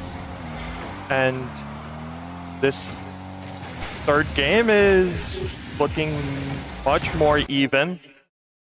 You saw spouts of both teams dominant, but this one seems more even. Got minute in, both teams at one. There's a shot chance. Kilo putting it wide left. Definitely a different series than we would have thought after a 4-0 game one. As the miss comes out, Creed's able to make the save shot, follow up, and Juxo's off the post, and Narrow can't make contact. Gunbro had an open net, but had 0 boost, but leaves it. They do get possession. Thailand gets it past one. This 50 is going to go back towards Narrow here. Ceiling pinch. Goes over, Kilo tries to keep it in, but now you've committed 2 with quite a bit of boost, so Moorhead's gonna work their way upfield. Gunbro can't quite do anything off the wall there as Thailand takes a shot, it's open, and he slots it bottom left, and Moorhead are back in the lead. Yeah, where was the third man here?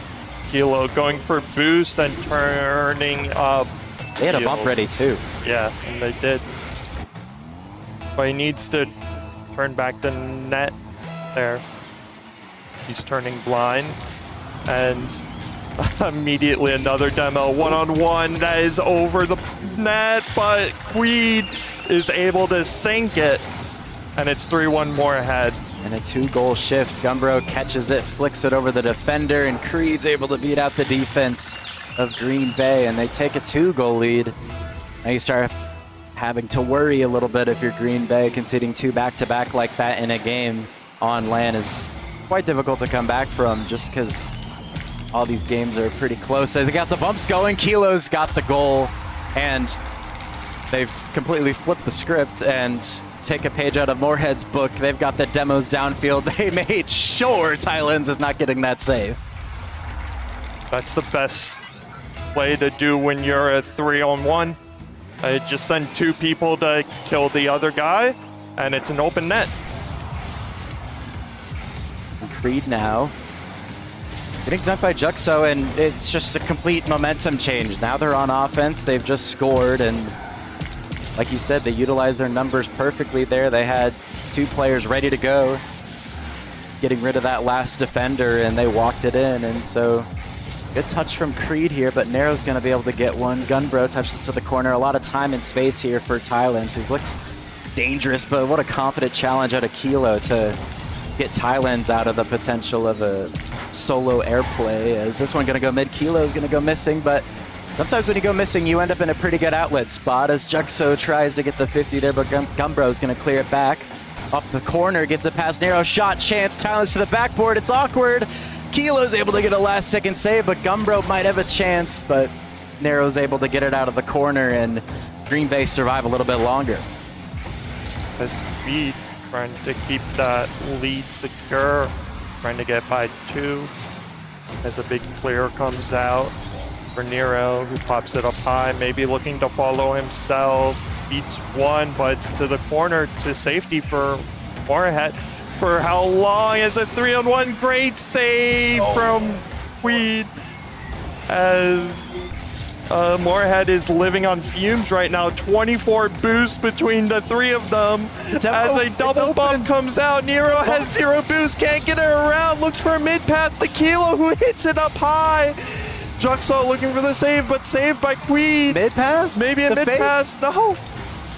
Oh my. Green Bay having opportunity after opportunity. And it's just amazed how they have not been able to score yet. They had so many chances close to the net. That one extra pass could have done them well and tied the game, but somehow Moorhead survived. They're still on defense, though. Kilo comes in with the shot to the backboard. Might be an opening, but it's just saved last second, and what a great pop from Gunbro to relieve some pressure. Thailand's out to the backboard. Do they have it covered? Drops it down. Triple commit out of the Green Bay defense, but Juxo's able to stay underneath it. Now Gunbro gets demoed. Here comes the demos from Moorhead. 40 seconds left. Green Bay got to find something. Gunbro now up in the air. It's able to get over one, but Kilo is able to block him in his tracks. Thailand's now up the field. They really got to have some sort of offensive outlet here. Juxo misses, but it fakes out the defender. Narrow off the backboard. Could be a chance. The fake. Oh, but Kilo's not ready for the miss. And Juxo now a great first touch to the backboard. Leaves it. Shot chance. Bottom left. Saved by Gumbro with only 10 seconds left. Can Moorhead survive?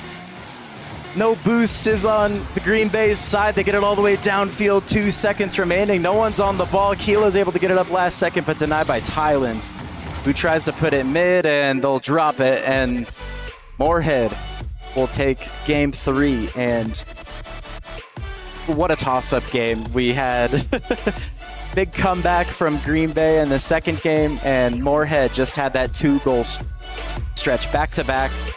And it completely changed the outlook of the game. Green Bay had so many opportunities to just tie, and it's just so close. They got to be able to take advantage of those opportunities if they want to be able to make Championship Sunday. It truly felt like Moorhead were living on fumes that last minute. I saw several times where all of them were below 20 boost, and somehow they just made the right saves. They were in the right positions, even after plenty of bumps and plenty of pressure from Green Bay. And I don't think Green Bay did anything wrong. They were creating all of the chances. They're creating all of the shot opportunities. And Moorhead was just there every single time. Yep, Moorhead had some great defense, and the amount of space in that little minute 30 gap that Green Bay had. And I think there was so many chances where there was a ton of space and time, but Green Bay's first man had like no boost, and hard to make a decision whether to pass it or, you know, keep it close. Do you want to just try to shoot it? Miss comes out though right away, but it's not going to matter. Green Bay not ready to capitalize off that, but I think a lot of it's just capitalization. There was a ton of chances where it just should have been a goal, and they were not able to get it. So Green Bay in a must-win situation here if they want to bring it to game 5. Huge clear comes down. Kilo's able to drop it, but it's open. The pass play, but it's just going to bounce off his car. And they're not able to quite get that one. I think Green Bay's thinking they're a little bit of a lucky stars because that was open. Very good opportunity. And I think if the passing player was a bit farther away from the ball, it would have been just a free net. There's no one back, but since he was so close, yet the passer had to put it directly on the right spot of his car to put it into the net. And Juxo tries to shoot it high. Oh my goodness! Is that it? And another 50 comes out, and they still cannot find the net. Somehow, you're thankful that's not an own goal if you're Moorhead. That was close to going terribly, but somehow Moorhead survive. And if you're receiving the pass, you got to be in a position that's not directly across unless you're headed right at them with your nose. But if your nose is facing the net and you get the pass, you can really only catch the ball from there. So you need to be a bit positioned back so that you can have momentum coming into the pass, as Narrow's able to get one here. Just 2 minutes in. Gunbro touches this one to the corner, but a huge 50 from Narrow. Waterfalls down, and Narrow's right there. Thailand's not able to get anything from the backboard, and Green Bay get a goal. Yeah. And this might be the first Green Bay lead with more than 3 minutes left. So we need to see how they hold it. I mean, game 2, they came back all the way down from 2-0, and that's their one win. All of the other ones have been, oh my goodness, Nero almost just peaked on LAN as Thailand looks to try to control it. Early shot, but saved from Kilo. see how Moorhead responds. Their first time really they're down this series as they're mounting the pressure right now. Not a lot of boost on the attacking player as Thailand's looking for more and more solo plays. As Gunbro 50s it all the way back and it's in. Oh my goodness, Nero with a great 50 in his own end. And it just goes straight in. I think Gunbro was trying to pass there, but he was immediately countered. It's a position where you question if you should challenge or not, because if you're late to something like that in the corner, the ball's going to go flying towards your end. You don't know if it's going to go in your net, but in that case, it does. And Green Bay with the first 2-goal lead that we've seen so far this series. So pretty good spot to be in right now. Nero has definitely, well, I was going to say that he's been making a huge impact as he tries to go for the corner read like psycho out of nowhere. But 2 minutes to go here. Thailand's with the free ball, and I think he feels like he's the X-Factor player who's got the most opportunity. Ball comes out, it's open, top left from Gunbro. Moorhead's not out of it just yet. I mean, I just want to highlight Thailand on this play. Fakes out one and immediately has the wherewithal to look for the bump on the last man, knowing his teammate is following behind him and just has a free net. Yeah, and Thailand seems to be very flashy with the mechanics, and so you're worried about, is this flip reset going to go over my head? No, I'm going to land and I'm going to bump you out the way so that my team can get on the board. A minute 50 here as Gunbro able to get it past one, but Nero now on the offense to respond. This one's rolling towards the net. Nero tried to pitch it in. Somehow Kilo gets a piece of it too, but it doesn't go in the net. And I don't know, that would have been crazy if it went in, but a lot of crazy 50s happening. Top left, shot off the post. The follow-up is able to get past Gunbro, and Nero's able to put it in, and Nero's the MVP for Game 4.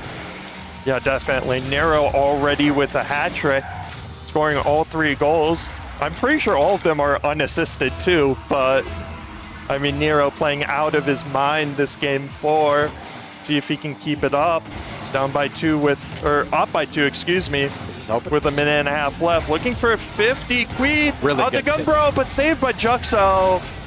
Highlands trying to keep it in, but can't. And Nero looking for his 4th, but saved out. Moorhead needs one right away if they want to win this game and win in 4. But Green Bay just looks so good on defense. They've got some confidence. They're starting to play better the deeper this series goes. Gunbro gets it over one. Thailand's shot should be saved by Juxo. Counterattack, and they get the bump onto Creed. He's got to turn around. He's able to get the save, but it pops it up right to Nero, looking for 2. Backwards covered by Thailand's, though, as Moorhead tries to stay alive. They need 1 here kind of soon, though. Bump comes out from Gunbro. Here comes Thailand's, but I think he does get beat. Creed here to keep it in, but denied by Kilo. But it goes right back to Gunbro. Here come the passes. Oh, but Thailand's goes missing. He had so much time in the corner there. And now to counterattack the other way. Kilo to the corner. And the more this time ticks, the worse it hurts Moorhead, as 20 seconds is only left, and Thailand's looking for some magic. Gets it over 1, but Nero's able to get the save. Right now, Green Bay just got to play some solid defense, long clears, and they'll wrap up this Game 4. Yeah, definitely. Green Bay just trying to run down the clock. As 5 seconds goes out, all you need is 1 more big clear, and we're going to Game 5. We are on the way to Game 5. Green Bay, I mean, these games have been so back and forth, but one thing's for sure, Green Bay's made this a lot closer of a series than at one point than it was, and they're here to play. And right now, Game 5, anybody's for sure, but the pressure's got to be on Moorhead. I mean, Knights come out of nowhere. Nero with 764 points, all 3 goals, a hat trick, 50% shooting. I mean, you can only do so much in a game, and Nero quite literally did what he needed for his team to win the game pretty much by himself. Huge 50s. I mean, the waterfall pass to himself. He's got it all down. Some good defense from him as well. And Green Bay as a whole just look way better and more confident now, and this is really a toss-up for Game 5. I'd like to point out the winner of this next game has qualified for Day 2, going 2-0 in their group. The loser still has another match, and they could win that and qualify, or they could live in the deadly zone of 1-2. And just the pinches and watching Nero play, do you think he can play that well in Game 5? It's hard to get 3 goals in another game, but you definitely can have a huge impact in any game, even if you don't score. Could be 3 assists, could be bumps. Kickoff chance, though, goes off. But Game 5 winner of this goes to Championship Sunday. Like you said, the other, a little bit of worry, because you got to be winning that next game, or else you might be in trouble. As that first goal here, Nero off the backboard, it's free double, drops it down, but somehow it's saved and blocked out again. But there's a double commit. Kilo might have a chance, but Thailand's able to get back to it. Creed now looking for the outlet. Gunbro trying to push upfield, but Nero looking for another chance. He's dangerous in the air, and he's shown that. He goes to the backboard, gets the 50, is it on target? It is! And Green Bay, as it takes the lead with 30 seconds gone, and he's up and he's showing his energy. And Nero just doing it all himself. He must have had a huge confidence booster after that Game 4. Just 2 amazing solo plays back-to-back in the first 30 seconds of Game 5 on LAN. And even in Game 2, you could see emotion from Nero when they were able to get that first goal, those second goal to tie it.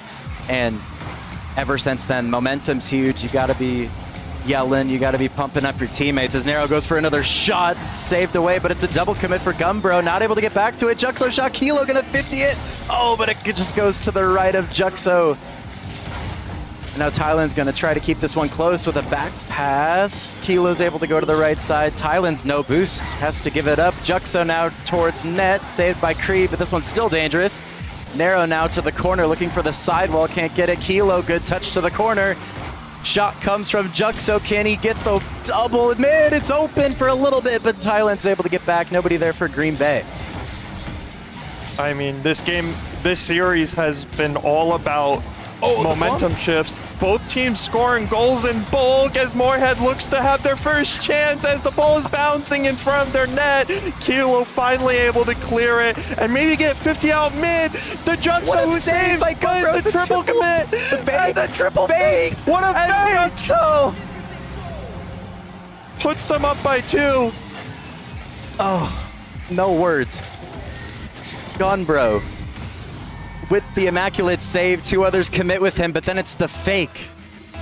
And it causes another triple commit because they're in such a vulnerable spot. And the follow-up is just there. What a smart fake, because it's getting saved. It's getting saved for sure, but fake. Thailand's though to the backboard. Gunbro with the 50. It's such a quick turnaround. As Creed's gonna win at 50, is it barred down? It's out. Juxo somehow able to get a piece of that. Here comes Gunbro, free backboard's gonna waterfall down. Denied though by Nero. As Kilo is able to get past 1. Thailand's though free ball. Gonna have to use some boost and some work here to get the 50. Here comes Juxo off the sidewall. They got a 2-goal lead, and this is awkward. Gunbro's in an awkward spot. Nero now towards net. Thailand's able to get the save. Hila now looking to keep this one in, but flicked over by Creed. This one going towards net. Gunbro's got no boost. But Moorhead looking for any sort of offense, and if they're able to keep Green Bay in just for a little bit, they can start that. But what a doink from there to the backboard. They're so awkward. Shot comes, but it's wide right. Really good chance for really the nail in the coffin here, but 2-goal lead's definitely doable in 2 minutes as Juxo puts this one mid. Double commit on the defense, but nobody there yet. Nero with a really good touch towards the backboard. Are they ready for it? Really good touch from Creed, though, and Moorhead just looking for anything to get on the board. Moorhead. I mean, this series has been all about momentum switches, so we need to see Moorhead gain the momentum back, gain the confidence back, and that is definitely not how you do it. As a great solo play comes out of Nero once again, getting it by all their, or at least 2, just leaving an open net for Juxo. And you need to see a miracle out of the Moorhead. Yep, Moorhead need almost a goal right off the kickoff, but Nero has just been the X factor for Green Bay. Just came alive Game 4 completely. And now he's here in Game 5 when it matters the most, scoring, as he's going to pass this one to Juxo, wins the 50. But, I mean, once that ball rolls up the post and off the bar and down, as a defender, it's a really rough spot. You don't know where that ball's really going at that point, and they're able to capitalize on it. as Moorhead's in a bit of a bad spot. Defense, Kilo's able to get through, and it's 4-0. It's a reverse of game 1, but it's happening in the most important game of the series. And just a really unfortunate touch coming out of Moorhead. Just no one back. The touch goes right off the corner of his car, rolls up around the following man who would have had it if it wasn't touched. And it's just an open net, but Gunbro cannot slot it top corner. There was a chance there. It had to be perfect. Rough to get it top right there, but they just needed the right bounce, and they didn't get it at this point. There's only 50 seconds left. Here comes Juxo. Not enough boost to get 2, but probably a follow-up shot from Kilo. Goes missing. Moorhead needs something quick. Thailand's now to the corner. Able to get another touch somehow. 0 boost. Gunbro's beat. 40 seconds left. At this point, it's take boost, long clears, and maybe another goal. Green Bay really has gotten settled in this series and have absolutely turned the table and won this series, and they're going to be going most likely here to Championship Sunday. Yeah, and I'd like to point out at the start of this series, it was all Moorhead. I think they scored, 6 consecutive goals in a row? Yep. And Green Bay scored all game 2. Yeah, Green Bay couldn't seem to put a shot on net. Their defense seemed very sluggish. They were double committing a lot, but they bounced back, and the great mentality out of the Green Bay Knights is what you need on LAN and going into a elimination games on Sunday. Yep, there was definitely a world where Moorhead just walks away with that series. They had the lead in game 2 too, but Green Bay fought back hard, and they got it to game 5 when they needed it to. And not only was it, usually those game 5s are so close, it's like one goal, one little mistake makes the difference, but they were just dominant. 4 goals in game 5. It's hard to put up that many goals in a game 5 out of all games of the series when all the pressure's high, but Nero was just absolute MVP of this series. Moorhead did not know what to do with him on defense, and I don't really blame you. He played amazing, and they're going to be advancing, and Moorhead is going to be sitting at 1-1 now, and not eliminated yet, but this next match, could shake things up. Fargo is who Moorhead plays next at 5:30, but they win that, they're for sure in, but you obviously don't want to be in this position where some stress can get in the way, but they look pretty good. Yeah. They still look really good, I think. Green Bay turned on the jets and just never let off that fuel. And so Moorhead going to be going 1-1. Green Bay qualified for Championship Sunday. And now next is Premier, I believe, as... Pretty sure it's undetermined. Undetermined? Yeah. Who's playing on Prem? I believe it's... it's going to be Chicago versus and Jungle. So you're on stream, Bleach. You didn't even know that. But I believe Moorhead needs the 3-1 in order to stay in.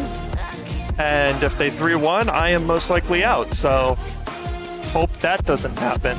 That would not be good. Yeah. But yeah, it's exciting. These round 3 matches really determine everything. They determine who goes to Championship Sunday, and you got to be playing your best. It's basically elimination match at that point, because you don't know necessarily how other teams are going to do. They're playing at the same time as you, and so just got to be confident and attack game 3, and that'll decide who goes to Championship Sunday and who we see tomorrow going for that final. Yeah. But I believe that will do it.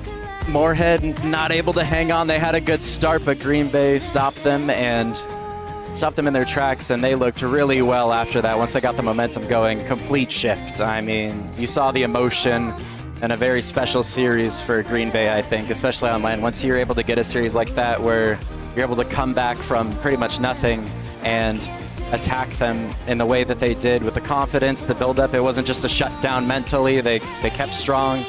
And it showed. I mean, they had the demos of their own. They had amazing solo plays. It was all there, but that's the potential of Green Bay heading into Sunday. But that'll wrap it up. Next is you, Fusion Bleach. Yes. The Chicago Jungle going up against the Moorhead Musketeers. And so that will definitely have implications on who goes home as we get to the first slate of matches for the round 3 matches. And we'll see you then.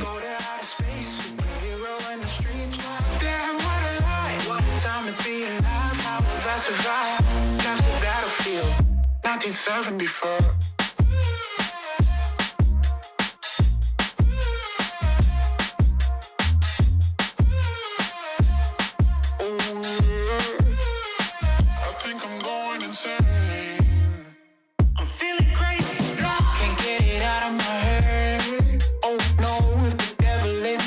Takes hold, then I just might wind up dead.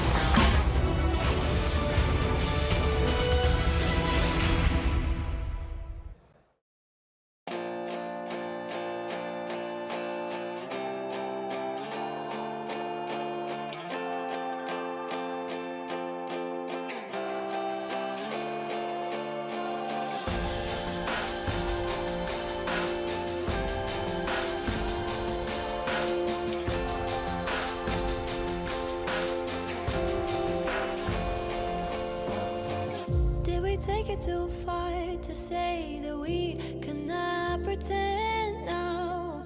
Was it never enough to have just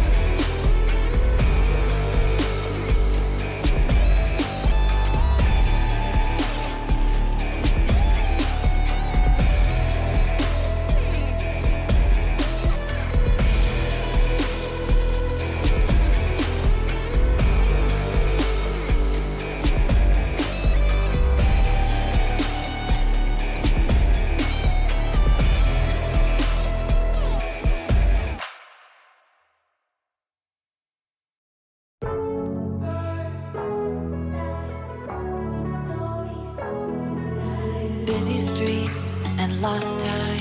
Gotta rent a car, gonna stay a while. If I don't move ahead, then I get stuck behind. I'm at a friend's place, gonna stick around. The puzzle pieces fit for now. The things you said were playing loud. There are people outside living their lives. Thousands of stories move through times. Only one face on my mind. All I want is you.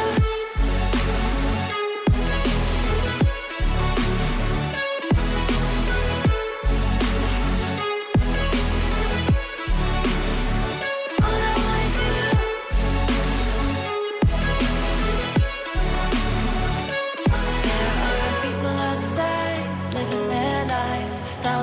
stories move through times. Only one face on my mind.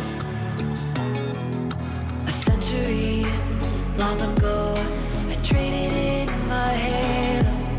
Whoever it is that you think I am, I'm still figuring it out. I'm jealous of the people outside, just living their lives. Millions of secrets get lost in the light. Tell me how to reach you, show me a sign. All I want is you.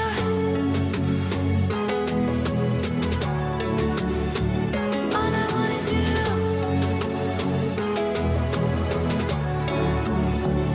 All I want is you.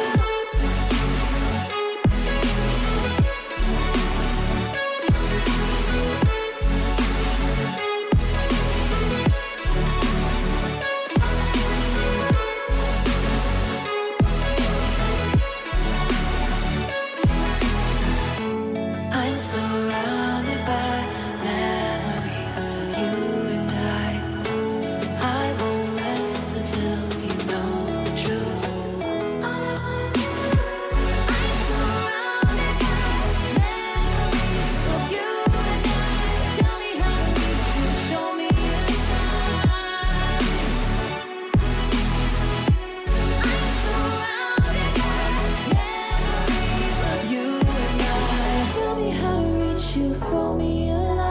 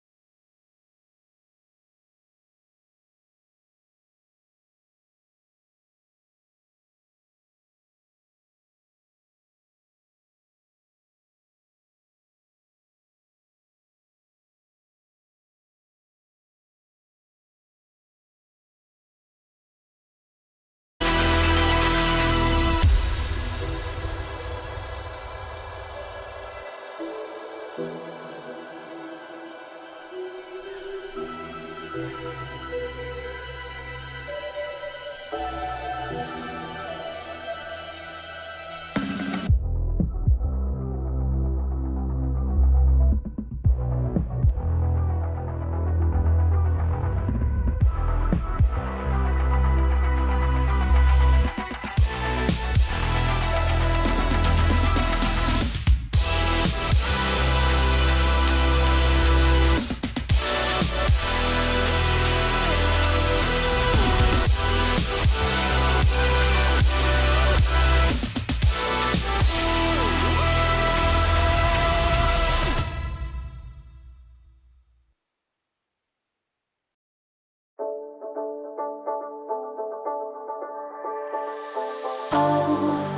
can you save me?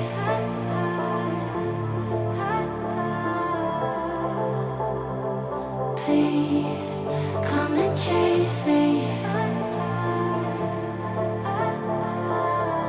'Cause I ran from everything I know. Even though I gave all of my love to you. Try so hard to keep this flame that grew between us, but my own past won't let me move.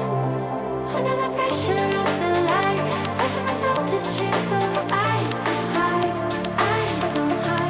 from myself. Even when broken, I will fight, searching for that place where we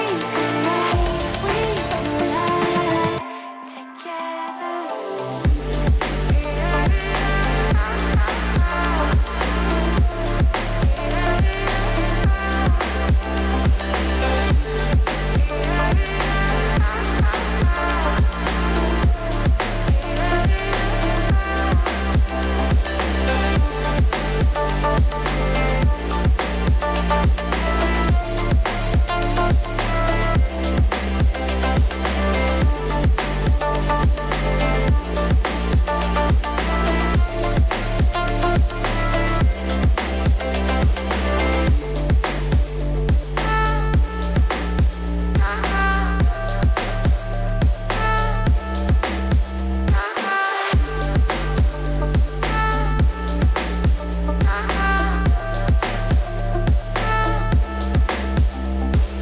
Oh, can you save me?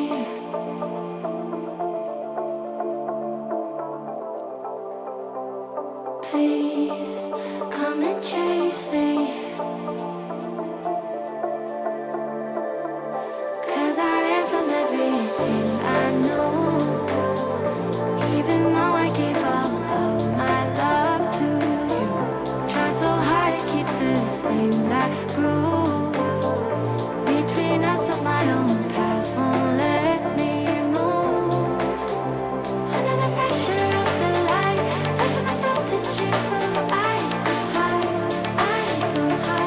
from myself. Even when broken, I will fight, searching for that place where we collide together.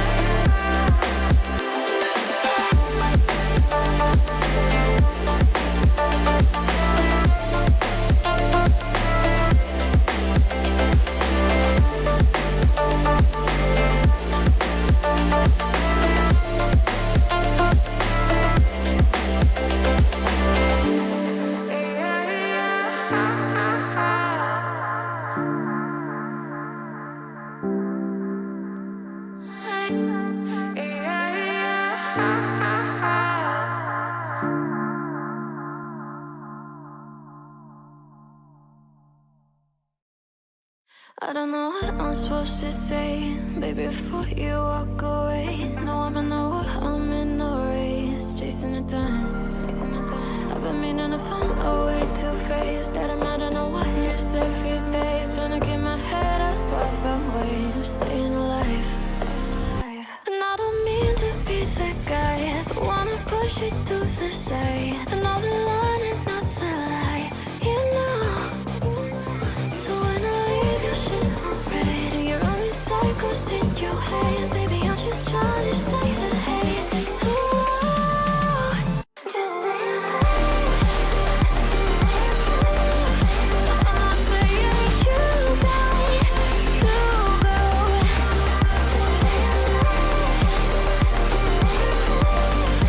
But it's something you got to know.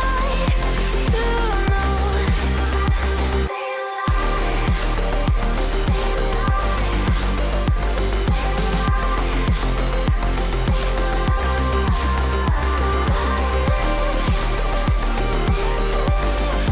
It's just something you got to know. Now lately we popping on the edge, and I kinda regret some things I said. I don't want you to leave, so stay instead, and I'll pay the price. In the morning we'll both be good and gone, and the world will continue moving on. But I swear that there ain't no other one. Just stay alive. And I don't mean to be the guy that wanna push you to the side. And I'll be alive.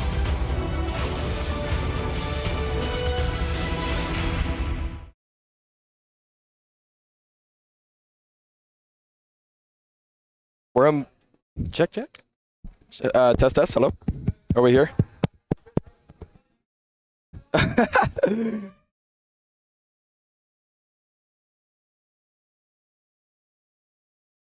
Hello. All right. Can we hear me? Are we here?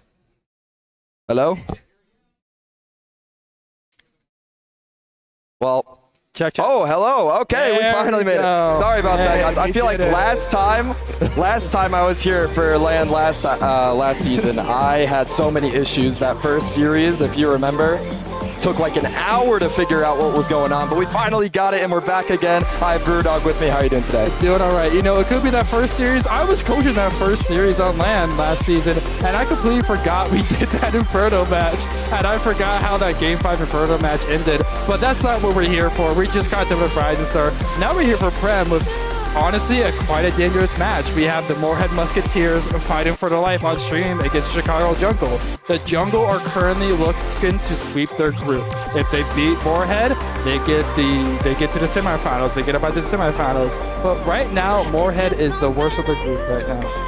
A little bit different there, actually. I believe they are 1-1. So Jungle is not fighting necessarily to be 3-0. However, if they do go 2-1, there still is a really good opportunity for them to make it through to that 1 seed. It just depends on how all those other matches go, right? But like you said, Moorhead is in a really precarious situation right now. They are 0-2 on the day, and they need to fight here. If they go get this win, we talked about it a little bit, it would be they can't win if they go 3-2. They have to get that 3-1 or 3-0. So, with that being said, let's get into predictions a little bit here. Personally, while Jungle does have a sub up that is Risser, he has performed quite well regardless in both Challenger and Prem. They did get their 1 win. He does have his flowers there, so I will give it to Risser personally and his Jungle team to take the win here. But I do think it's going to be close. I do think this could go to potentially Game 5, if not maybe a Game 4. I really, really want this Moorhead team to make day 2 because it's the brotherly duo. You never separate siblings in esports. I mean, like Halo back in the day, Ogre 1 and Ogre 2 was such a dominant duo. Stewie and Trash of this Moorhead team should be the same exact thing. But they've struggled in playoffs. They can't do anything. Major 1 and 2, they went 0-0. They got no points in both majors, and now we're here at LAN, and they're fighting for their life on LAN. They're 0-2 right now. I can't buy into this. I think this is going to be a 3-1 win for the Chicago Jungle. But like you said, they did do not too bad throughout this regular season itself, so there is a little bit of, movement there for them. However, like you said, the majors matter. They're as close as you can get online to being kind of a LAN setting. So we'll see if they can kind of continue what they were doing in the regular season here, starting off Risser and Stewie fighting for that ball in the middle. Bubbly Reaper keeping that up as Trash taking a potential shot. A little bit of a bump coming through almost. Doesn't come through those. Trash not able to do much here. Risser putting one to Sean as Risser, one more to the middle, but the demo comes out. And at Bubbly Reaper, can we talk about this guy for a second? He is, first of all, did make it to the grand finals last season. And he was an integral part of that team. he is one of the greatest bumpers this game has ever seen. I think at one point he was even in the top 100 demoers of all time in this game. Oh my which goodness. is just insane. I mean, we've also, like, if you want to talk about bumps and demos, I would say that's also a bit of the game plan for the Chicago Jungle team. If thinking about Risser and the Chow, especially, like, I would expect to see Risser coming out with bumps and demos a bit more. But the one thing I know Moorhead the most about, Moorhead Prem, is tactics. It's control, it's space. A lot of these Prem teams are known for dive in and dive in and dive in. This Moorhead team, I would say, always have a game plan. Absolutely, as Trash trying to control that one, but a double commit does come out from jungle, but Risser able to kind of keep that one into the orange half here. Sean trying to put a little bit of pressure on, does get a bump on Stewie, making this really awkward for Bubbly on 0 boost, but nobody there to follow up immediately. Risser with the shot, but Bubbly is able to clear that one on 0 boost, and Moorhead kind of fighting in the orange half here, trying to get this ball out, trying to get any semblance of boost and control of this ball, but they just can't as this relentless offense keeps coming in. Risser with a little bit of control in the middle, does miss though, unfortunately for him, which does actually relieve that pressure right away. Look at Bubbly Reaper go on that ball. See, the slow gameplay that I'm talking about, that's what you need for Moorhead, are these fakes and this control. But the one thing we're going to see in the struggle with is their defense, as they don't really have anybody on the ball for defense a lot of the times. Asuka gets a nice shot on that. Bubbly Reaper going to try to play cleanup, but just the 0 boost defenders have been doing super well for this Moorhead jungle team. Bubbly Reaper is going to try and play a catch on this Fusion Bleach. He's going to back it away. He's going to try and pass it away to Trash. Trash plays a fake. Bubbly Reaper passes it away to the corner of the jungle, and we reset the midfield. Yeah, a little bit of a reset here with 3 minutes left on the clock as this blue team is just trying to hold it in the corner. Finally does get it out, but with no control. It's right back into their corner. Risser making an awkward play here. Fusion Bleach able to kind of cut in and help him out a little bit, and we're looking for a fake from Risser. Did see the pass, but opted to take the 50 instead. Which is just, I mean, that's a testament to how good these players are in Prem, right? Like, to make that split decision of just like, you're looking for that pass, but you see you can't get it there. You take the 50 instead, and hopefully to make it follow up. A lot of what I'm seeing right now, too, is that, like, are you going to go? Are you going to go? They're trying to figure out who's going to go, because you see a lot of them just, like, hit the brakes and pause as the ball gets in the corner. They're trying to bait each other out, and that's going to be the winning mode of this game. Can you bait the other opponent to overcommit? And right now, there's 2 minutes left in the game, and nobody's really biting anything. John here is collecting into the corner on 0 boost. Does take 250s to try to relieve a little bit of pressure. Risser able to clear that one out, and Trash on 0 boost just having to go for that mid. Risser just trying to be a little fancy here, going for a musty flick. Does not commit with that one fully though, as Fusion Bleach was not able to get that pass. Trash is able to clear it. Sean, Risser pre-jumping, almost getting a pinch. Fusion Bleach kind of alone on offense for just 1 second here as his teammates double commit. 50 does find its way in the back of the net. Risser is going to steal that one somehow. I don't know how he reached that one, but... This Moorhead team is 0-2. They're fighting for their life. This Stewie Trash team wants to win this league. Do you think there's any pressure on this duo, on this team in general? I mean, okay, so if we go back to last season too, they were actually one of the top teams doing very well in both majors. I can't remember if they won one or both. They might have actually won both majors if I remember correctly. But they were so good last season, and you know, they unfortunately didn't get exactly what they wanted last season. So I feel like there is some pressure. There was that, you know, you had a great team last season. You didn't quite get the result that you wanted. But regardless, they're still here at LAN. They are trying to get, they're down 0-2. They need something here. And being down 1-0 in this first game is not really the greatest start. There's a minute left, and we can see that the jungle net has been open a few times, but still, yet again, Fusion Bleach, that's an amazing 50. Sean's going to take this up the wall with what boost he has. Going to bait out Stewie. Stewie gets a dunk. Fusion Bleach going to grab this ball. He gets demoed for his effort. It's almost a 1v1 as Trash, trying to get this back to the midfield and can't quite get it. He's going to try and recollect for Bubbly Reaper, who just gets beat and bumped off of the ball. Risser collides up in the midfield, tries to bait out one, and Stewie just dunked. We got to highlight Stewie here. I don't know how many times they're going to call Stewie dunk. Oh my goodness. Fusion Bleach almost own goaling actually does lead to a goal here. A little bit of a miscommunication off that corner, and Moorhead is going to capitalize off that. It doesn't matter what position in Prem you are. These guys, I believe, were 9th place, did sneak into LAN. It doesn't matter if you're that 9th or 10th place spot. These guys are good enough to capitalize off of mistakes, and that is exactly what Moorhead is going to do here.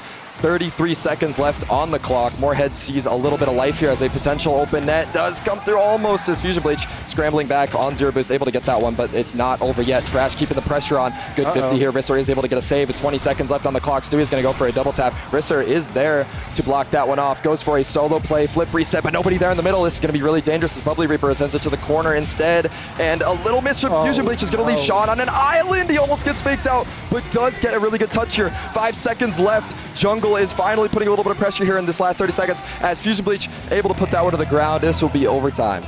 I mean, you talk about Bubbly Reaper. I'm seeing all the bumps and demos come out, but I don't see his teammates trusting the bumps and the demos because that net was open at last 10 seconds as Risser gets a free shot on net. But you just need somebody to crash Bubbly Reaper for the clear. Sean's gonna get a little bit control off of this into his own corner. 50s it to Risser. Risser's gonna put it clear out to the backboard. Trash is gonna get one touch on it. Sean's there to follow it up. Stewie's there and back in the corner we go. Fusion Bleach gonna try and push it back down. Gonna try bait and Trash. Trash gets a 50. Risser stuck on zero boost. Bubbly Reaper up to get the save, and we're just keep this ball stuck in the corner. Sean sends that one back towards the middle. Stewie trying to reach up to that ceiling to get a second touch on that, but does miss. And Bubbly going for a little bit of a pinch off the corner, does end up in Stewie's hands here as he goes for a double reset. He does connect with that second one, but is immediately cut off. Fusion Bleach with a little bit of space, opts to try to shoot the ball, thinking Bubbly Reaper was not quite back yet, but he is able to get a clear on that. Stewie zero boost, just trying to get any play he can. Risser not able to get a touch on that ball, and we're just kind of seeing a lot of back and forth, a lot of just hitting the ball, and a lot of low boost as well. I don't know if you noticed that. Yeah, everybody's just trying to struggle to find boost, but I think like the offense is moving too fast. I want to see a lot more control, especially out of Bubbly. Bubbly's control has been really, really good this game, and I think the key to winning this game is just finding a simple dribble, a simple control, and beating 2 on a 50. Absolutely. And we have a minute 30 on the clock in overtime here. An opportunity does come out as Trash able to clear that one out. Stewie able to follow up well and actually finds himself a little bit of space, dodging the demo, being just so stoic on that ball. Able to make a decent enough play to give his teammates time to get some boost, but a demo does come out on both sides, which kind of swung the momentum both ways for a second there. Fusion Bleach does get a good 50. Stewie kind of last back, does have to flip back, did have to ignore the ball for a second, but just nobody from that jungle team to crash on that. Nobody wants to make a mistake this game. I mean, it's game 1 and it feels like a game 5 already. Just have the same mistake. Stewie's there to clear the net as I thought it was open. Risser pass it back to midfield. Fusion Bleach might just pass that back to the jungle team. Fusion Bleach goes for another pack pass. Sean gonna try and pick it out for Risser. Risser clears it right onto Bubbly Reaper. He's gonna pass it to Trash, play it to himself, and he clears it to the Chicago corner where they will collect. Trash is trying to get anything past Fusion Bleach here. Could have been an opportunity for a goal if Fusion Bleach couldn't get there. Stewie does get demoed out while trying to control the ball. We're at 2 minutes and 40 seconds in overtime in this first game. This is just such a scrappy game too. There are a lot of demos, a lot of bumps coming out on both sides, relieving pressure exactly when the other team has that momentum, which is just, I mean, from both teams is just immaculate. But a shot almost coming out here. Trash able to collide with that one. And another thing to mention are just these saves, man. These saves are just on point from both teams. Like, both teams are scrambling with low boost, but there's a shot here as Sean is able to finally get that first goal in the series. 2-1 to Chicago. I mean, absolute chaos. What Risser is known for is chaos, and he takes 2 people out with him while he's bumping on offense. The last man in the Moorhead net has maybe 20 boosts. I mean, that's a free double touch for anybody in this league. Absolutely. A very scrappy game. Like I said, a lot of bumps coming through, and I mean, you can tell here 5 demos from Risser, 4 and 3 from Trash. I mean, just unbelievable amount of bumps and demos coming through. And like I said right there, those were just the demos. Those weren't even all the bumps coming through, all the space created from bumps. I mean, it's just such a scrappy game here. And honestly, both teams fighting quite well. A lot of momentum shifts, a lot of both teams kind of having their moments where they could score. So I wouldn't even say that was really a one-sided game at all. No, I was very, very surprised because I was ready to see Chicago throw some haymakers and Moorhead take some control. But I'm seeing both teams just play control as much as they can. But I would say control, but they also kind of have this issue of banging the ball. They get in the midfield and they're a little afraid of who's going to dive on them, and they bang the ball. I think we can see that the backboard has been clear and that we're recognizing that there's 2 teammates with 0 boost, so you should bang it to the backboard, but there's just nobody to follow it up, or there's just the 0 boost saves that are coming now are just insane right now. Yeah, I completely agree. One thing to mention is, despite how kind of these teams don't seem like they're 100% good with each other, there is something to be said. This Moorhead team in particular, they have, I believe, played in RLCS together before. They have tried to fight for a good RLCS spot, these 3. So they do have kind of that understanding somewhat of how each other play. The biggest thing is oh no! And as we can see from LAN, anything could happen. I mean, this clear from Trash gets away from him. Risser's playing demo ball, and Stewie's just not expecting the ball to get away. Fusion Bleach to crash in. Hey, that's a 3-man play right there. That's what you want to see. If you're Moorhead, this jungle team's starting to put together 3-man plays.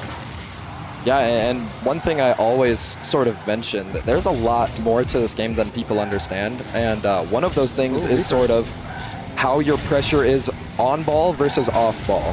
Because there are a lot of times where you could be doing something off the ball, such as a bump or a demo, getting a force, just taking space on the field, that just makes it so much harder for the opponents to play. And I feel like, especially Bubbly does that very well. But I feel like Risser kind of has a little bit of both. He kind of goes, especially last game, he went for so many demos. Like, in particular, he doesn't really force the ball a lot, but he was clearing space by getting those demos, and that, I mean, it's kind of worked out for them. Oh, Reaper. This Moorhead team, look at the boost count on the top right. They cannot find pads. Their big pads are getting taken away. Stewie's going to get a little squishy save out there of his 100 boost, and he's already down to half a tank. Trash is going to clear it away, but they got to use their boost to chase it. And that's the big issue we're seeing right now. Oh my goodness, maybe I should shut my trap. Look at this pass. Oh my goodness, Moorhead, way to tie it up. It's another thing I like to say. If you're man. going to make clears, there has to be a purpose, right? And their purpose there was to get that up to Bubbly. Bubbly was in a position to be able to follow up for that, so that's not a bad time to clear the ball downfield, right? If Bubbly weren't there, maybe it would have been to create a little bit of space for your team to get some boost, but I mean, it just gives oh no, right? And an own goal. Hey, yo, Risser, that's your peak, man. Let's go, Risser. Risser, one of the meckiest players in Challenger, showing him why he's the first round pick in Challenger right now. Look at that, like, redirect, man. Good job, Risser. As Risser would say, that was a little bit of chopped cheddar there. Chopped cheddar. But we had 3 minutes 38 on the clock. Moorhead is up 1. They do finally see a little bit of fresh, or breath of fresh air, as they say, rather. And Bubbly sitting back, just gonna try to clear that ball, just get demoed very quickly there. Fusion Bleach able to cut that one off, and Risser able to put that one back. And honestly, hitting that ball back was very smart of Risser there. It would have been hard for him to get it forward, but he definitely could have. But that would have just given it away to the opponents, whereas he was able to put it back to where Sean was, and they were able to maintain possession. We see a little bit of a dive here as 2 players of both teams dive for this ball. It falls back to the jungle corner. Sean up in the air for an air dribble. That's Stewie will stuff. It's going to fall on Fusion Bleach's lap as Trash bases to the corner. He's trying to bump Sean a little bit. Sean takes control. He has half a tank. He's going to try and push this mid. Who's mid for him? Not really anybody except for Risser's there. Risser's there mid. And Sean beats 2. Risser beats the 3rd. Great play from Sean. I mean, even on 0 boost, he doesn't need that double. All he needs to do is make it awkward and pass that first man. And you can see, I mean, everyone on Moorhead was pretty low boost, not really in a great position. They were scrambling back a little bit from the previous play. So they weren't really able to get themselves in a good position to be able to block that. So really good heads-up play here. Bubbly does put it down. Stewie not able to get there, as Trash last man is able to beat the ball. Does try to just go for kind of an awkward, almost like pogo in a plan B there, but is not able to connect there. Sean, everyone downfield as Trash puts it back, and now both teams are kind of just banging it back and forth, just not allowing the team to get pressure on the ball or any just confidence on the ball either. There's a lot more midfield play happening in this game. I know there's a bunch of 50s, but I've seen a bunch of good setups from both Chicago, Jungle, and Moorhead in the midfield. But right now, this ball from this Moorhead is going to suck in the corners to go. We see Trash all the way back. He beats the diver. He's going to try and beat out Fusion Bleach too. The skill is a little overzealous with it. Fusion Bleach has a ball on the wall. He's trying to bait in an opponent. Bubbly Reaper's gonna read the bait. Stewie gets another one. There's one defender left back for the Chicago Jungle. He stalls out the best he can, and Fusion Bleach gonna clear this back to the wall. Pops it up for Sean. Trash is up in there. He's gonna dunk him. Reaper's gonna collect him. We see him back in the midfield. Beats one. That backboard's kind of clear. Fusion Bleach is there to save the ball though, as Trash shoots it back down. We might see somebody crash in, but no, we don't. Stewie's gonna get this to the backboard. It's a backboard frenzy for this Moorhead team.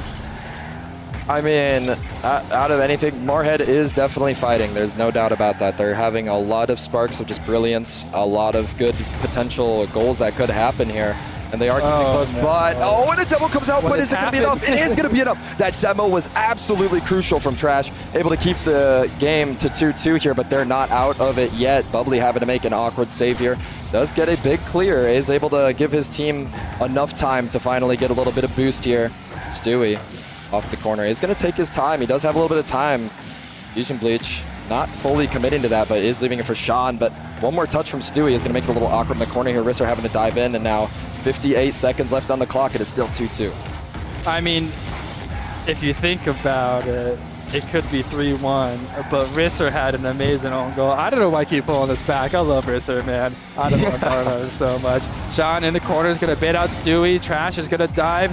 A lot of the boost. Look at the boost cut out Moorhead. They're struggling so much. Reaper is going to do the best he can, get to the backboard, but Risser's there to clean it up. Stewie's back alone by himself, and he gets a dunk on Risser. Fusion Bleach going to play this down to the corner. Gets Simmons for his efforts. Trash going to slow this down. Two jump. Can somebody get it? No, they can't. And you need somebody to dive there. This Moorhead team is too composed, honestly, and if you can't get somebody to go for that when all three are stuck in a net, all two are beat, and there's nobody to make a save, then I don't know what Moorhead's going to do.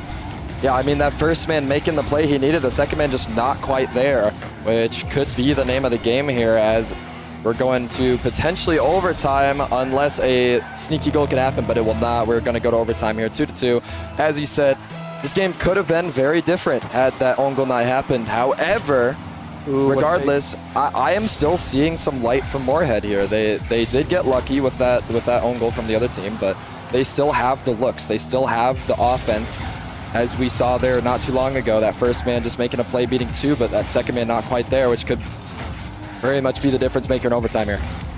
Trash off the ceiling, gets it down. Bubbly Reaper is going to get a shot on it, but it's just too deep in their own half. It's saved very easily by Sean. As Reaper crashes in the net, he's trying to get Sean. Risser misses this touch, but Stewie gets stuffed in front of the goal line. Fusion Bleach is going to try and collect it off of Stewie. Yes, he does. He's going to play it down to the ground. Fusion Bleach playing control, trying to force two to go in the corner. Bubbly gets bumped for his efforts as Trash carries it out to Risser, who's going to get a pass to midfield. Nobody's there for Chicago, so Reaper collects. He gets one beat. He nearly gets a second man beat, but Trash is going to clear this off his own backboard. Risser trying to keep it in play, but I mean, these Prem players, they do play that backboard just enough to relieve that pressure when needed, but an opportunity does come out here. Bubbly Reaper kind of shooting it a little bit high, and there was no third man to be able to crash onto that ball, so it kind of turns into nothing here as Risser trying to clear it out. Does pre-jump Stewie. Absolutely beautiful pre-jump from Risser there. Able to relieve a little bit of pressure here. Sean making kind of an awkward shot, but just jumped a little bit too early and couldn't quite get the angle that he needed as Fusion Bleach trying to keep this one in. Risser able to dunk. And if that one was towards the net, it could have potentially been a goal there. But a fake does come out. Trash trying to 50 with Bubbly Reaper. And we got kind of a double commit here. Moorhead's looking a little scary here, but a demo is going to relieve that pressure once again.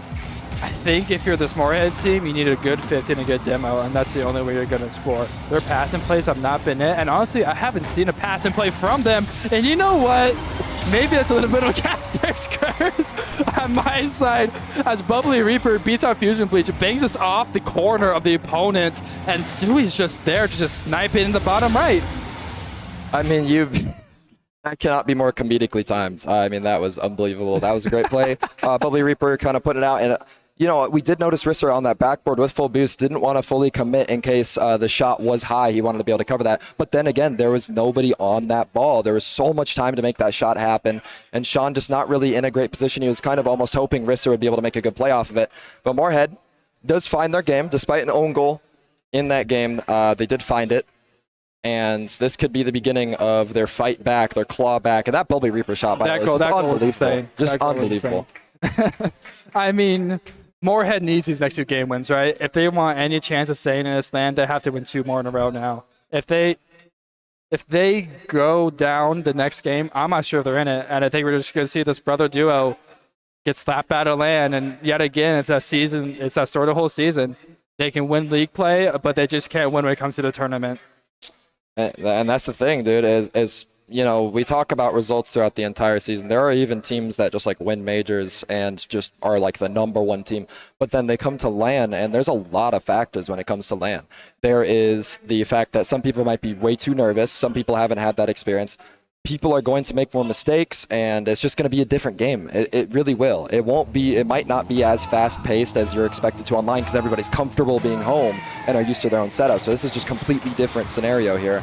And it's really just up to how good your team can play on LAN versus how good they played majors and series. What a great passing play does come out here. That was so clean. Risser gets a ceiling reset with a little bit of boost, does a little flip cancel there to get the power on Diffusion Bleach to the top right. Tommy, Chicago up with 4:53 to go. You got to see if they can hold on to his Moorhead now to battle back in this game 3. Stewie. Put one down. It's not enough as Fusion Bleach on 0 boost. Able to get an easy enough shot. Didn't even need to place it top corner because Trash was just committed a little bit. I don't think he expected Fusion Bleach on 0 to be able to commit to that. You gotta know your last there if you're Trash. Yep. I mean, your 2 guys just commit. You collected the ball. You can't go a field like that. You gotta have the patience. And 2 kickoff goals go the way of Chicago. And if you're a Moorhead fan, you do not want to be seeing that. Yeah, and you got to weigh your options when committing to a ball, right? It's, you know, in that case, he was 3rd man, and so his best option was if he does get the ball for free, it doesn't always immediately lead to a goal, whereas if he does commit to that ball like he did there, and he gets beat, it's a goal. So, like, it's that kind of option whether you want to maybe have a goal versus get scored on immediately. There's a lot of scrambling happening on the Chicago goal line, and that's good.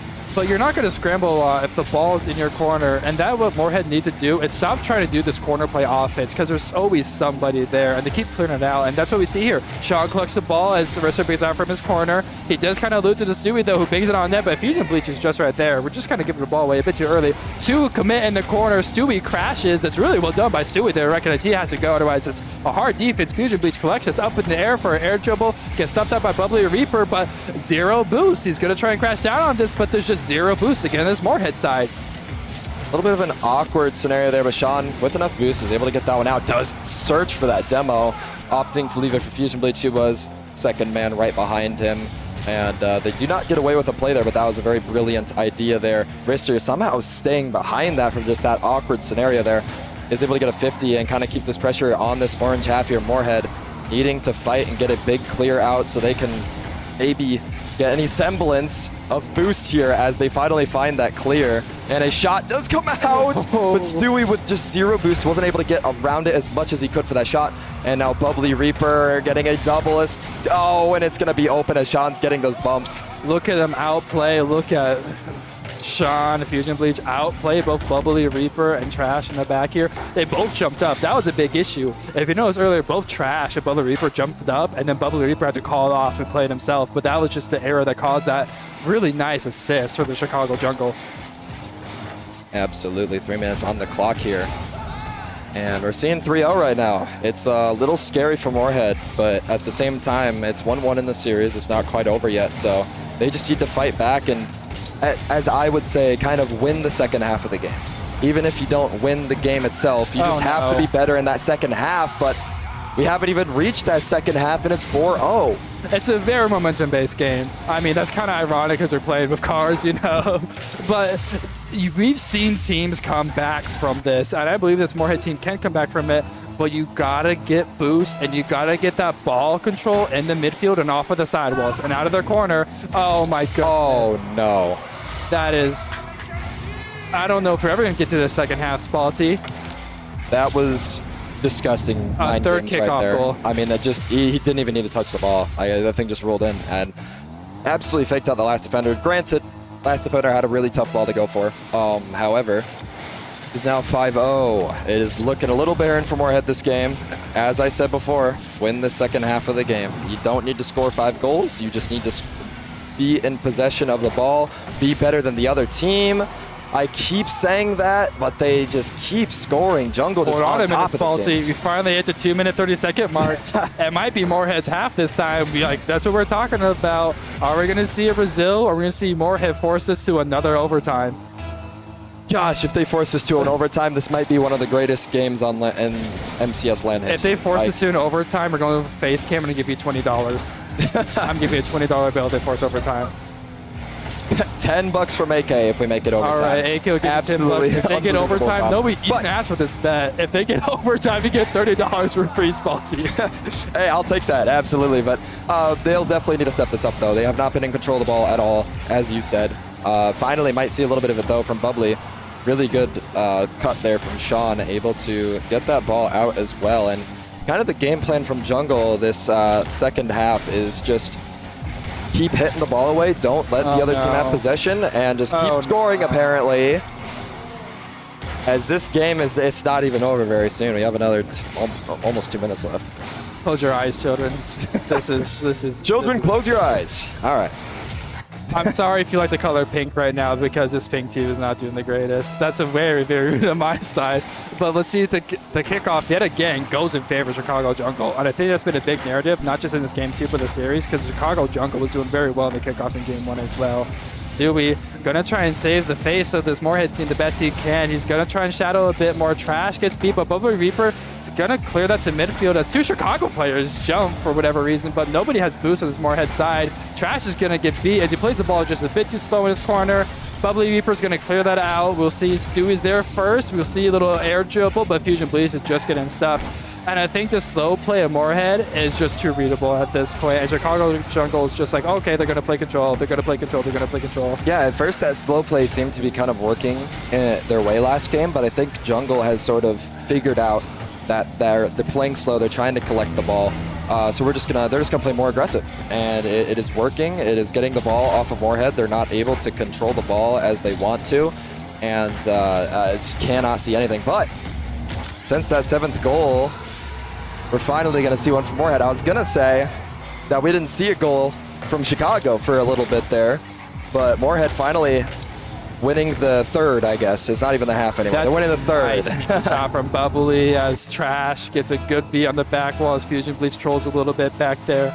We're going to Brazil. Do you know it's winter right now in Brazil right now? Do you feel a little frosty? Do you think Moorhead could ice up with 40 seconds? Well, you know, it's funny. I felt like when we first got here, it was actually breezy and it felt very nice, but now it's just warm. It's just muggy in here. It doesn't feel like Brazil winter right now, but regardless, 30 seconds left on the clock here. Stewie able to try to put one of the backboard, and they're just trying to get maybe even one more goal here. Fusion Bleach able to get the squishy save. Let's get a good bump there too, actually. With Risser kind of awkward, able to maybe get a goal here from Moorhead, but they aren't able to connect fully with that one quick enough, as 9 seconds left on the clock. I would still say that they did win this 3rd. They got their goal. They've controlled the ball decently enough. It's just more of, are they going to be able to do that in the next game after seeing such an, oh my goodness, Bubbly. Just saying, if he only played that second half, we go to overtime. Okay. We are in an emergency for Moorhead right now. If we're coaching Moorhead, what do we got to see out of them? Oh my goodness, Fusion Bleach. Fusion Bleach, 1,000-point game. Wow, absolutely crazy. I feel like Moorhead game 1 had a lot more physical game, and that's why their game plan was working. Could you see, as especially Bubbly the Reaper and Stewie, as they come back off rotation, we're just chasing the hindquarters of this whole Chicago team. And I don't think once they had the chance to chase the Chicago team as they come off of offense or just sweep their side and clear the net. And if you want to see that, well, first of all, I need boost control, but we got to see them get a little more aggressive in the physical game and just create chaos, because they play complete control. Complete control is not working right now. You've got to start having some chaos. The thing about that, too, is getting those demos and creating space can help with you maybe trying to play it a little bit slower, right? It can give you a little bit more time on the ball, a little bit more space on the ball that they want. So getting those demos might play more into how they want to play this game. But as you said, not a lot of demos. We were talking about that physical game, that really physical game from game 1. And we just haven't really seen that yet. Again, second game, there was a little bit of that, and they did get their win. But, I mean, a 7-1 is just rough. That is so hard to come back from, and now they just need to... This is their game. They can't lose this. Yeah, they have to win this game, especially like there might still be a chance for this Moorhead team to stay alive, but I'm not sure with the game differential that they have right now that if they win this series that they're still in the LAN. But you want to go out with a bang. You know, you do not want to go out losing because that's the toughest thing ever. Yeah, I think there were two teams in Prem that are kind of second and third place that are both 5-5 in game diff. So there is that little factor that both teams kind of have to do good enough, if Moorhead wins, that is, in a 3-2. But 3-2 is a little rough. They kind of need that 3-1, 3-0 in order to be a little bit more safe. And now it's almost up to just the other results. We'll have to see how the other games go. What a fake by Stewie. They defeated the Bubbly Reaper as he get up. Oh, we're pausing. Okay. I think I saw in the player cam before, but I didn't want to interrupt you. Fusion Bleach is having headset issues, and I think he was pulling out his microphone in and out. His mic may not be working. But I think we're going to go. Not sure exactly what that was, but I did see. It's hard to tell with the overlay, but there was a pause said in chat. Good thing we have our just absolutely beautiful and gracious Thermal and AK over here to pause the game, but thank you, AK. But yeah, no, we'll get this game rolling pretty soon here. Again, Moorhead, they need this win. If they lose, they're done for the season. They're not making that day 2. And with only one team going out from each group for day 2, I mean, that's a rough spot to be in. Mm-hmm. I think, like I talked about, hey, you guys see demos, you can see physical game. I saw that immediately in this first minute of the game. The only issue with Moorhead's game plan in that game 1 was that they were just too scared to commit that third man, to have somebody just read the play fast and just be willing to die for a shot. We got to lose our brain a little bit. We got to stop being scared. Like, we're playing so smart that we're playing scared was the game 1 issue. If we get back that physical game to get the third man to play the shot like is what you should be doing, then you can start seeing some Moorhead leads. Yeah, and I mean, it's just like you say, this is also, you can almost compound that because of the fact that they're fighting for their life right now. They can't lose. You got to try anything you can. If you're going to get a little bit more aggressive on those bump plays and really just be aggressive on that second man follow-up, it's kind of what you got to do sometimes. You know, nothing else has been working. And so, you know, being in the spot, you just try whatever.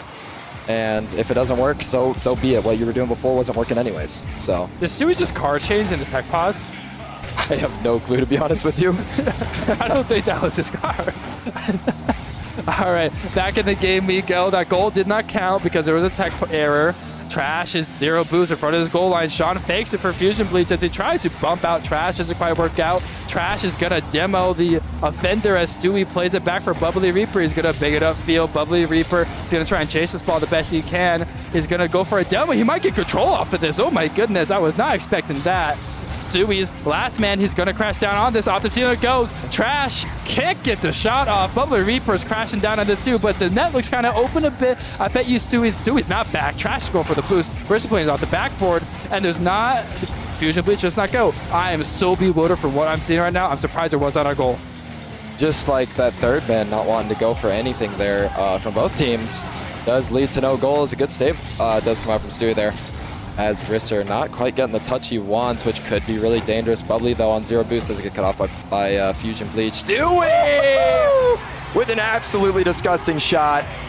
Absolutely what they need, especially as you say, it's a momentum-based game. Getting a goal such as that in a game where you need it is just so important. That was looking real snazzy too. A nice little redirect at the sidewall after a little pass from the 50. Moorhead up a goal in this game. Let's see if we can hold on to this. The kickoff comes out, and it's not in the favored jungle. Like there was the issue of the last game. It did not go directly in jungle's favor, but Bubbly Reaper going to bait this off the corner and get fed the ball back as it clears the Stewie on the left side. Trash is going to collect this boost. As Stewie get the corner, they might be starting them out a little bit. Trash free backboard read as Risser has to make a little panic save on the backboard. Stewie plays a fake, and Bubbly Reaper passes it back to the Chicago jungle corner. 2 minutes and 40 seconds on the clock. Risser just trying to do anything he can to put that to the backboard, but neither blue player was there to crash onto that. The Fusion Bleach, with some time, is able to get a good flick, but Bubbly was back, able to cut that one off. Not quite the touch he wants, though, as Risser's able to keep that one in. A miss does come out. Bubbly Reaper, though, coming back, able to save the day and get that touch that he needs. But, I mean, all 3 Moorhead players just kind of turning back and just kind of awkward here. But does this shot sneak by? Risser able to cut that one off as Moorhead stays up 1-0. Wow, I cannot believe what I saw there. I think for the first time this whole series, we saw 2 Chicago players with 0 boost in their own corner as we clear the ball downfield. I don't think we've seen this whole series where Chicago drove out 2 of the players be 0 boost. I mean, you could say that about Moorhead. You saw it a lot with Moorhead these games, but finally it's kind of changed. Fusion Bleach going to try and dunk this over to his teammate. Can't get the greatest out of it. Rizzo's going to collect as Stewie bumps him off the ball, but it's not what you want. As Fusion Bleach is on field to play collect this. Trash gets a really good 50. Sean's going to dive on this, but it doesn't quite clear out for them. Rizzo's back in the corner as we see another clear from Stewie to Trash. Trash is going to collect, get a really good 50. Fusion Bleach is awkward, but Bubbly Reaper, I don't know if that flip's going to help you out too much. He gets it to the back as 2 flip off the ball, but nobody's there for Moorhead. Stewie crashes in a bit late, but Risser has control, flips it over 1, but Trash is there to just knock it away. Sean banks to the sidewall. He's going to look for Stewie, gets the demo. The net is open. Oh, no. Those demos, man, we said Moorhead needs to do them, but it looks like Jungle has kind of listened to us and decided we're going to get those demos instead. Finally is able to get their goal, and Moorhead needing to make something happen here. They are still tied. However, they do need to fight for this. I am just actually seeing here that based on some other results, if Moorhead wins this in 5, there will be a tiebreaker. So they are not completely out of this yet. That's good news for them. They just need to fight and win this game and move forward. Ring the bells. The British are here. If you can win the game 4 and win game 5, you still have a chance. You go to a tiebreaker match, that has to be more nerves than what you have right now. Do we know who might be in that tiebreaker match? Oh man, I wish I remembered it. I think there was Bemidji and Winnipeg is on their bracket as well. So Winnipeg beat Bemidji 3-1, so it'll probably be against Bemidji, and Moorhead might be the tiebreaker match if Moorhead's able to win this game 5. If I had to guess, but we'll see. 30 seconds left on the clock. This game has not looked that bad for Moorhead. They have looked better, and they are crashing finally. Stewie. It's going to be the one to put the, I believe, second goal of this game from him back into the net here. And they're seeing it. They're seeing a little bit of light at the end of the tunnel here. That was just an awkward backboard play from Risser there. They could have had a really good counter there because all of them were full tank, but they did a really good job putting the ball where the backboard was not going to be. Bubbly Reaper going to clear this out. 20 seconds left to play. We might see them play a little bit more conservative as Risser upfield for this. Can't quite get to it. Trash gets it to his corner. He's going to clear it out as Bubbly Reaper is able to get a demo. Stewie back in the corner. Fusion Bleach going to try and get it past Trash, but Trash has been so solid on defense in his own corner. So patient. Bubbly Reaper with 1 second left. We'll see if he drops it down. Risser able to keep it up. Fusion Bleach plays it to the corner, but it's Trash. Trash in the corner. And if you want anybody to play defense right now for this Moorhead team, I want Trash. Yeah, absolutely. Trash has been the one to kind of save the day. Bubbly Reaper the one to create space, and Stewie the one, as we can see, to get those goals. And even Trash had a goal there that game, but I feel like, you know, the Stewie goals were very much game changers there. I mean, this beautiful shot right off the bat, able to put them up and in a much better position than they were in before. And then getting that last goal as well to finally get them above Jungle. I mean, just absolutely beautiful from Moorhead that game. And now Jungle, I don't think Jungle, actually Jungle is, if they do lose this, they are 1-2. So I can't remember, there might be a three-way tie potentially. I don't know if Winnipeg won it was 2-0 or not, but there could be a three-way tie, 1-2 for 3 teams here, which that could be the tiebreaker if I'm correct. Oh no. Do we have some craziness here at MCS Season 13 for Prem? Yeah, I am just like, you know, if that happens, that is just absolutely nuts. But I wouldn't be surprised, honestly. I think Moorhead looks good.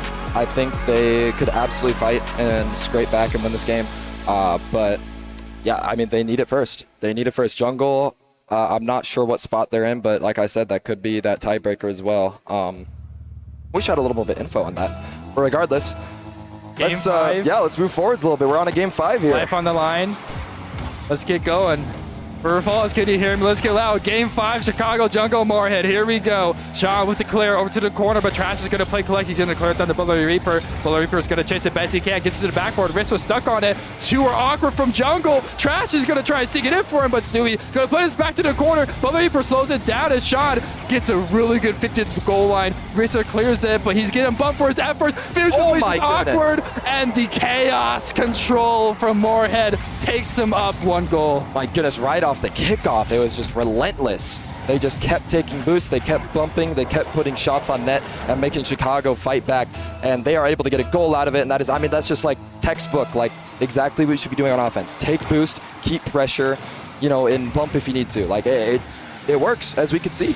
That was a really good defense by Stewie there, reading the fake by Sean. Just let him know, you're not going for this ball. I'm going to collect it. Bubbly Reaper plays from the behind, collects it off of whoever that was. Risser gets a dunk, though. We see a backflip, though. Bubbly Reaper able to get a 50, but Sean's going to put this to the corner. He's going to try and steal that boost. If Leash is there, Stewie gets a dunk, but two defenders flip for that from the Moorhead side. I don't know if it was a back for Chicago Jungle. Sean's going to try and seek this in off of a pass, but it goes off the backboard. Trash doesn't quite dive for it. Stewie clears it to the corner, and we see a bit of a panic defense right now on Moorhead. They're up a goal, and they're trying their best to hold on to it, but they keep playing like this. They're going to lose it. They're going to lose it. Somebody bound the backboard of Sean's goal gets taken away. Risser's going to try and beat Bubbly in the corner.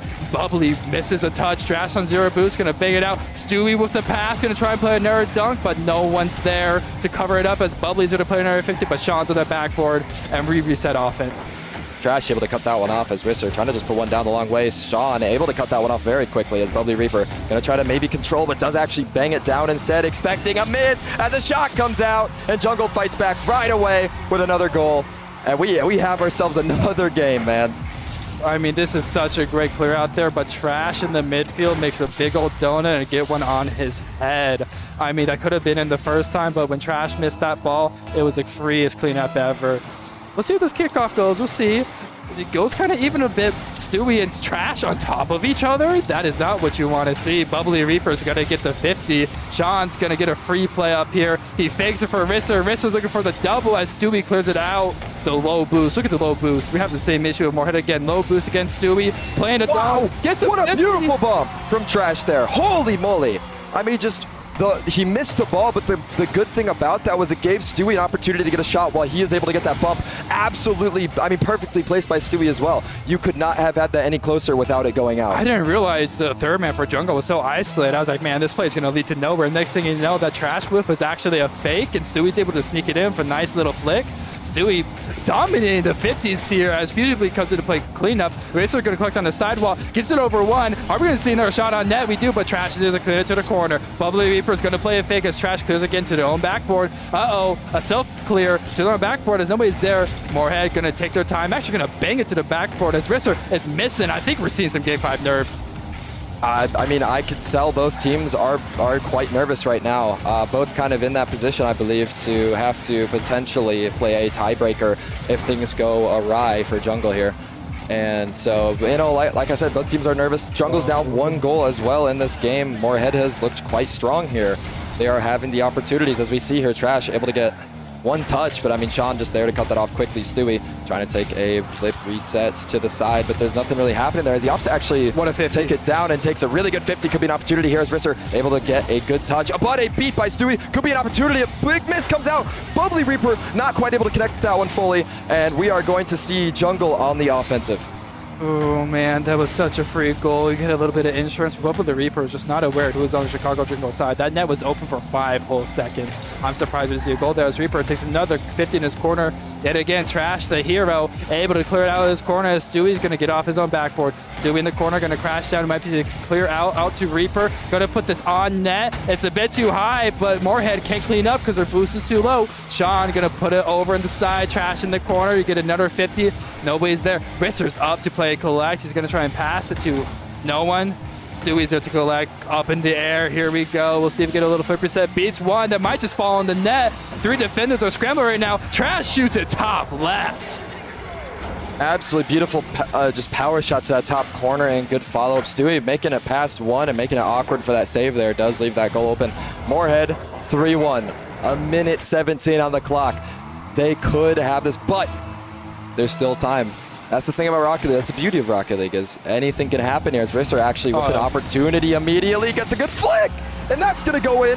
And we're going to see this potentially a little bit of a comeback from Jungle here. Wow, Trash. That's the second time you faked in a corner off kickoff. It is not working for you, buddy. You got to die for that ball because they're going to take control every single time. We'll see when our kickoff goes in the way because the Chicago Jungle kickoffs have been dangerous this whole series. Reaper, shot on net, but Trash is there to get the save. If they can't get control, Trash is there to dunk them out. Trash gonna force out Sean the best he can. Gonna get a clear over his head. Fusion Bleach. Gonna send it to the orange corner, but all three of them are there. As Stewie gets it clear. Stewie's on his own. Stewie's on his own. He's able to get a 50 off of Risser. He's gonna try and bait in another player. Trash to the backboard, but where's Bubbly Reaper? He has to play defense. 2 stuck in the corner. You can't go. Reaper collects on his own half. Gets a 50 that's dropping down in the orange half as Stewie puts it in his own corner. Risser's baiting for a teammate, but Trash is there to force it back to the blue side. Sean up in the air. It's a free solo play. Stewie jumped. Bubbly Reaper jumped, and yet it's not in their own net. Trash another 50 dive of Bubbly Reaper. Stewie's gonna clear over to the corner, and we're gonna see if these last 30 seconds could be a free shot for the jungle to get this to overtime. Absolutely, 24 seconds left on the clock. There needs to be something from jungle as a demo does come out. Does kind of slow the jungle out a little bit, but they still have an opportunity here. Fusion Bleach needing to get that beat, but does get dunked by Trash. 15 seconds left on the clock. Sean needs to make something happen with 0 boost, though. He can't do much as Bubbly Reaper's going to collect. Does B1. Goes for the bump on 2. Riss is able to collect, but he does get pinch, which could sneak its way through potentially. With 50 comes through. 50 does come through, but it's right to the corner. The box. Fusion Bleach just needed to make something happen here. Getting boxed out. Stewie going to try to put that one to the ground. Riss is going to keep it up. Sean, let's see if he can do anything as he gets dunked, and Trash is going to end that with a beautiful comeback from Moorhead. The brotherly duo stays alive. Oh my goodness. I don't think I would have saw them come back from that after a 7-1. I was kind of hating on them, man. I thought this would be a nice, easy win for Chicago Jungle, and next thing you know, the Moorhead was able to not just work the demo game like I asked them to work if you want to find it, but like the combination of Stewie and Trash came in that game 5 and cleaned up. I mean, just an absolutely beautiful just fight from Moorhead there. And as we're seeing here, Moorhead and Bemidji, because of that, do have to fight to try to make it to day 2. There is that tiebreaker match. The time is not known yet. However, that does mean that Jungle, despite losing that, does make it through. They did well enough in the series to keep themselves in a good spot. So now we'll see if Moorhead can make the comeback story and make it to day 2 and maybe get a little bit of redemption from last season. You know, like I said, Trash and Stewie not unfortunately making it as far as they would have hoped for, and then Bubbly losing in that final on a different team. They are fighting for this and they want it, and you can tell. I mean, to be the guy, I don't think Moorhead was even supposed to be here in Crown. There's a little bit of a mishap that happened with some of the teams. They were going to miss LAN because of the rankings and the standings. The next thing you know, a team misses. This isn't even the 8th seed. This is a 9th seed. It's playing at LAN. And for them to have a shot to make day 2 is beautiful. Yeah, I mean, and they're showing that, you know, despite all of these mishaps and everything going wrong, they are fighting and showing that they do deserve to be here regardless, whether or not, you know, the whole thing happened with Zap's team. However, moving forward, we got another Challenger game, another Rising Star game to be played, and that tiebreaker for Prem. We'll see if there are any more tiebreakers in the other tiers, but, you know, at least for the moment, that's what we've got. So I know I don't got a tiebreaker. Your Rising Star team. Unfortunately, yeah, it's all good. It's all good fun. Your team looked really good, Rising Star. So they made it through. But yeah, no, we're good. We're gonna go to a little bit of a break here, and we'll see you for another round of Challenger and Rising Star. Fuck yeah. You're amazing, dog.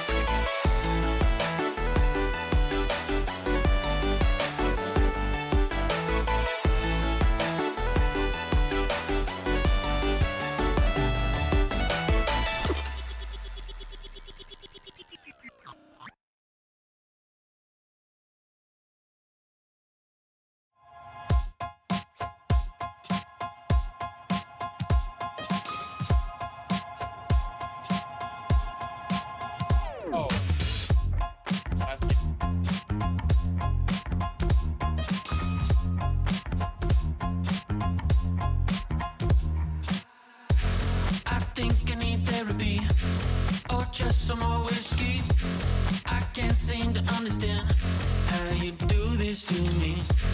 You've been running in circles inside my head. Wasn't looking for love, but baby, I found you instead.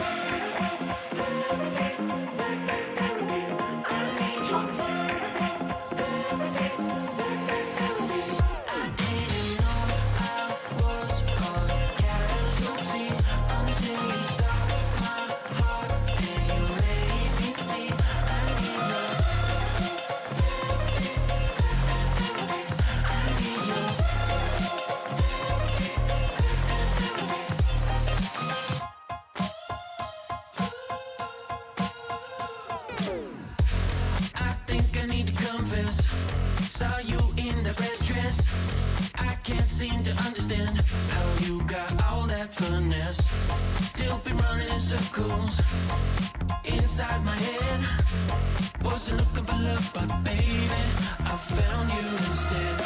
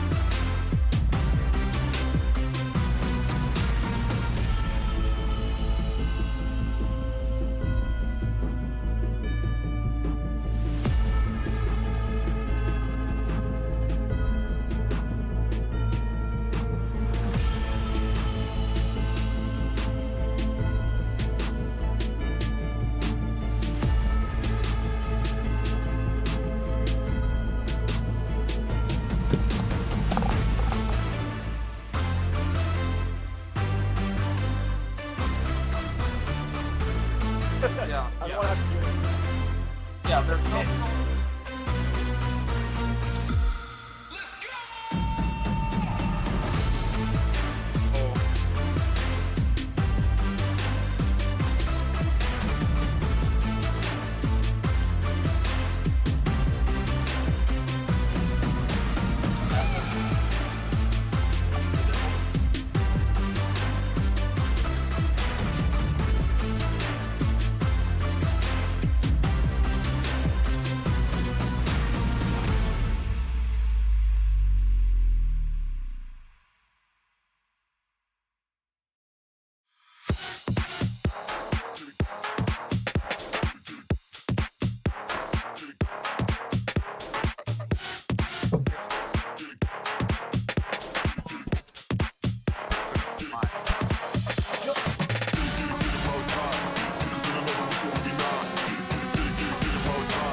it? Oh.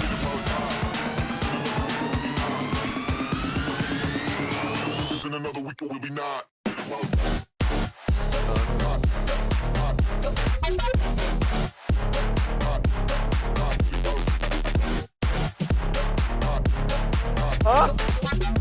I know.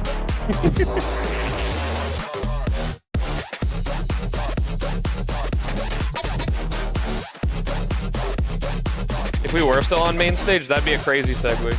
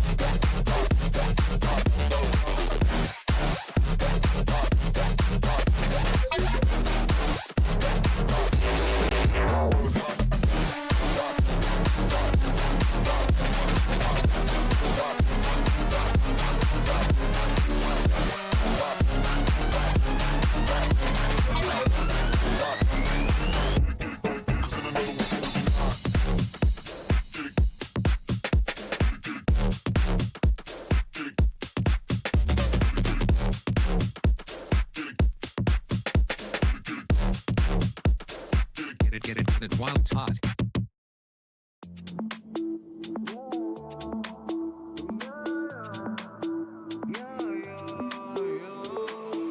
All I hear is talking. You don't speak no truth. Ain't no word that's getting through. Try to start a fire like you always do. So I ain't got no love for you. When you say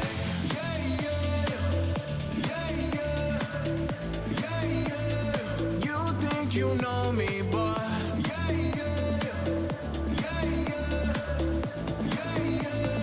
you think you know me, but you don't know me better.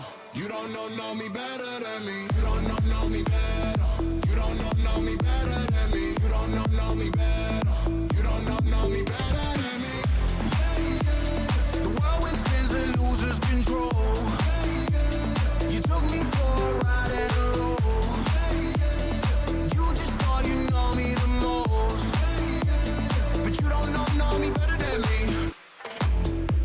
To the story, flip a coin and play your luck. Take a risk, but you might bust. You still went ahead and broke that trust. You don't know anything about me.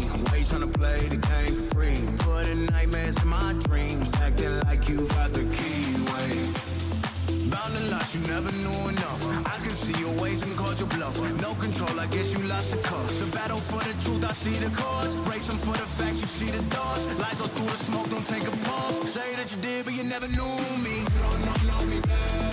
You don't know me better than me. You don't know me better. You don't know me better than me. The whirlwind spins and loses control. You took me for a ride and a roll. You just thought you know me the most, but you don't know me better than me. Play yourself, don't play me. Mars, Wolf, Vicstar, Jamie. Don't be confused, that's my G. Turn it up too, they're setting them free. Gaslight who? Gaslight me. Everybody push up your flashlights, please. You thought you knew, but wait and see. You don't know me. You don't know me better. You don't know me better than me. You don't know me better. You don't know me better than me.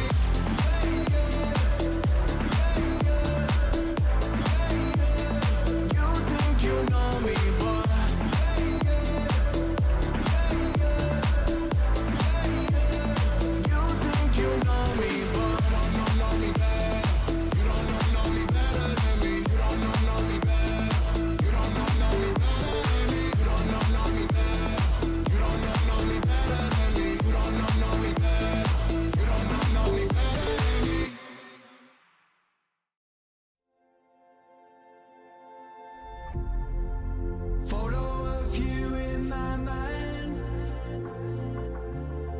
on the table under lights. There's no one here but you and I. This neon town is yours and mine. And I said, hey, Carissa, you stayed up through the days and night, lay and we watched the world get light. Hey, Carissa, sunlight, freedom in your eyes.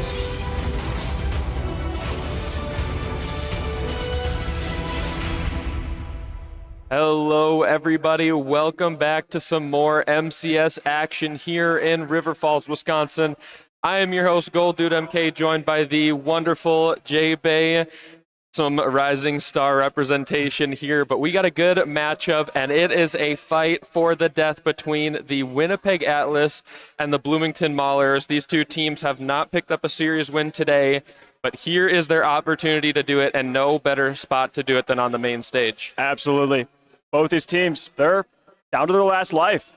They know that this is their last series of the day, knowing that if they win, they're in. If they lose, they are out. Yeah, and no, real scenario craziness. The other two teams in their group are 2-0, so they will be battling for first place. And then these two teams on the main stage are fighting for that third place spot. So win and you are in, lose and you go home. As we can see, the Bloomington Maulers on the screen.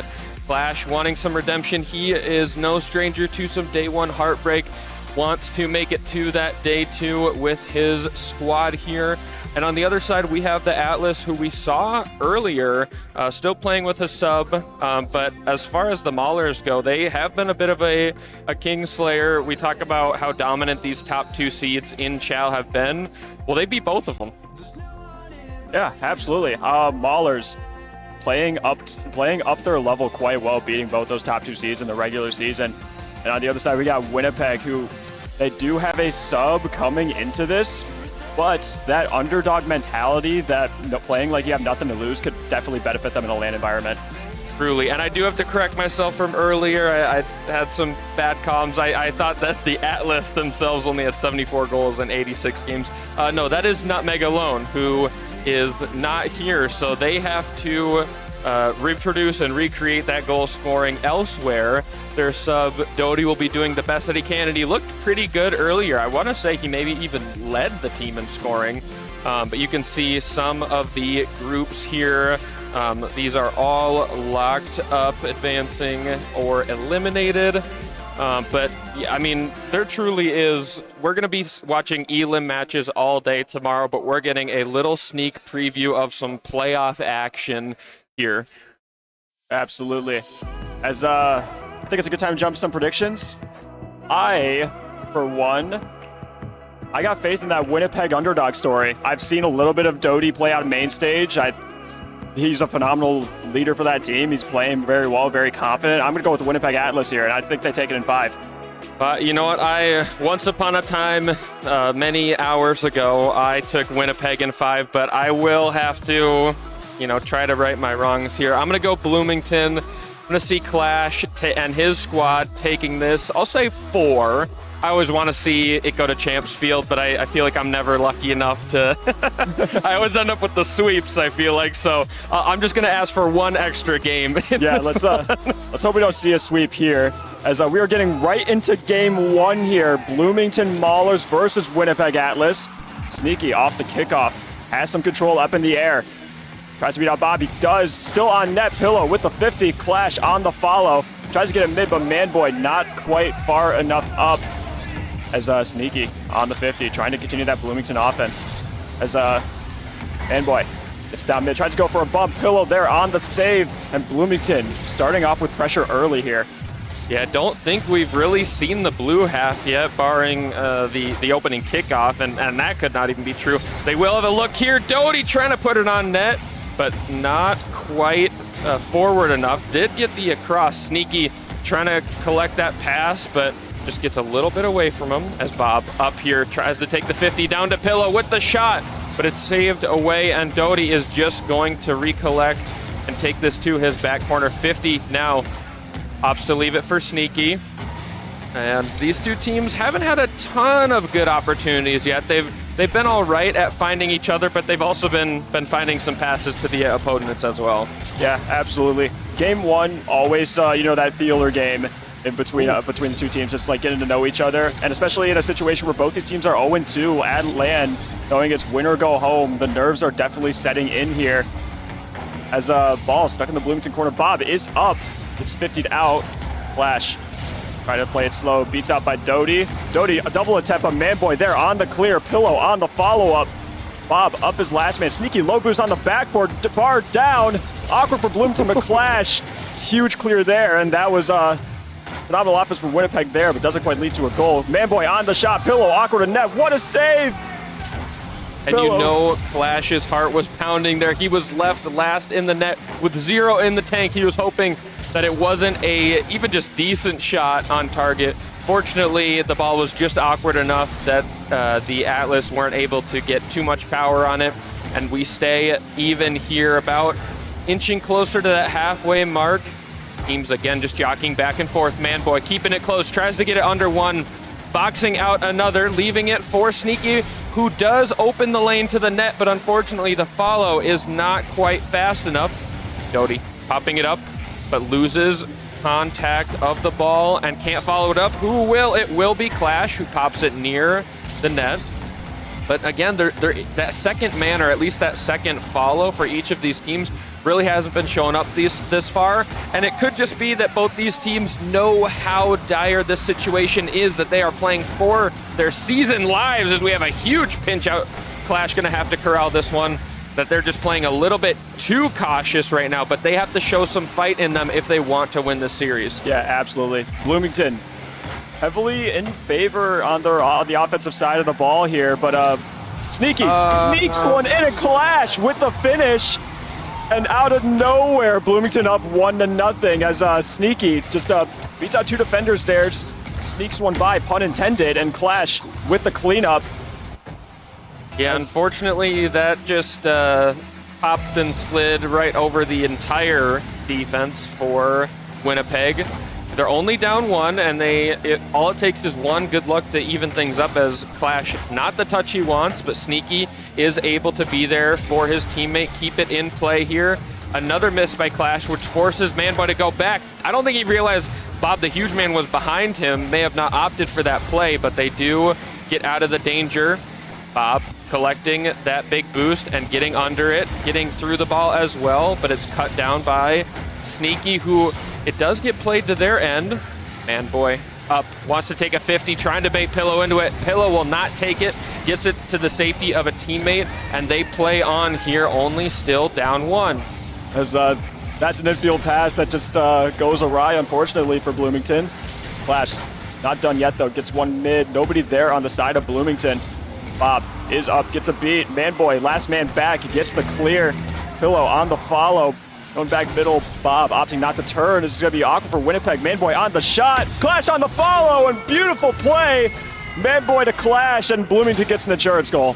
Clash was there to get the credit and the cleanup, but it's just a great pass by Manboy, popping it down, dropping it down for his teammate to get that insurance goal. As you said, with less than a minute left here in game number one, they're looking to take that early series lead and get them closer to match point in such a critical series. On the other side, Winnipeg just trying to show some life here, show some fight. They haven't won a series yet today. They have to start by just picking up a goal. Then you can work on the game, and then you can work on winning the series here. But so far, as Manboy going for a psycho attempt, he may have actually gotten some second contact there, but no real speed on that ball, as Manboy is able to steal that boost. It's going to be a slow rotate back for Winnipeg, but they're just not quick to jump on offense to take advantage of the critical, not just the critical opportunity. And with 10 seconds left, it's not looking good. Yeah, absolutely. And as Doty gets the cleanup, what a takes the words out of my mouth.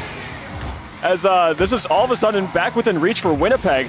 I was about to say it was all Bloomington, but the moment I say that, Doty just in the right place, right time, top bins, and we got a 1-goal game with 9 seconds left as to see Flash meet Pillow on the kickoff. Sneaky on the cheats. Bob with boost. Can't quite get control of it. This is going to be banged out by Manboy. Manboy going mid. 0 seconds on the clock. Sneaky up. Keeps it up. Pillow. Just on nets. Clash with the save. And he's just going to bring it down, and Maulers take game 1.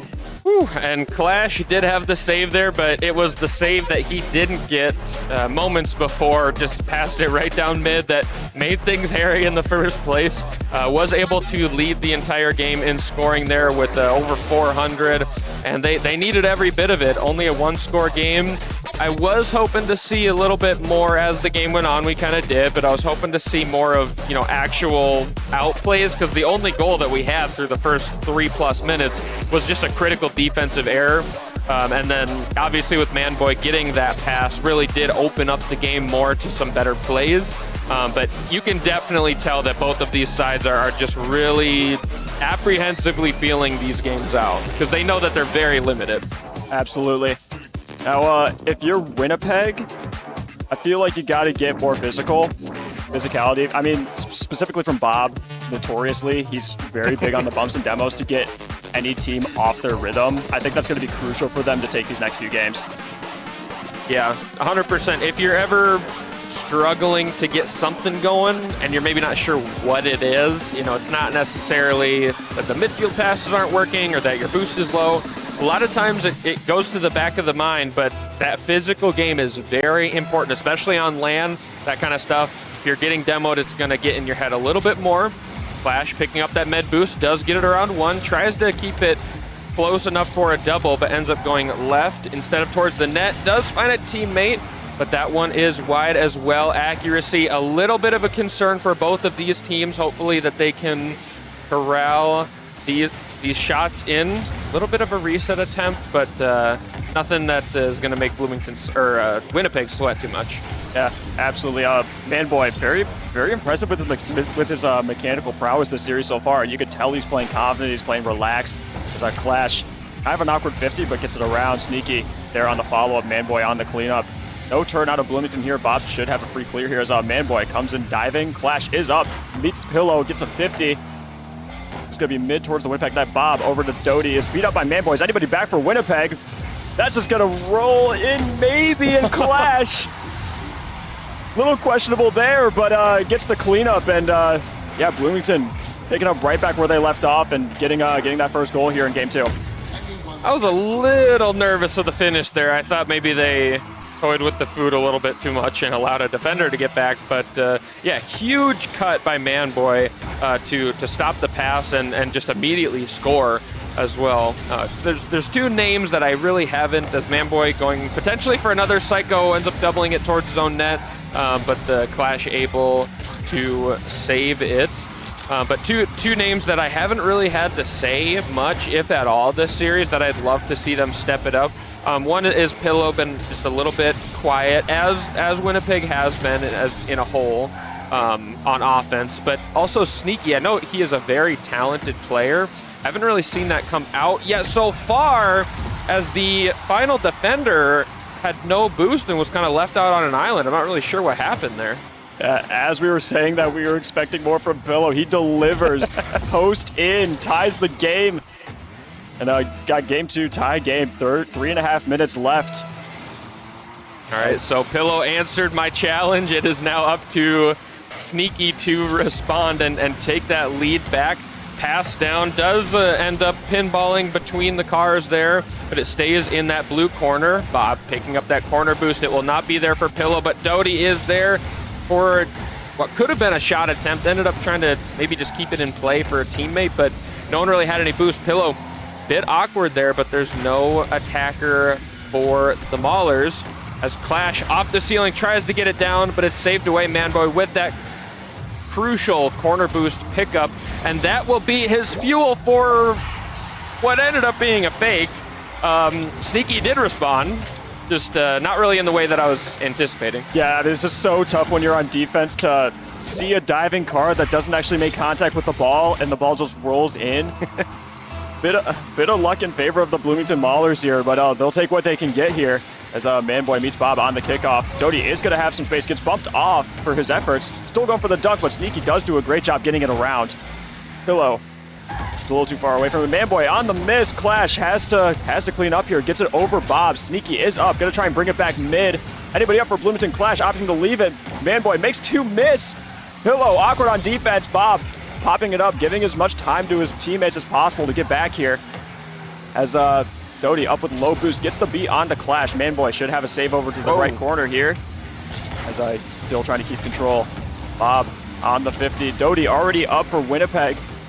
But this 50 is going to go in favor of Bloomington. Trying to play it back here, Pillow is, but not going to pan out in his favor as Sneaky, aggressive on the dive, takes the risk and it pays off. I'm a little bit stunned. I'm not sure what the plan was for Pillow there. Hitting the ball, like jumping and then flipping into the ball upside down directly at his own net. But what do I know? I'm just a sub in Rising Star, so clearly these are players that are better than me, as Mahler's trying to make it 4. Weren't able to capitalize on that opportunity. Manboy keeping it in play off the sidewall, shut down. As Sneaky with 2 straight. Will he get a hat trick in this game, or will Winnipeg make it within 1? They will. Doty taking advantage of that demo in the corner by Pillow, who is making up for that mistake that he made just a minute prior. Yeah, that's exactly the physicality I was talking about. Any demo to open up the net, it's going to open up an opportunity once in a while. So that's just what you gotta do to get goals for your team here. As Doty, low boost, opting to stay on the ball here. Bob on the dive. Manboy with some boost, tries to get a pass over mid to Sneaky. Sneaky on the 50. It's going to go towards the net, not quite in.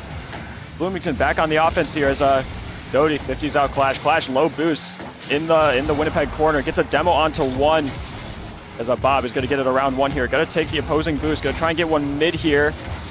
No follow-up quite yet for Winnipeg. As approaching 1 minute left on the clock here. Winnipeg need 1 more to equalize. That's going to be a demo to stop any offensive pressure they had. Bob on the turn. Doty taken over, still stuck in that Bloomington corner. Not very threatening as we're back in the Winnipeg defensive half here. A little bit of a slow play in their corner. Pillow, a little bit awkward. Clash smartly just waiting patiently for Pillow to hit the ball as this could be an open shot for Sneaky, but Doty on the clear. And Manboy back mid. Clash, possible shot here. Winnipeg just seeming like they're on their back foot this last minute or so. Certainly so, and Doty, although he has been a great goal scorer for them in this series and just today in general, I do think maybe he needs to rein it back a little bit more, as he'll have maybe a better opportunity to do that in game number 3 with their backs against the wall. But, in that last, from the 2 to 1 minute left in the game time frame, I saw a couple times where he's cutting off a teammate when the teammate has boost and speed, and he didn't necessarily have that. So, subbing up, especially from going from Rising Star to Chow, is certainly a tall task. And he's been playing very well, but at the same time, you got to trust your teammates a little bit to make the play. And just unfortunately, game 2 hasn't been theirs so far. They could make it interesting at the very end, like they did in the last game. Doty will have 1 more look at the back of his net as the ball sails past. And they did pick up multiple goals in that one, but clearly the loss of Nutmeg's goal scoring has just been a really difficult pill to swallow. Yeah, absolutely. Now they're going to be, barring a miracle from the Atlas, they're going to be they're going to be tasked with reverse sweeping this red hot Bloomington Maulers team, as this ball should drop momentarily. Doty opting to keep it up. Can't quite get that second touch. As this is still up, Doty bringing it back to the Maulers half, and you get a goal from Bob the Huge Man out of it. That could be a momentum goal for this Winnipeg team going into game 3.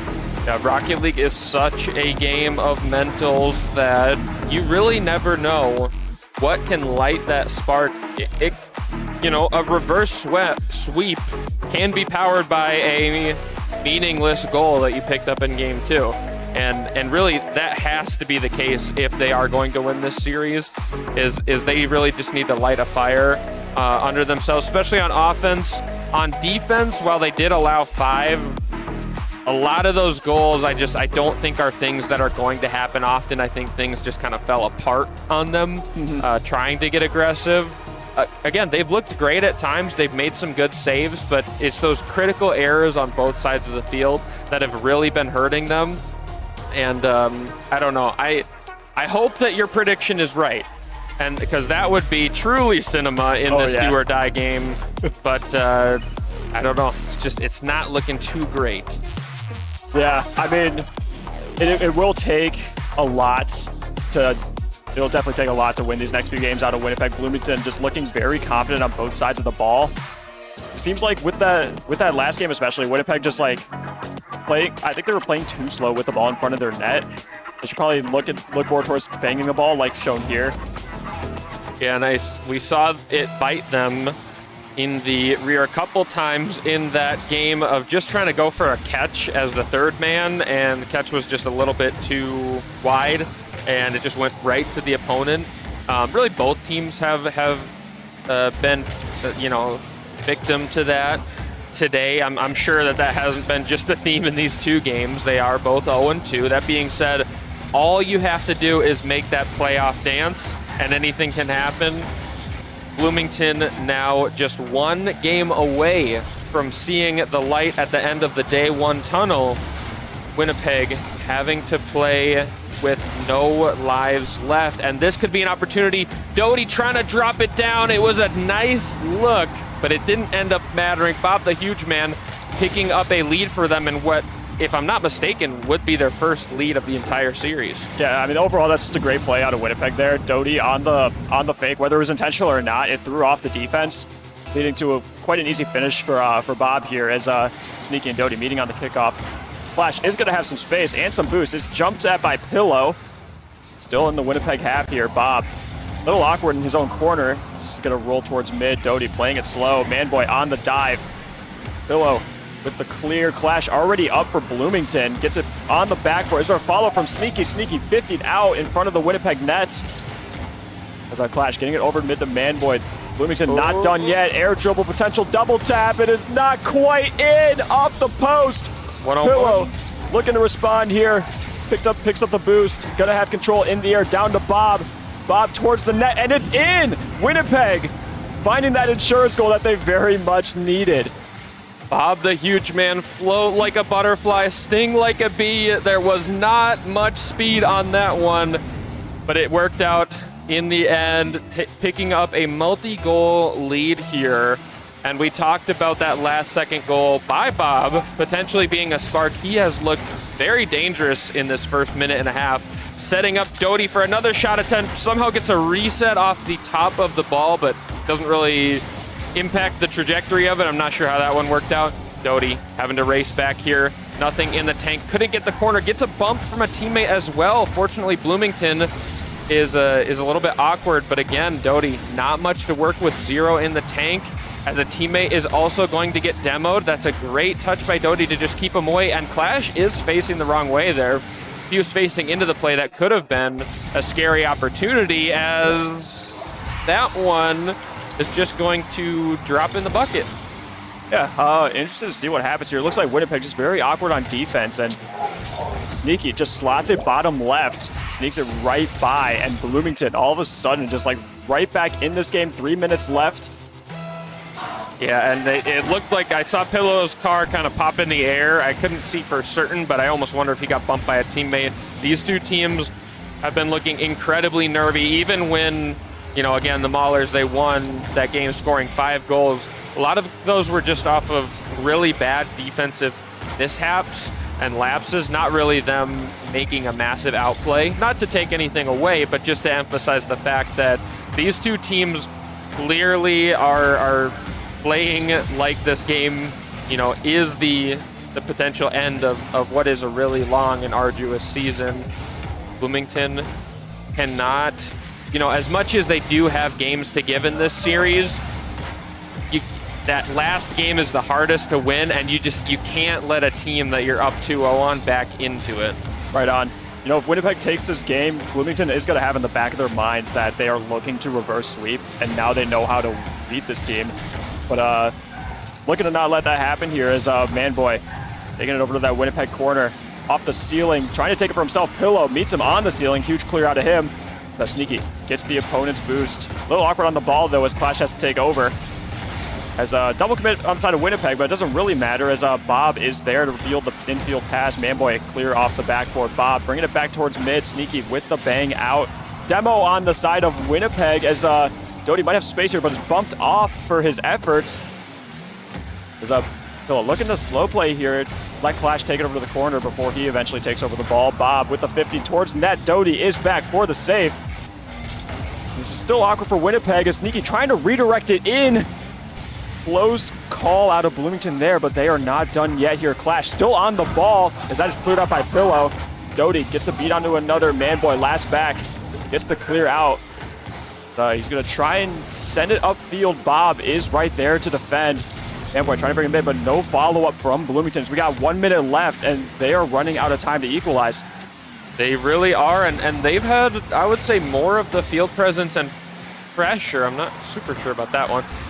But they haven't really had any decent looks, and even when they did, haven't been able to score, and they have to score right now. 40 seconds left on the clock. They're down by 1. Winnipeg looking to pick up their first one. That's a huge demo, and they are able to poke one towards the net, but it's saved away. Doty missed that back boost, was able to get it, and I think that delay helped him challenge at a better moment inadvertently. Flash off the ceiling, down to Sneaky. Sneaky trying to put it past the defense, but the only attacker there is wearing some orange team colors. Flash trying to collect it and keep things in play as we have 8 seconds left. Sneaky gets it past 1. Manboy trying to follow, but gets beat, although it does go the wrong way. Bob the Huge Man with a huge double, as I assume that touched the ground, and we have ourselves an Atlas win in game number 3. They have life. If Bloomington win this next one, you know, my prediction will have come true. But if Winnipeg win this, I feel pretty confident that they'll take Game 5 and that yours would be true. Yeah, that's a statement win out of Winnipeg. That I think that'll open the floodgates for them. Now that they know what it takes to score goals on this team. They were great plays. Yeah, absolutely. Just pure outplays. As Sneaky, you know, the one goal that the Maulers had was, again, from what my eye caught, it was a little bit further away, but it looked like it may have been a team bump. So, again, Maulers not having to really earn these goals as much as I think that they should be at this level of gameplay. But, you know, they are still up in the series. It's just, I'm really impressed with how Winnipeg just seemingly flipped the switch and bounced back in that one. I didn't quite catch the shot differential, but it really felt like it was pretty close, if not maybe even more for Winnipeg. I agree, absolutely, as I'm very eager to see how Bloomington is going to respond here. As we get right into this game for Utopia Coliseum. Right over to Pillow. Pillow bangs it over to Doty. Doty, no boost. Can he get the beat? Not quite. The Pillow still trying to keep this ball on the Bloomington half. Opting to play it slow here. Sneaky with the clear. Pillow rotating back. Bob taking over as first man. Gets it over to Clash, last man back. He has boost while the Winnipeg offense does not. Sneaky clear over to Clash. 50 on, possibly on the net. Manboy last man back. That was looking a little bit dangerous for Bloomington there, as that was a very chaotic pinch. But Doty on the clear, trying to bring it back over. Clash gets the beat out on one. In the corner, it's going mid. Pillow, no boost on the clear. Doty is up. Sneaky is up faster off the backboard. As Manboy taking it over the corner. Both these teams looking very aggressive to start this game, looking to get that first goal. As speaking of the first goal, I thought that could have been it. It ended up going wide, but certainly right as far as the aggression. I've lost track of how many demos we've had already. These teams want each other off the pitch. They want the pitch and this series for themselves. Manboy trying to follow that up.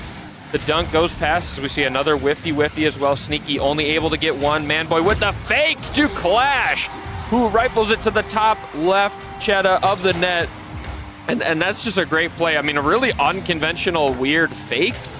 It's hard to tell, you know, you have to see from the defender's point of view how much that fake impacted where they thought the shot was going to go. But either way, the shot itself was absolutely just sniped to the top left. Yeah, I mean, regardless of the situation, if you see 3 players up, it's tough to tell sometimes which one is going to hit it. So you gotta kind of play cautious here as this is gonna fly towards the Bloomington half. Clash takes control, gets 50'd out by Bob, still on that Winnipeg side of Clash. Low boost, trying to get a mid. Doty on the clear. Bob goes missing, but makes another miss on the side of Bloomington. Winnipeg back on the offense here. Clash over in the corner. This is gonna get cleared out. Winnipeg a little awkward back on defense here, but Bob collects, has boost and the ball. As Manboy gets the beat out, gets a mid. Pillow very awkward as last man here. Sneaky plays the high. Pillow smartly plays it low here. Manboy only one up for Bloomington. Tries to get a double, gets it past Bob.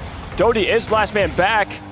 Huge clear out of Doty here as slows down, gives his teammates time to come back here. As that's a miss out of Pillow. Doty has to get the cleanup clear here as Manboy opts to leave it. Makes out one. Clash going over mid. Doty is last. He's going to have to get it clear here. Is this going to go mid? A little awkward for Winnipeg with Pillow. 0 boost. Gets a couple bumps out of there too, and that's going to go down. Wow. He's going to read it. Sneaky. No way. That was their chance. I know he wants that one back. I thought that could have been the series just with how Winnipeg's offense has looked for most of the series so far. A multi-goal lead, and really what we've seen so far is that's a shot on net, and they will tie this game with 2:12 left on the clock. So far, the team that has gone out with the lead has taken the game every single time. Winnipeg has to reverse that trend here, and they do it in they start to do it in an emphatic fashion, tying the game up here as the sun is starting to set in Utopia Coliseum. Doty going up, gets the reset, tries to pinch it, but it's a nice shutdown by Sneaky. Pinch doesn't get the ceiling that Bob was hoping for. He does get a touch, but it doesn't quite find the back of the net, and they will have to defend now with not a lot of reserves here. Doty does shut it down, but it's kept in by Sneaky. Huge clear by Bob, as just Doty's not going to be able to. The clear was so huge that there couldn't have possibly been a follow-up. Yeah, as still mentally for Bloomington, it still feels like they should be up 2-0, as that was a seemingly open net miss out of Sneaky there, as Bob trying to take over here. Sneaky on the dive. A little awkward for Winnipeg, but Doty is back with boost. Something that's impressed me about Doty is that when he's last, he always has boost, which is crucial in these challenger lobbies, as Bob goes missing. Sneaky got to take the opposing boost here. Clash going middle, no follow-up for Bloomington. Manboy is last man back. Oh, smart, slow play out of him there, though, to prevent any sort of offensive threat out of Winnipeg. As Clash playing it very slowly towards his corner. This is going to go up. Doty is up, but Manboy a big beat. Beats him here as it's going to bounce towards that Winnipeg half. Bob over to Doty, but Sneaky cuts it off. Clash is up. He's going to get the beat here. No follow-up from Bloomington. Pillow, 0 boost on the clear. Double commit out of Bloomington. So we're really starting to see the nerves set here, Gold Dude. Bob had no boost, opts to just roll it upfield. Wanted to keep some possession, but it was shut down wisely by Bloomington. Manboy trying to get a pass over to Clash, does so, and tries to get it on net, but there is no demo. I think that was the idea. Tossed awkwardly to Bob, the huge man, trying to make the most of it, but it does end up back in the corner. Doty, pass one. Pillow thought that a shot was coming, so tries to go for the pre-jump. Keeping it to himself, but it's shut down. Waning seconds here in game number 4. Will we see overtime, or will we see potentially season-ending heartbreak? Doty to the sidewall, kept up by Bob, who tries to get under this ball. It is chopped down, and we will go into what could be sudden death overtime, series ending and season ending overtime, unless Bob has anything to say about it. Nice 50, shot is up, and 2 win. Bob now has to defend a 3-on-1 with no boost, misses the corner as well, but is able to wrap around, and that was quite the scare. Fortunately, the blue offense didn't really click into gear quick enough, as that's another huge double commit saved away by Bob, who has really been doing everything he possibly can to keep his team in this.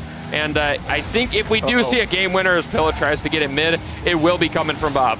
I agree there, as, oh my gosh, Bloomington just seemingly on their back foot here for this first moment of overtime, as this appears to be a completely different team from the team that won the first 2 games. This is almost open, but Pillow can't quite land it. Winnipeg not done yet. Manboy on the clear as Pillow's going to be awkward with boost on defense. Gets the 50. Manboy has to leave the play. He's got none in the tank. Pillow gets the beat on the Clash. Manboy a little bit awkward on defense here. He's going to recover nicely off the wall. Still option to take it up the side here. Has a teammate mid. Can he get it over to Clash? Trying his best, but that's just going to be cleared out by Doty here. As Sneaky on the bounce shot to Pillow with boost. Look at that Winnipeg corner. Doty on the backboard. Gonna try and play it slow here. Try to get another. Manboy beats him out over there. Sneaky already up for Bloomington. It's gonna be off to the side here. It's Clash. Gonna have some control. Trying to get mid. Goes missing. As Manboy skies it up. Bloomington looking very sharp on their offensive rotations right now. Sneaky trying to keep it in. Doty has some boost. Has the ball. It's gonna get skied up by that Bloomington defense. As Manboy clears it over to the corner, and Bloomington starting to look like they're operating a little bit better here now. As Clash really trying to call game here, going mid. As Pillow on the clear, Sneaky, and the possession seems to just be like heavily favoring Bloomington right now. Yeah, Doty super awkward, doesn't have a ton to work with, but does get it over to Bob, who tries to collect, but it goes wide. Pillow ends up getting a save off the backboard double. And Winnipeg, I mean, they truly have to take this game. They had an open net opportunity that should have been the end of the game. They weren't able to cash it in. And if you don't score that, you'll be thinking about that the rest of the offseason. Instead, they keep it in. Pillow. Clutch block there, as that could have been rifling to their end. Bob up, trying to play the miss. Doty does play the 50. And both of these teams have been staring the end of their season in the face multiple times. Doty with the play here, tries to get it to Bob. Bob with a shot opportunity, does double it over the net, but it is wide and there is no follow. Pillow, wrap around, just gonna pop it up. 2 go, that's a huge commit by Doty, who has to get back, Pillow does have boost in the tank, but this is very dire here as Manboy's gonna shut that down. It's almost in, but it's saved away by an empty tank. Doty, double opportunity again for Clash, but he's not able to find the read. And Winnipeg, you got to get out of it now. Double commit. That could have been it. Bob does throw it back mid. No one has any boost for Winnipeg. And they continue to survive, but survive is all they can seemingly do at this point. Pillow trying to avoid some demos again with 0. And just all you got to do is at least get 1 beat. Flip reset, and that'll do it. The Bloomington Maulers will survive and advance off the back of a Manboy flip reset and just caught the defense sleeping. Yeah, Manboy calls game, calls series, and we will see Bloomington on Championship Sunday. Great series out of them. That overtime, they put it back into high gear. They were unrelenting on offense for pretty much the entire duration of that. The shots heavily favoring Bloomington that game, and very well deserved out of them. Yeah, certainly deserved, and if you're a Winnipeg player or fan, that does have to hurt. They had that open look that should have been in overtime. We should be on Champs Field right now.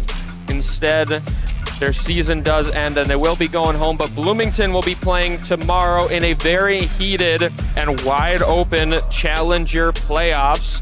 We have some top teams with some unexpected results today that could be shaking things up wildly. We'll see how that all impacts things as we wrap up every game. I'm not sure if there are any other Chal games going on at this very moment. But either way, will be really exciting. We do have 1 more series left today. We have some more Rising Star action, and I'm really excited for the matchup. I'm not sure who exactly it will be at this moment, but I know I will be in the crowd watching, and I hope that you are too, whether it is in person or at home. And shout out to you all.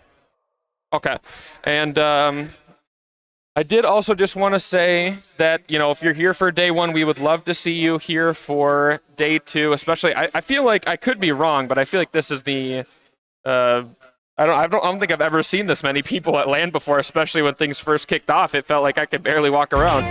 Yeah, it's been a phenomenal turnout here. As Bloomington wrapping up this series here. and I'm very excited to see how this team will do on Championship Sunday. You know, new day, nothing else from groups really matters as long as you just make it to that Championship Sunday. Yeah, not how they wanted to start their day, but, you know, ending the day with a playoff clinching W is, you know, really all you can ask for. And, you know, like we had been talking about, all you got to do is make the dance. So we'll see who they end up playing tomorrow. Believe that match should be at 10:30 if I'm not mistaken. So if you are a Bloomington fan, keep an eye out on that time slot tomorrow.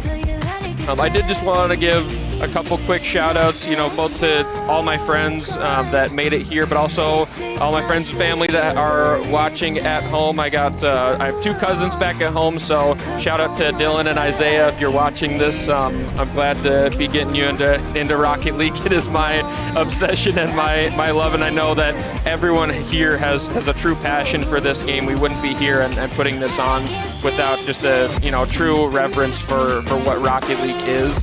And so, you know, there really just isn't a better place to be enjoying that than here right now. Yeah, absolutely. It's always great to see the community get together and just have an in-person tournament like this where the whole season's online. You go weeks without seeing your teammates in person, and all of a sudden it comes down to this weekend. One of the best collections of Rocket League talent in the world. Absolutely. Currently.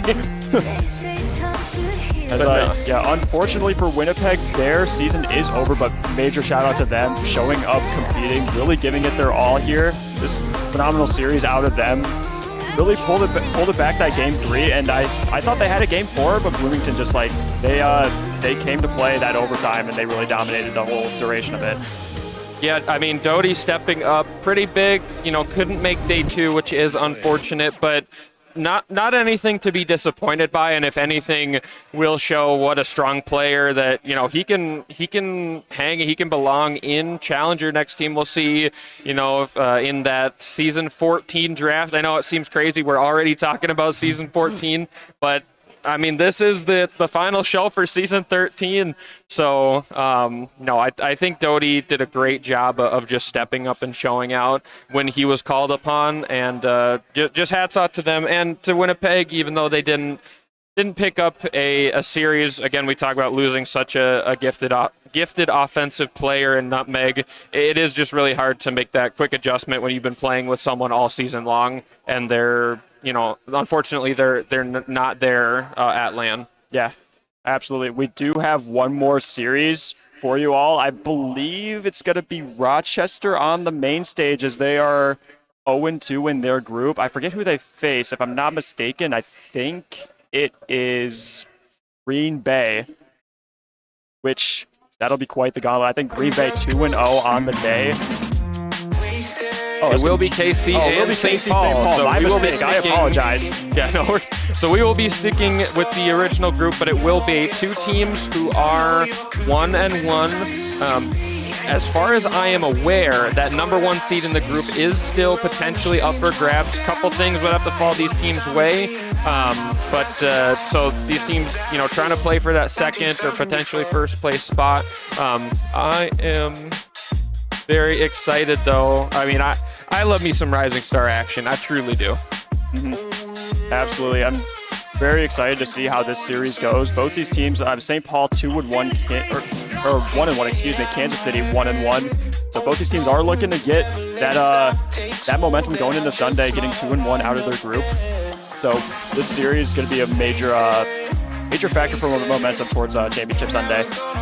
Absolutely. And you speak about Major. You got our reigning Major 2 champs in St. Paul, so they really, you know, they want to keep that momentum going for Championship Sunday. But don't go anywhere. We will be back with that series coming up soon. St. Paul and KC. Try to tell you it's a battlefield. People tell you you can be anything you want to be. Want to go to outer space, superhero in the streets. Damn, what a lie. What a time to be alive. How have I survived? That's the battlefield. 1974.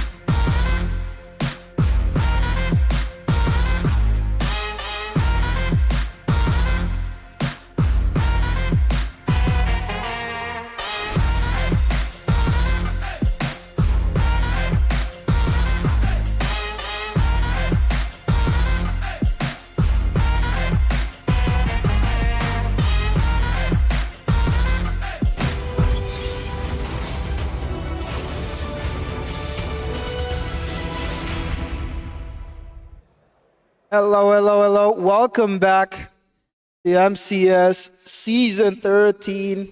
Hello. We got Rising Star on the stage. We got just done with Challenger and Premier. We've lost a few people along the way. It's been a fun day, Clash. You're still alive. Good job. I'm alive. It's amazing. Oh, man. I did not want to get eliminated again. But here we are. I was able to get through. But who cares about that last match? Because we got a very important Rising Star match here coming up. Rising Star groups on the board here. We got Senators and Outlaws playing on stream next, but we also have other groups here. Okay. Yeah, I mean, we got St. Paul, Kansas City on the stage. Not an elimination match, but an absolute banger. Who wants to be on Des Moines' side of the bracket? Des Moines sitting pretty 2-0 for the day. I'm sure they'll go 3-0. I wouldn't be surprised. Green Bay on the other side, the 1 and 2 seeds coming in. I mean, proving why they are who they are. Unlike some other tiers whose first seeds are already out of the tournament, unfortunately. Yeah. Just due to game diff too, like on this side, Brainerd Victory, even if they get a sweep here, the team that they play, the worst that they, well, the team that they play is Rachel, so they can't eliminate them. And the worst that one of these two teams can be, Senators or Outlaws, is -3. They would still have a better game diff. So unfortunately, Victory are out, but they can still play this next match. They could still have some fun here at LAN. Nice Carl yawning cam there. That was pretty nice. That was pretty nice. Carl's nuts, give us a wave! As he is just staring stoically into the stage. There he is in those beautiful jerseys. I'm a fan of that one. I'm kind of sad I didn't get one, but I got kicked off the roster. But good luck to the Senators. Good luck to Carl. I think Gerg is about to play his first series on LAN in all of MCS. Looks like it. Heck yeah. Let's get a round of applause for Gerg. Good job, Gerg. Well done. Good to finally see you pop up for one of these after dodging a few of them. It's okay though. Oh yeah, and they kind of took turns like during the regular season. Gerg did play a lot, so I'm glad he is able to play here at LAN, fighting for seeding. And I don't know how the other group is going to shape out. I don't know who they're looking at playing here, but this match is still important. We want to see as much action as we can. And if, let's say, Victory gets a win over Dracho, they could still be fighting for that first seed if they win. So this match does matter. This match is important. Just unfortunately, not unfortunately exactly, for these teams, no elimination at stake in this one. Yeah, and there's these smiling faces in front of us. 2 of them rookies to the MCS family. Zay and IC up top. Donald, not a rookie, but first time LAN for him as well. A lot of newbies. Welcome to LAN Kansas City. Welcome to MCS, IC, and Zay.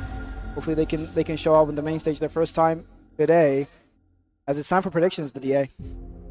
Time for predictions. Oh man, I would think both of these teams are good. I think, okay, Rising Star is crazy. I think every team is good. Every team has a serious chance to win. But there's something about this St. Paul team for me. I really like them. I think they did very well in Major 2, and I think they can keep that going. I know they didn't win that most recent series that they played, but I think they can take the dub on this one. Can take them before. I really want to pick Kansas City just to be different, support my boy IEC. Love that kid. Again, welcome to MCS, but it's only one team. I started on St. Paul Senators. I love my boy Swalty. You got Carl's Nuts on that team. You got Napier on that team. What is not to love? Give me the St. Paul Senators in 3. Let's make it a quick one. Why not? Go home early. Very nice, yeah. And as we get into it, we'll see if Outlaws can shut us up and get this dub anyway, because they absolutely have the capability to. Gerg, I mean, very, very strong start, predicting it, well controlled across his own net. Icy, gonna try to get this thing going. Getting some fireworks on the V stage, it sounds like. Both teams starting off a little slow. St. Paul edging out the possession on offense.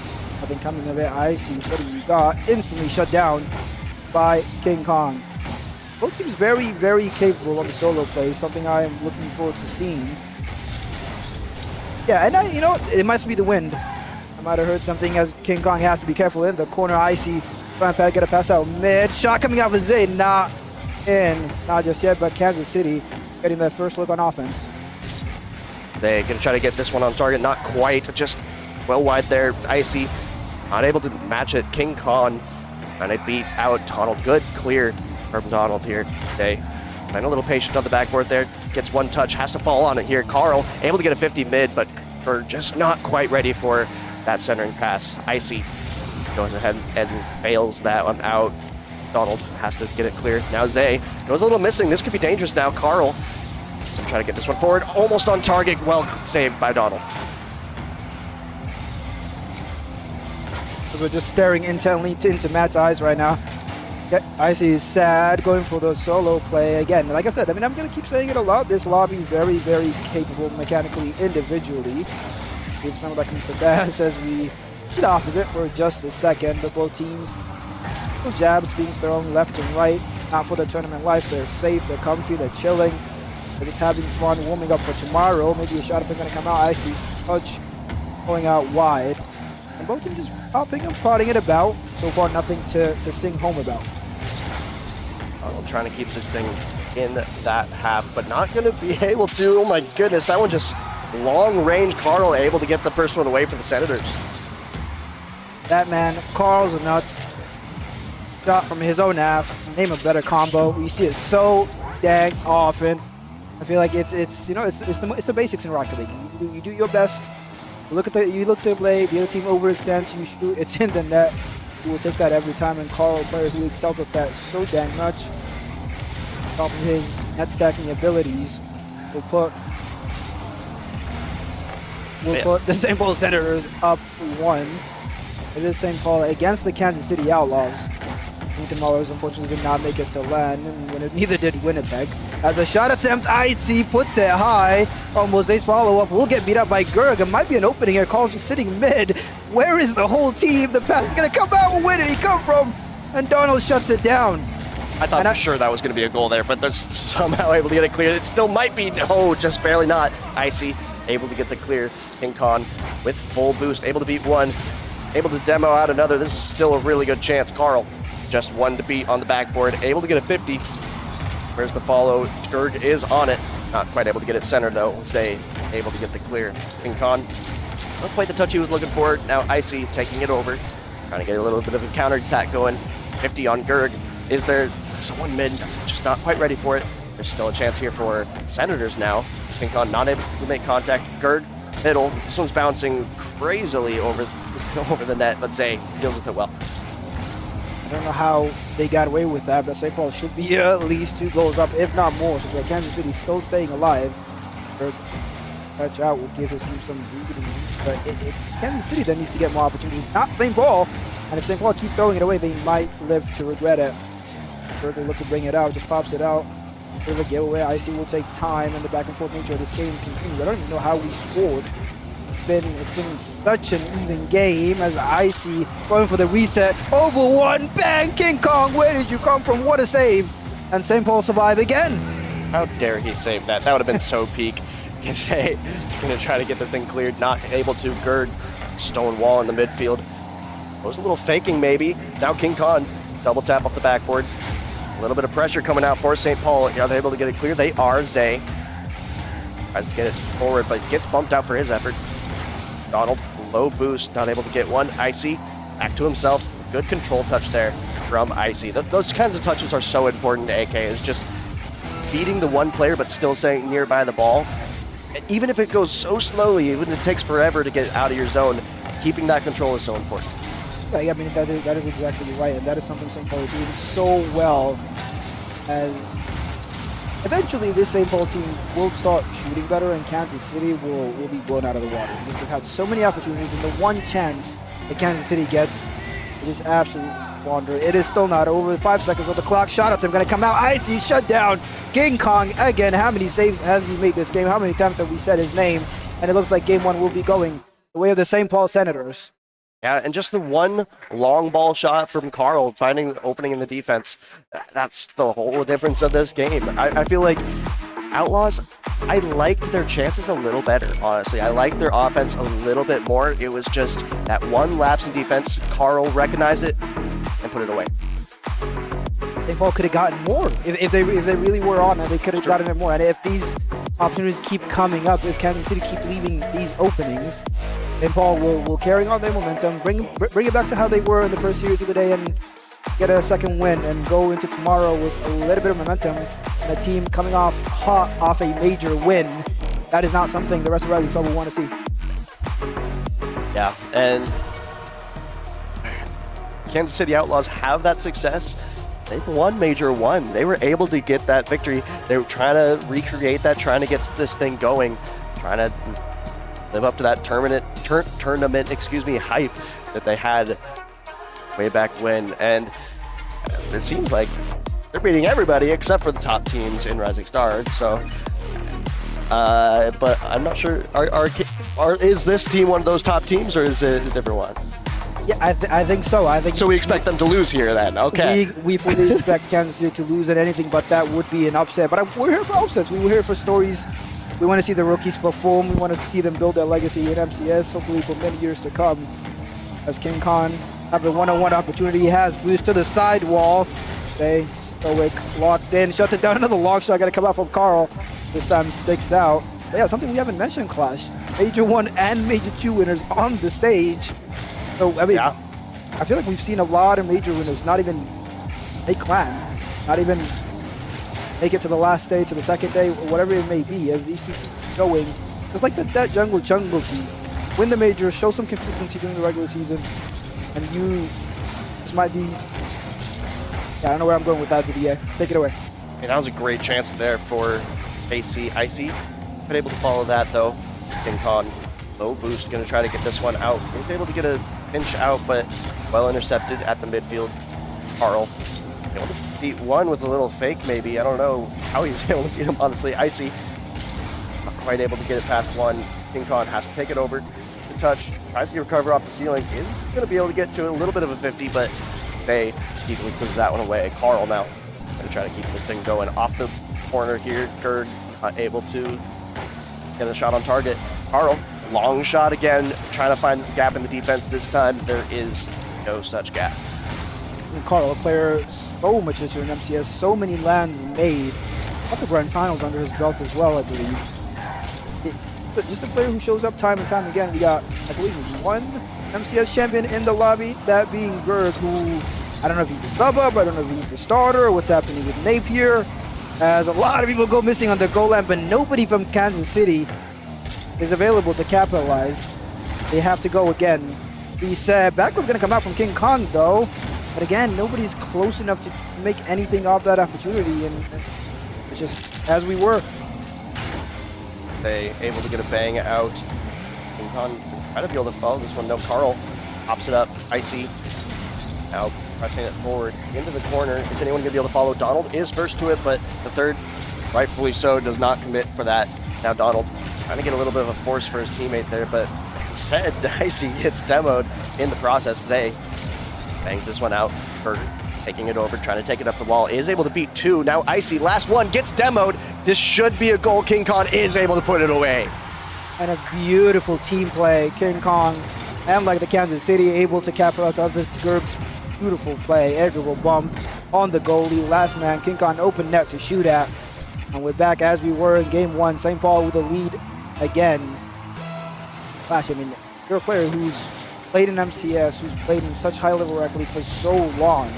What is this Kansas City team doing? I can't even speak without another opportunity again coming out. Gerg again. Is he a sub? Is he the starter? I don't know. Napier, be careful. You might not be playing tomorrow. Beautiful dunk off the kickoff, and Gerg doubles the lead. I mean, Gerg is a great player. He really created both of those plays. Obviously, the second one he scored. It was obvious that it was him. But even though he didn't score the previous one, it was entirely him. He beat all three players. That was all Gerg on both of those goals. This one's going to go through for Icy, though, able to recover a little bit of that momentum. Now only a one-goal game. We want to see, not from St. Paul, a bit of a double commit, but a follow-up finally. A decent pass to the backboard, and Icy is there to lock it in, and I love the smiles we're seeing on the side of Kansas City, and I keep coming back to it. Rookies and MCS rookies at this LAN environment. I don't know if any of them has any LAN experience at all, and they seem to have taken to it like a duck water. Now Gerg gonna try to get it clear. ran out of boost here. This is awkward for him. Donald gonna try to get a middle, is gonna be able to get a touch, but not past that last defender. Icy taking it over. Bang trying to get on target, not quite able to get through. Donald and Zay both commit. That was a spicy pass mid, but not quite able to get through. This one on target, it's just gonna fall through. Carl finds an opening in the defense. I mean, Rocket League is a simple game at its core. Shoot the ball at the net. Force the goalie to react to you. And on this occasion, IC played the views. Maybe he thought Carl was gonna take his time. Carl just has only eyes for the goal. And I'm telling you, how many games we're gonna talk about Carl's nuts to long shot? Yeah, I mean, he just finds the openings whenever they're there. He has the vision to see when there's those lapses in the defense, and he capitalizes on it. There's a few times that I feel like he tries to capitalize on lapses that aren't there too, which is probably the only downside that I have for him. But what works, works. And especially in Rising Star, you're going to have those lapses in the rotation sometimes, and he recognizes that, capitalizes on it, and it's so dangerous. I mean, again, another long clear. Zay has to then react to it and get good control. He was able to do it that time, but it's such a tough thing to react to. King Kong able to get a flip reset, but not quite able to get the touch off it. Very, very solid players all around. I'm loving these opportunities. IC's fake not going to come to fruition as Bird keeps it in. Maybe another pass going to come out, going for the bomb, will not get it. Oh, we just played at 50. King Kong last dive. That is awkward for Gerg. Nobody's going to get the shot. Fake's going to come out, double commit, shot high, and follow-up is not there. And another opportunity goes missing for the Kansas City Outlaws, and it might be King Kong, drops it down, Carl's right there, and Donald this time able to shut it down. 28 seconds on the clock. A lot of space. The bump not going to come out, but a beautiful pass by Donald. Yeah. Beautiful shot by Donald. I mean, and great pass from Icy here. Able to take a lot of control. Finally, just barely sees when Gerg is going. Able to get around him. Able to get it to that teammate. And tightening it up to a 1-goal lead here. 24 seconds left. KSC can absolutely come back. Icy landed to the wall here. Not able to get the boost, though. King Kong was able to get it at first. That's off the backboard. Good clear by Gerg. He's going to have to try to follow it. Not quite able to make contact. Icy, low boost. Lays back. Zay off the sidewall. Maybe not the best touch. Icy has to take it over. Off the ceiling now. Donald trying to get it forward here. Has a little bit of space. Maybe off the backboard. Doesn't quite get the touch he was looking for. Icy now to the middle. Zay able to put it through somehow. I think that was own goal because I don't think Icy hit that at the end. It may have been own goal, but they forced it through. Finally playing as a team. Forced to on 0 second. Beautiful pass. I think it was bump. I think it was a pool shot. I mean, whatever it may be, they will take it as they smile away in the cameras. We love to see that. And game 2 overtime. Kansas City does not want to go 2 down, and both of these teams just slowly prepping for tomorrow. I mean, they both should know by now that they made it to day 2. Get their vibes up, get their comms up, get their play styles ready and warmed up. As Carl's touch, a little awkward, but Gerg should have it. That is awkward. That is. Icy, oh my! Out of nowhere, Icy able to dribble it over one, and he's able to get the goal. Oh my goodness. Just pre-flip touch beats 2. And some clutch plays from KC here, able to get this game win. And I chose the worst time to lose track of my thoughts. Beautiful shot by Kansas City. Tie it up. I'm sure we'll get updates. I see a couple stages emptying already. That's a Rising Star. We already know Brainerd's victory is done for the day. Who is done on the side of Group A? I'm sure we'll find out soon enough. As Rochester were fighting for their life, I believe, on the B stage. Given how quickly it emptied, I'm not hopeful, but coming back to this series, tied it up. Kansas City win Major 2, make a roster move. Highly criticized roster move. Pick up IC is sad. And now here you are at LAN Day 2, tying it up against the winner of Major 2. I mean, pretty good season.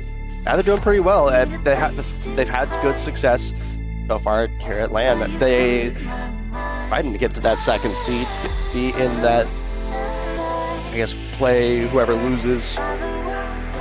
Whoever goes 1 and 2 in the other group. So again, it is important to win because you want to be able to play someone who isn't having that success on the other end. So though these teams are unlikely, though there's technically a chance for either to jump into 1st seed, it is unlikely. they still, even second versus third seed is still important, just based on matchups. It is right as we kick off game 3. King Kong, decent kickoff coming out from St. Paul. Then she will just die out in the corner. I don't know if there was a demo or something happened, but Donald just came out of nowhere. And now we have an opportunity going the other way as the double commit. Gonna come out, King Kong bumping Carl. Seems they will get away with it for the moment, but for how long? As Kansas City looks to tighten up this offense. I see sad, decent pass, leave it down, say shot! King Kong, beautiful read on that play. Might just be an opening, but a cut by Gerg, and it's an opening on the other side. As both teams now starting to absolutely show up. Carl taking his time here, almost able to beat Zay, but Zay just has too much boost, has too many options to get back to that one. Donald not able to get there first. Carl hitting it hard, at one shot, trying to get on target, not quite able to go through though. Now Zay banging it up to Icy. Icy, dangerous in the air, gonna get a flip reset here, not quite able to beat King Kong. Good challenge from him. Carl, again, a bang on target, trying to get this one up from range. Carl playing at mid now. Zay, good clear. A little bit of space now for Senators, though. Are they going to do anything with it? If you keep heat checking that net and just keep shooting at it, eventually you'll catch somebody's fingers in the cookie jar, inching for boost, maybe rotating a little too wide. At this so far in game 3, Kansas City seem to have cleaned it up, locked it down as Berg go high. We'll get a beat out on one. Decent reset, fake it out. King Kong could go for the bump, however. I don't think he realizes how much little boost Gerg has, and Donald lets it down. I love the team play. I love the attempts. As I see big booming clear Zay with no boost. Just pops it fast into the midfield, but nobody there. Maybe could have slowed that down. And it's just end-to-end action for DA. Donald stuck a little low boost as the last man there, but great clear coming out from him. Icy versus one. Gonna be able to 51. He might still have control of it. Gerg has to make a save. He does, but it's dangerous. Zay just barely beat out on that challenge. Gerg letting it forward. A little bit of space now for KC. Not able to beat anyone though. Icy. Good beat out in the corner. This one's a little dangerous. Gerg has to get a good touch. He does. Good touch into the corner there. Donald was a little missing. Gerg going to try, the double G's there messed me up. Gerg going to try to get to the middle with that ball. Carl not able to do much with that one. Just a little bit low boost. It's kind of turned into a bit of a stalemate, AK. There's not a whole lot happening. This could be a chance a little bit. No, good clear from the Senators there. Kansas City throwing out a heat check of their own. Infield pass, maybe it's a fake, it's a shot! And I see is that beautiful pass by Donald. What a shot to kick off game 3, halfway into the game. I thought, oh my goodness, I thought he had a piece of that to get it down to him, and then it increased the power, but it looked pretty much just like a fake on the replay. That was fantastic power coming out from Icy. That's so hard to say when you have that person going up, jumping in front of it, looks like they're going to redirect, and then they just don't. What a save coming out of the back line from Casey. I have no words. That was something. I'll need to see that one in the replays later. As King Kong looking to push his team forward. Carl already up in the air. Midfield pass, nobody close enough. Low boost has to back off. Zay will just pop it down mid. Icy's already up, so is King Kong. Player who has been constantly improving. Infield pass for the backflip, gonna come out by Carl. The defender already had a red anyway. That might have been an opportunity, and Gerg going for the double zero boost, fakes it out, shot, Carl, bang! It's 100% accuracy every time. I mean, hit ball hard at open net. That's Carl's motto, and he does it so well. Finding an opening there, able to get it through. There was a couple defenders in that. It wasn't entirely open this time, but it was plenty open for Carl. He was able to put that one away. Gonna try to get another one, but Icy has some space here. This could be dangerous. Good challenge coming out from the Senators. Oh my goodness, that bump could have been dangerous, but the bump going the other way relieves all of that pressure. I mean, I love what I'm seeing from Gerg. They got this guy on the bench. I don't know what's happening at St. Paul, but they need to reevaluate. But I didn't watch any of their series, so maybe Napier is just also peeking out of that mind. Maybe we should make it a 4v4 as that is in. What a pinch by Donald. Where did that come from? The midfield. Okay. Yeah, that came from the midfield. I don't know how that corner bounce, it goes on target. and the defenders absolutely were not ready for that. Casey will take that. Casey will take the lead.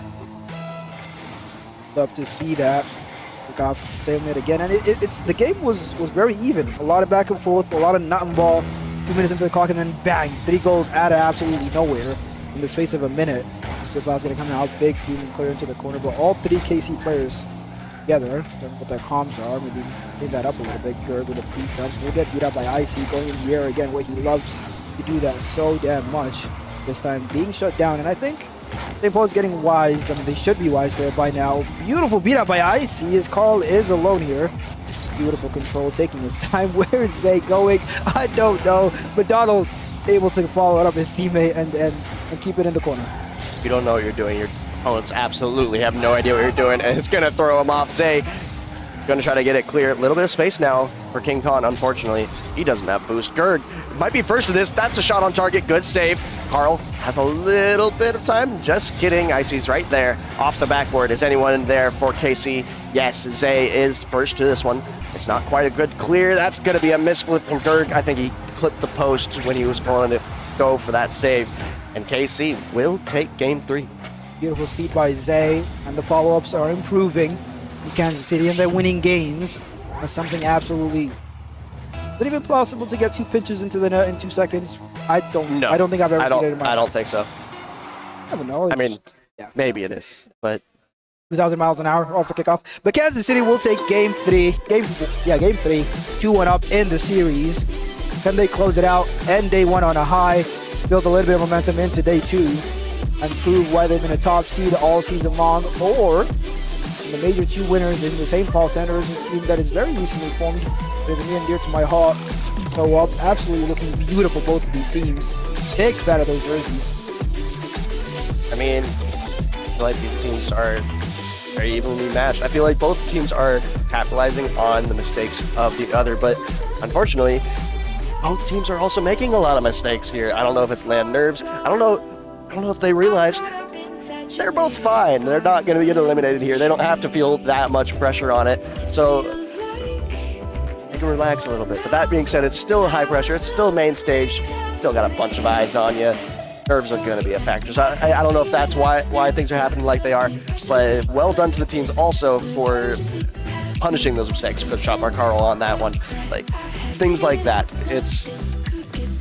Those mistakes will get punished by these 2 teams. I mean, I'm looking forward to how these 2 teams perform tomorrow. I like what I'm seeing. I mean, a lot of mistakes, yes, but a lot of positives as well. A lot of offensive plays, a lot of team plays. That pre-jump into the catch, into the second one. Show me something. The follow-up almost there, but Carl does is in net. What a surprise. Shuts it down. Could have just let us have that one. Icy's feeling himself right now, but now they're stuck on defense. Carl also trying to do something insane there. And Icy, good 50. Counterattack opportunity now. Icy with boost. Makes it a little bit low. Zay not going to challenge that one. Gerg able to get it clear. Going to go for flip reset. Not able to get it. Donald up to Zay. Zay back to Donald. Donald doesn't quite get the bump that he's looking for. And again, both teams now just getting confident, getting a little cocky. Maybe they do know that they made tomorrow. Maybe they do know this is a confidence builder, momentum builder. I would hope so. Swalty is locked in, and I'm sure Donald, Icy, and Zay are aware as well. Especially with the way Icy is playing, he gets his confidence up. Tomorrow is going to be an absolute movie for this Kansas City team. They got to be careful as Zay. I think we even clear able to get it away. Game 4 starts off quite hard for both teams, honestly. Nobody has really had the edge of a couple of decent opportunities. That Icy highlight play almost coming off, but you got Carl's nuts in net. We'd love to see that. And another heat check. Gotta come out, and Gerg going for the bump as well. Doesn't get it. But those are the type of plays that will catch you out every single time. Yeah, that seems to be where St. Paul's successes come from the most, especially on the hands of Carl, getting those long beats, long shots on target. The only other ones have been Gerg being able to outplay some people. I would love to see maybe more of that, maybe some other variations, some bump plays, some team passing plays, something. But right now, they've had 2 plays that have worked. Long shots and Gerg solo playing. And I feel like that's not a difficult recipe to counter, and KC have done well to do so far. That being said, this one is still tied. Oh my goodness, it is still tied. KC saved their own shot. This one somehow might float in. No, King Khan able to get the save.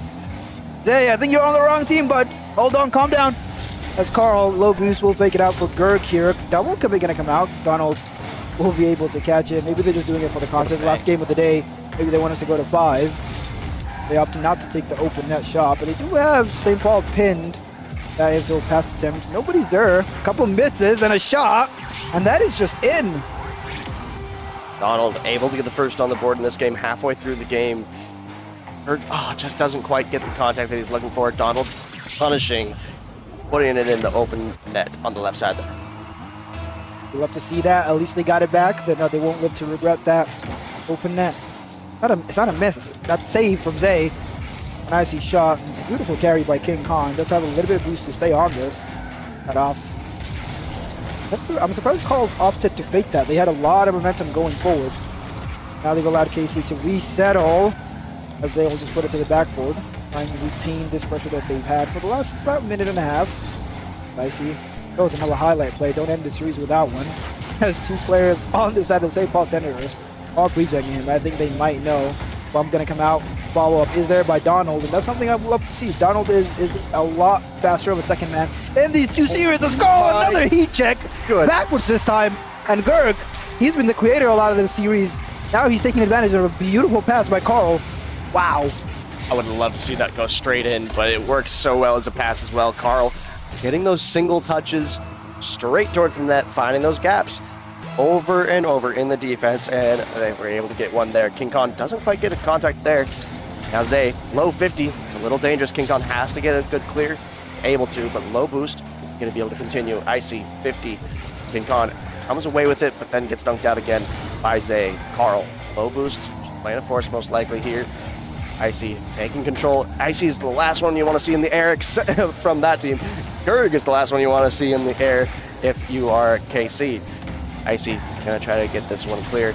Hopefully as far as Gerg. Now Icy dunks him out. A little bit of space. That's a pop on target. King Khan leaves it for Carl. Smart move. Beautiful. The comms are just absolutely pinpoint. That was so fast. The reaction time to leave that for Carl. The trust. This team, I know for a fact, screams so often. I still have the Rising Salt tag in the Discord. I get pinged all the time. Hopefully that will pay off for them, and we'll see them go deep tomorrow. But on the other side, I'm a little worried and excited about Rising Salt tomorrow if Icy stays getting as hot as he is right now. We make some exciting Rocket League, maybe even putting me some more casts, Stewie, maybe. We'll talk about that.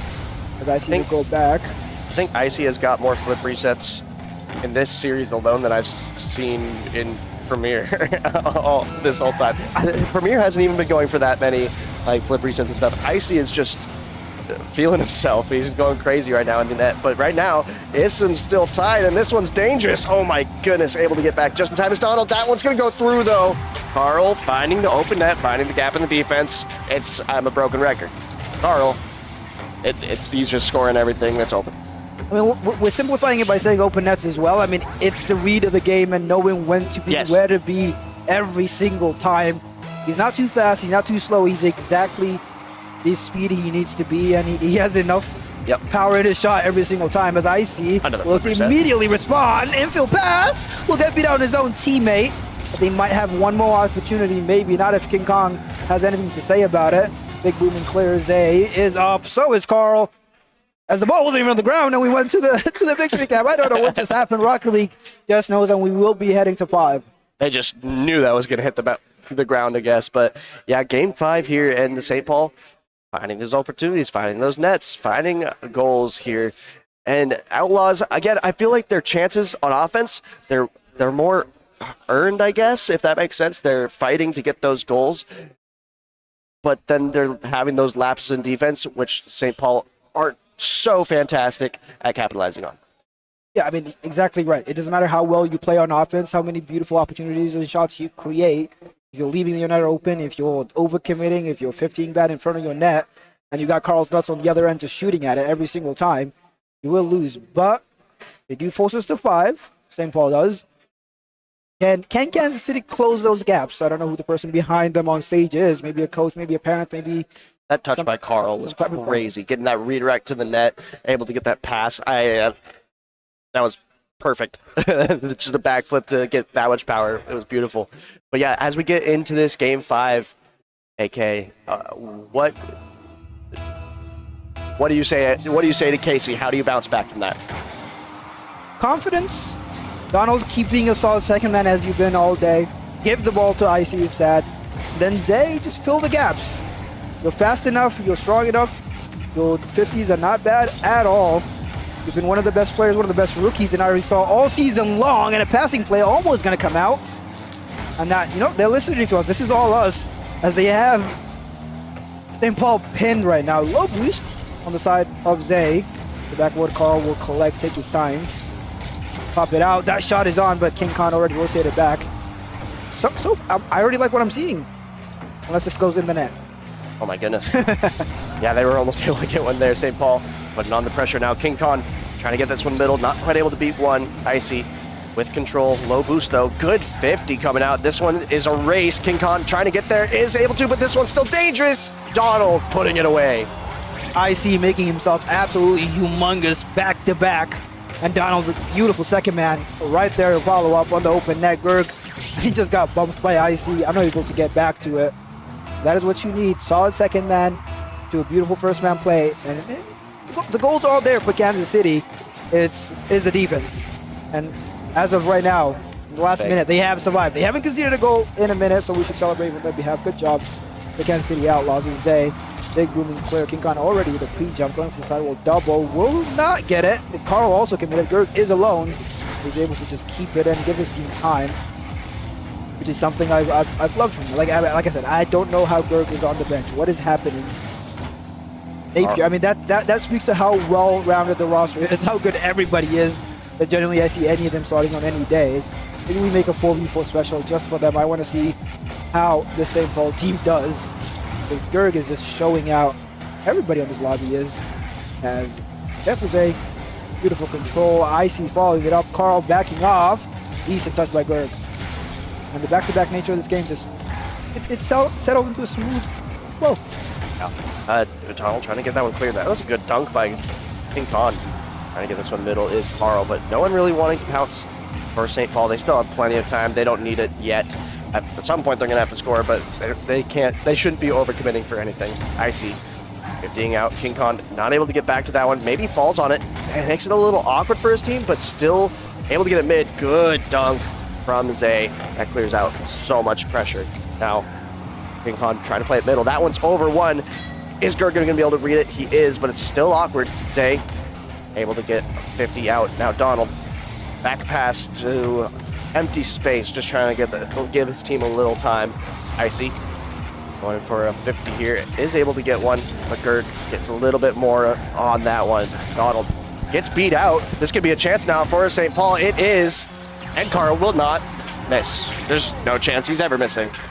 I mean, if there's one player's time and presence of mind to know where to be, when to be, he's always there. Except for DA, of course. It is Carl's enough that I'd want to copy. But we've seen Kansas City perform a lot better against it for the first half of this game. I like what I'm seeing. They have been leaving as many openings. You just got to know in the back of your mind, the one opening you do make, Carl is there. Will be there to slot it as Zay maybe takes it away a little bit from Icy. Carl keeps it in. We'll get that ball. No, he won't. Donald pop out high. Nobody up but King Khan. Decent touch. Icy just boot to the wall, waiting for it. A little awkward, but Donald helps him out. Carl, St. Paul starting to sustain a little bit of pressure. Oh, but he going. Donald big beat. The offense resets. Carl and Gerg a little awkward on top of each other. Carl able to just get it away. Donald again saying, nope, I am the second man. I live here. Just a little too fast. Icy just a little too close. We're back in the blue half. Zay gonna put this one on target. King Khan easy clear. Up to Carl now. Carl taking a little time on it. That's a great 50 there. That's gonna be on target. Is Icy gonna get there? He is. Bouncing up now. King Khan gonna be up first for this one. Taking a little time on it. Tries to get another touch. Takes that one out instead. Carl almost back flipping, but he probably wouldn't have been able to beat him anyway, so no harm, no foul. Now King Khan, big bang up to the backboard. Zay decides to bang it right back. This one bounces mid. Could be dangerous for either team. Gerg is going to take control on the back side now. And this one forward into the corner.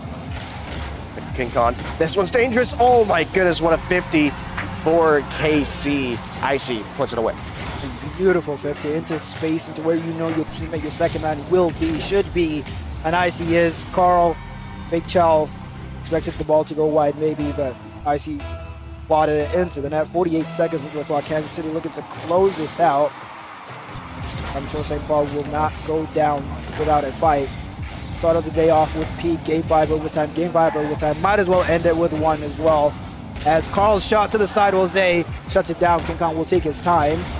Big challenge coming out from Zay. I mean, his 50 game, his challenge game has been absolutely immense. Absolutely. Gerd not going to make contact with that one. King Kong able to get it clear though. Now he has to make another touch. Able to pop it up, but a little bit of time waste on accident, really. Not able to get as much power as he wanted. Now Gerd not able to beat one. King Khan up first. Good touch onto the sidewall. This is the last chance for St. Paul. Counterattack opportunity coming through. That's a good 50, but no one able to get there. Donald up. And oh my goodness. Carl not able to get this one here, but this is the last chance now for real. Zay not able to get, well, he is able to get the touch he wanted. And Outlaws take this one in 5. 1 goal game. Well done to the Outlaws for closing that out. Excellent plays from both teams. Both teams will be absolute contenders. Major 1 winner against Major 2 winner. Major 1 winner comes out on top this time, but I'm sure St. Paul will have a lot to say about it tomorrow. That is it, Clash. That is Rising Star done. That is the last match of the day. I'm looking around expecting it to be more magic. There's so many people in here. What is happening?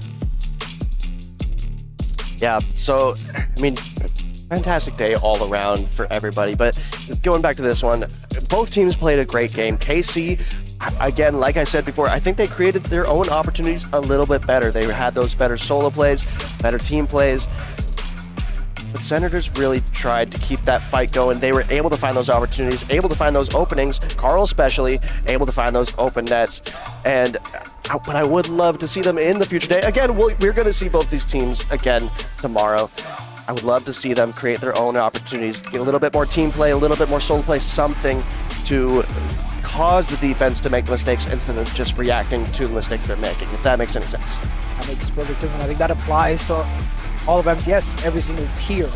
Honestly, there's so many mistakes, misplays all day long. Everybody's nervous. It's day 1. I expect the gameplay to pick up. As I feel like I'm keeping my name, but I'm just going crazy. Oh, you're definitely going crazy. You're definitely going crazy. No, but fantastic series, and it was so close. We tried to keep the elimination matches going, but I guess Rising Star just didn't want to have one for us. They made it a little less pressure on that one, but either way, these teams are going to be moving on, both of them going through. That being said, KC are going to have that higher seed, going to be playing the 3rd seed from the other group. Assuming that's the better team, that they'll have the better matchup, all that stuff. But sometimes, we'll see how those groups pan out. I'm sure we'll get it pulled up here in a moment once we get those scores in. But really, just well played from KC. They had so many good opportunities. I don't know who is done with LAN from Group A. Shout out to the Brayden Victory. Excellent season. Great moves to make that roster happen, and they all performed all season long. They look so dang good. Shout out JJ. Shout out Sweat. Shout out Sway and Weevil. I see you there. The Brayden Victory team is done. Again, we will find out who the Group A team that is also done with Rising Star is, but I believe we also know, well, we know 4 teams. The other 2 tiers who are done as well. We've lost 6 teams across all the tiers today. Yeah, hopefully we'll see them tomorrow. And all the games are done, so we're just working on finalizing that bracket right now because all the scores are in, so we have the process too. It just takes a second to input those scores and stuff, so give us a second on that one. But yeah, a little bit of recap for the day. I mean, we had some crazy matches. Starting it off, I remember the first 2 matches for the day, Game 5, so many overtimes. Oh my goodness. And then even the next one, it was sweet, but it felt so close. I love LAN, AK. LAN is such a good environment. I love seeing everybody here. Yeah, I mean, I even if I'm not playing in 20 years, I'll wait for a couple more years. But I got to see your beautiful face. I feel like I was going to say something, but it'll come back, I'm sure, as the brackets get made in the background, but it has come back. Speaking of being done with all the matches from day one, we're actually technically not, because in Premier we do have a tiebreaker match. It was supposed to be played at 6:30, but both teams agreed to run it at 8:30 tomorrow, I believe. It will be the Morehead Musketeers against the Bemidji Lumberjacks, 8:30 a.m. That's going to be an early day for both those teams, especially with Fumogi, who does not sleep, I feel like. And I believe it will be a best of 7, a little bit of an adjustment. We're making our first tiebreaker series. Might as well let the guys go out with an absolute bang. I'm excited to see how that plays out. Because whoever loses, I mean, I'm sure that they'll just hang out to watch a few series as well. And AK, I was asked this earlier, and I wasn't sure. Are quarters best of 5 or best of 7? Because I know semis and finals are best of 7. Every single match tomorrow is a best of 7. Yeah, yep, every single match. one. Got it. Yep. Tomorrow will Good be to know. hopefully a good day of Rocket League. If it's a fraction of today, I mean, it will be. I have no doubt in my mind, as we have a schedule that I'm looking at of day 1. Of day 2, I'm getting yelled at in the corner. Sorry, Matt. From your 8:30 a.m. tiebreaker match, Morehead Musketeers against Bemidji Lumberjacks. Hopefully, we'll see a full house for that 8:30. That should be a fun one. And then back-to-back Prem games on the main stage. Rochester Rhythm against the winner of Bemidji Morehead. We might need to evaluate that a little bit for the main stage. But yeah, tomorrow, Prem Challenger Rising Star, Prem Challenger Rising Star. Every single match will be streamed, whether on the main stream or the B stream. Should be a fun one. Yeah, it's going to be so exciting. And the winner... Wait, sorry. We're getting cues from Stewie, and I'm a little confused. But that's okay. Yeah, Premier... That tiebreaker is going to be so important, seeing who wins that one. And as we know, like, whoever loses that one is out for the tournament. So it's fighting for their lives. And every match at that point, every match from this point on is going to be elimination. So that Rising Star missing team there is going to be either Fargo or Morehead, depending on who wins that game. But we will see day of. Yeah, elimination games all day long tomorrow. Somebody will be done every single time they touch the pitch. Hopefully that A and B stage will be rocking. Because, I mean, a lot of beautiful people in the crowd. Juxo, give us a wave. Hello. He doesn't hear us. He doesn't like us. It's okay. Juxo. As we just stall time. Oh, man. He's still not paying attention. That's fine. He does not hear anything. It's okay. Somebody is directing him to our way. Hi, Juxo. There you go. Yeah, there he is. Took him a couple seconds. A lot of fun games. A lot of teams. Still 6 teams from every single tier playing tomorrow. But still pretty much a full house all day tomorrow. Use code MEST in the item shop. Little shout out. Hashtag ad. Might as well. If you're buying items in that item shop, might as well get just a little bit extra funding for. If you're still here, log on to PC. Doesn't cost you anything. Spend $200. Put in that little word there in the code corner thing of the item shop, and helps us out. But yeah, again, going back to groups, now we have the finalized matches. Green Bay Knights are the first seed. Musketeers, Steelhawks, second and third in that group. Rochester, unfortunately, eliminated. Group B, we have Derecho advancing here. They did take down the victory. Outlaws, Senators, and then victory in last there. And AK, obviously, I feel bad because those two are so far below in game diff. I feel like they were still competitive. They still had a good run. I think Rising Star is so close, but getting into Challenger. Challenger, I mean, unfortunately, the Bemidji Lumberjacks, we lost them. The first seed, the best team all season. Like, I can wax lyrical about them all day long. They were so damn good. Are those right? I'm pretty sure Lumberjacks won. I thought Lumberjacks won. As we will fact check that. If Bemidji did indeed win, we will correct that. But as I'm looking at it, the screen tells me Bemidji lost. I'm confused. I really thought they were... Okay, I don't know. And if there's somebody in the crowd who was watching that Bemidji Kansas City Challenger Series who wants to give us a wave, who won in 5, let us know. We're confused, but I'm sure we will find out. But regardless, on the other side, now we're looking at the Premier, yes. Duluth, Rochester, Omaha. Moving on from Group B, unfortunately, Brian Berger and Whitlock. Shout out T-Jack for subbing up on such short notice for that team, but their LAN is done. Hopefully we'll see a couple of them tomorrow hanging out in the crowd with the boys.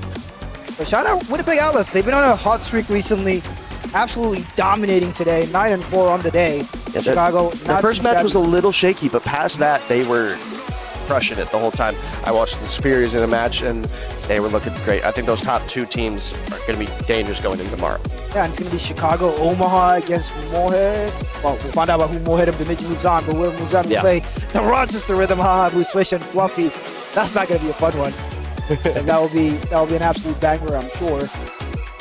Let's go back to the Challenger one for a second, because like it's a bit of a special one. I might be lying, but it is a certain somebody's first ever day two.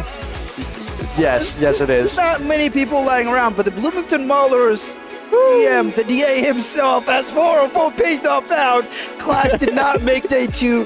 This website could not handle it. It is over. It's done. I broke the page with qualifying, I guess. But shout out Bloomington. I mean, roster moves had to happen, things out of your control, and you still made it happen. Manboy Sneaky showing up and making it through. How does it feel, Clash? It feels awesome. I can't wait. We'll be, I guess, playing the Miracles first match tomorrow, so it'll be very exciting. But fortunately, that won't be on the mainstream. But again, we'll have that B stream running, so any of those matches, we should just be doing 2 at a time. So all games will be on stream there, unless scheduling requires us to run a third for whatever reason. But we'll have a main stage match, B stage match. If you want to let family know whatever stream you're on, whatever, you should be on stream at any given time. So it's exciting, KK. Yeah, and before we talk about the matchups and the bracket, I just want a quick little shout out to the few staff who stuck around, who've been helping us all day long. I see you Loading, I see you Swalty, I see you Seer, and obviously the Stewart brothers up top on the production, and all the other ones that didn't get mentioned. I'm sure I'll special shout out them both. Oh, no, not you, as I'm getting a wave from Red Wizard. I love you. Oh, that's not Red Wizard. Not Red Wizard. Hey, in my defense, from this POV, it looks like a jungle jersey. That's all I gotta say. I'm sorry. Actually, did you win against KC or did you lose? Bemidji won. We will get that updated. Bemidji moves down. Kansas City is out. We do have that wrong. But Kansas City Challenger is done. Say again.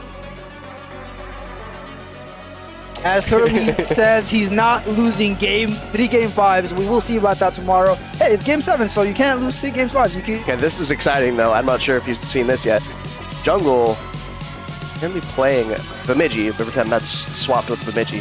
This is going to be a rematch that we've seen so many times. Jungle and Bemidji coming into this LAN, I don't think anyone had an argument. In Challenger, we're the top 2 teams. One of them is going to be out immediately. That is a big one. Yeah, it is. They were undisputed 1 and 2 seeds coming to the LAN for the Challenger. That would be a fun one to watch.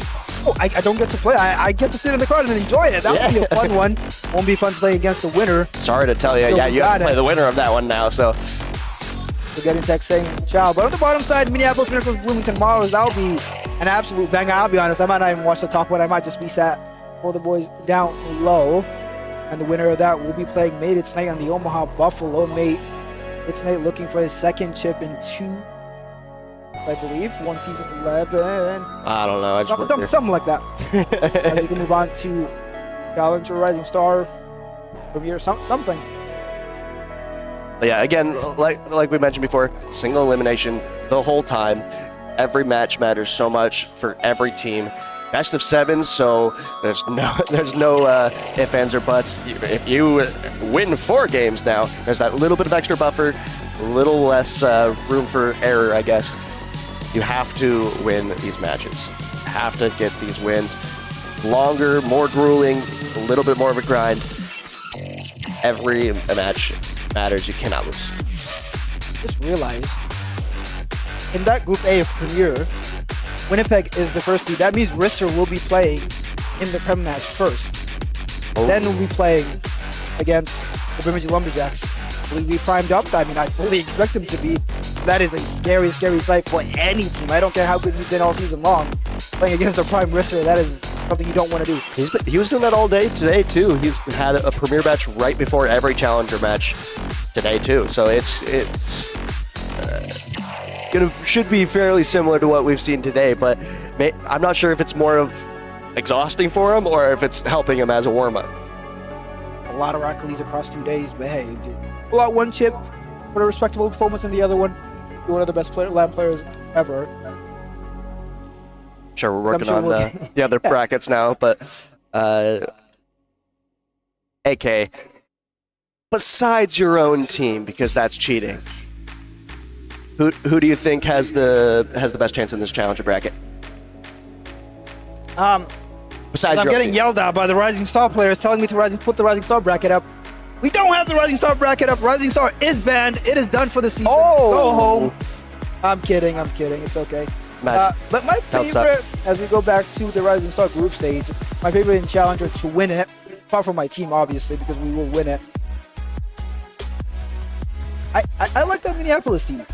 I love what I see. Okay. I think Seer has been improving time and time again. Every time I've seen him play, he is looking so much better. Busy, you know what he's about. Eli, player who just locks in for LAN every single time. I mean, but we're going to beat them, well. so they're not going to win. You beat them, then my new favorite team is the Bloomington Maulers until we make it to the grand finals, and then obviously it's not you, it's me. Sorry. I mean, I think one of those two teams that are playing each other in the top round, I think they're going to be able to bounce back. I really still like the Jungle and the Lumberjacks here. I think I'm going to lean Lumberjacks on that one. I think they've had a better season overall. I think they're a little bit more consistent.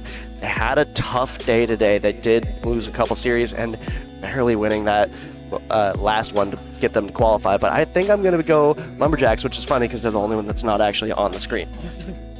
But yes, Kansas City Outlaws is the Bemidji Lumberjacks. That will be fixed eventually soon. So yeah, we kind of know the brackets. Des Moines plays, well, Des Moines and maybe we don't know the brackets. It's been a long day. I don't know what's going on anymore.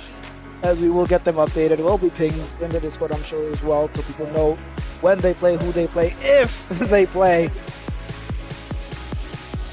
As the Kansas City Rising Stars team. We have another bracket. Ooh. Amazing. This is Rising Star. This is Rising Star. Okay, yeah. Of Kansas City Outlaws against the Fargo Steelhawks for a majority of the season. The 1 and 2 seeds. Des Moines just came out of nowhere second half of the season. They absolutely locked in to guarantee those, as did Green Bay. They had a few flaky moments. But these two teams, they were fighting at it at the top of 10. I think Fargo is still 13 and 2. I don't know how they're in the lowers. I don't know how their day has been going. I got to catch up on the Rising Star action. I'm looking forward to seeing how, Spooky plays well every single time we see him play. Looking forward to seeing how Xficity plays and how Steeple plays. I don't know if Steeple is rookie, but I think I'm fairly safe for certain that Xficity is. On that bottom side, we just watched Peak with St. Paul Senators, and we're going to watch it again with Gumbro, Thailand, and Creed or Electric Step, whoever's playing. I'm hearing that they play with anybody and they can win. That should be a fun one. And you got Green Bay Knights and Des Moines Ratio, final bosses just waiting in the semifinals. That'll be something. Yeah, and then awaiting those teams, you have Knights and Derecho both doing so well today. I want to shout out Derecho here. They were popping off every time they had some crazy goals. They were so loud, and that helps so much in the LAN environment. I really like Derecho going through on this bracket. Yeah, and we know Chicago plays Omaha, and Moorhead, Bemidji winner, immediately goes back-to-back against Rochester. Is that cheating? Is that a bit of an advantage? They're getting a warm-up, essentially, in that tiebreaker series. Is that part of the plan? You got to play it at some point, so unfortunately, yeah. You would still much rather be Rochester, who have that secured spot, and not have that warm-up than the team that has to play the tiebreaker. And plus, either way, the nice thing about tomorrow is you have those warm-up setups we're only taking 2 at a time. So they can still warm up, it's just not a full match. They can still play a little bit beforehand. So they have a little bit of time to prepare beforehand. And every team will. anyone is feel free to use the empty setups, but if a team needs warm-ups, please clear it out. That is very important. But okay. There's no please. You will clear it out if a team needs to warm Yes, up. yes, you are required to clear out if you are not warming up and a team wants to warm up ahead of their match. That being said, AK, we have yapped for far too long. I think it is time to transition into tomorrow. AK, any last thoughts? What if I don't want to? I feel like I keep talking. I want to keep talking. I want to keep yapping with you. I don't want to go anywhere. I'm good where I am right here, right now. What if we don't outro? They can't end the stream. What are they gonna do about it? But I'm tired and I want to go to bed, and I think a lot of these players are wanting to get some sleep for tomorrow and maybe hang out and party a little bit. I don't know. Some people going a little crazy, but I think we need to transition now, AK. So we're going to do that. Thank you, everybody, for joining us. Tune in tomorrow because we will have some great Rocket League, some finals, we will crown champions tomorrow in all 3 leagues. I'm excited for it. AK, thank you for joining me. This is MCS. Join us tomorrow. Goodbye. Go to outer space, superhero in the streets. Damn, what a lie. What a time to be alive. How will I survive? Left the battlefield, 1974.